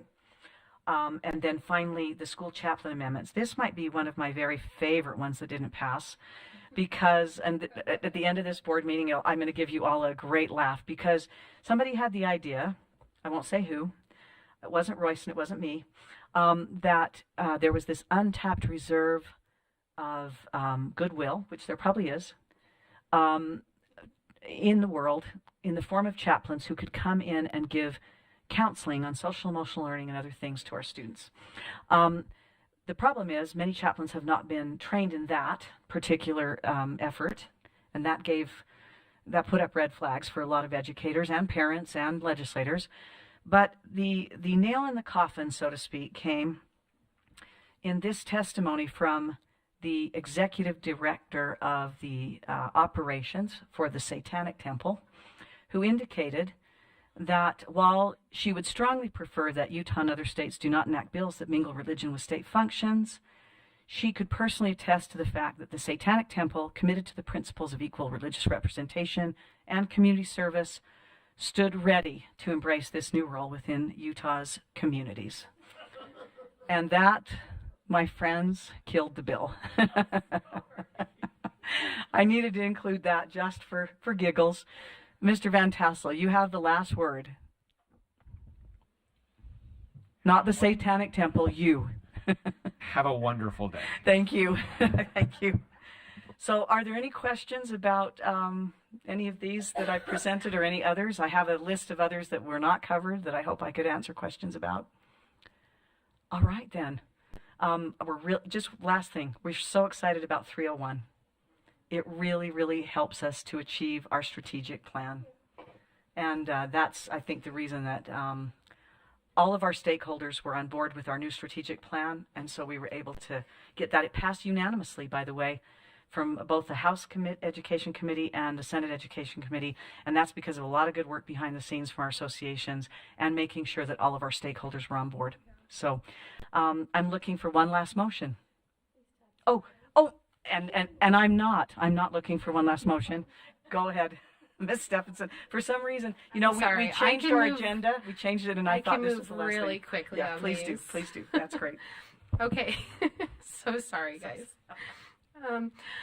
Okay. Our last two are just information items.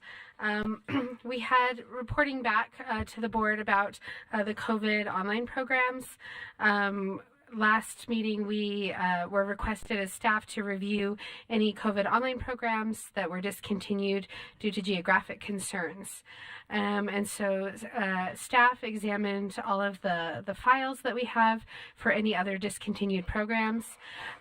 Staff found that there were no additional schools that at least were documented that was the reason that they were discontinued, and that all other programs appeared to be unaffected by the geographical limitations. And so staff at this point did not have any other schools that they felt they needed to follow up with on that, and wanted to report that back to the board, and also ask that if a school does feel like that was a concern and somehow it got missed in our review, that we would encourage them to reach out, and we can look at that on a case-by-case basis and then bring that back to the board to review as well. And then a few questions did come up from staff about the implications of online, and if that is going to be statewide for all schools with online. And so staff would also like to then bring that up with the board in some of the authorizing committee meetings that have been discussed as picking back up today. Then the last item is just the readiness to open review. And you'll notice that we said number 1. And the reason being for that is that this does come from board rule, and our board has a June 30th due date to certify to the superintendent that a school is ready to open. And so you might be thinking it's March. Why are we looking at this now if it's not due till June? That was actually a requested change that came from our board. So previously this has been something that the authorizing committee has looked at in March and April, and then we haven't brought to the board until May. And then if the board felt ready to vote, we did that in May. And then if we needed that additional month, we could wait until June to then take that vote. The requested change from the board was that we started bringing this information to you sooner as a full board. And so we were going to present on new schools today, and then give another report update next month and include satellites in that. And then we will still have our May and June to take those votes. So just going through those questions, we do have our 2 new schools that are preparing to open, Elevated and American Principals Academy. The first question deals with facilities. Elevated is an online school. They don't have a facility, and their office space does not meet the requirement of needing to have any contracts uploaded with us. American Principals Academy has uploaded their information, and because it is going to be a landlord-run project, USBE said that the timelines on that don't apply with that project, and they will just need to make sure that they have their certificate of occupancy once that construction project is completed. The next questions that we look at are if the director and the business manager has been hired. Elevated has done both of those, and is working with Amy Edwards and Academica West. You may remember that Amy was the founding board chair with Elevated. American Principals Academy has not yet hired a director, and is continuing to work with the business manager, American Preparatory Schools, which they did indicate in their application. We also then check if they're working through the required policies list. It doesn't have to be done yet at this point. If they've begun working on their special education policies and procedures, and if their school calendar has been adopted and posted. Elevated has met all of those requirements, and it's outlined here. American Principals Academy talks about intending to do those things. That does have some concern with some of the timeline pieces, and so again, with that authorizing committee that is picking back up, staff plans to bring that to the authorizing committee and work through some additional support while we are still meeting with that school as well. We also check to see if the school has selected a student information system and made sure that it communicates with the state system. That's a very important piece. Elevated is using the system that the state has created, Aspire, and American Principals is using Skyward, which does communicate with the state system. And then last and most importantly, arguably most important, would be enrollment. And at this point, we're looking to see if the school has at least 75% of their break-even enrollment. You can see here they had fairly similar break-even enrollments from their application. elevated charter school was not at that 75% number, which was close to about 150 students at this point. So we did put a notice there that they received a letter of awareness and a call to action, which was that supportive oversight to meet with us and discuss where they were at. We did have a really good meeting then with the administration and the board there, and they shared what they're working on. Currently, they, when we met, had 37 students. As of this week, they were up to 49, so they're continuing to grow. They do feel like their true break-even number is 115, so they would like to adjust that. They did feel like they're continuing to add students week by week. Their marketing company that they're working with has continued to add different ads to Meta and to their Facebook page. And then their director sent a list of multiple engagement activities that they're having around the state and going on, like Good Morning Utah and all sorts of marketing activities that they're doing. So staff is planning to continue to engage with the school and support them, and they recognize that this needs to be a all hands on deck activity for the next few months. American Principals Academy, same thing, their application break-even was 194, so again, we're looking for about 150 students at this point. They were also not where they should be for the month of March, and so they also received a letter of awareness and a call to action to meet with staff for that supportive oversight. We were able to have another productive meeting with them. They were a lot closer as of this last week. When we first met, the numbers were closer to 100, and they were able to get that up to about 135 in just this last week, and showing the breakdown of the grades. They are committed to continuing to meet with families and to continue to engage in their marketing strategies. And staff feels confident that at this point, both schools are committed to continuing to market and continuing to address this concern, and we will continue to monitor, support, and report back to the board. Ms. Stephenson, is that all? Yes. Okay. Board members, do you have questions of Ms. Stephenson, her presentation, or? We appreciate that. We know, it's 3 or 4 slides, but we know we recognize that it represents literally months of work with these schools as you're getting them ready. That does not go unnoticed. So thank you, and please pass that on to any staff members who aren't here, how much we appreciate all the efforts they've put in to try to get these schools that we've authorized, that we have a lot of hope for, and the families that want to have them. We want them to be ready. We want them to really provide, even from the first year, a great education. So thank you for all that work. Now I'm looking for one last motion. Make a motion to adjourn. And we are adjourned. Thanks so much, board members, for your time today, and staff members, thank you so much for coming.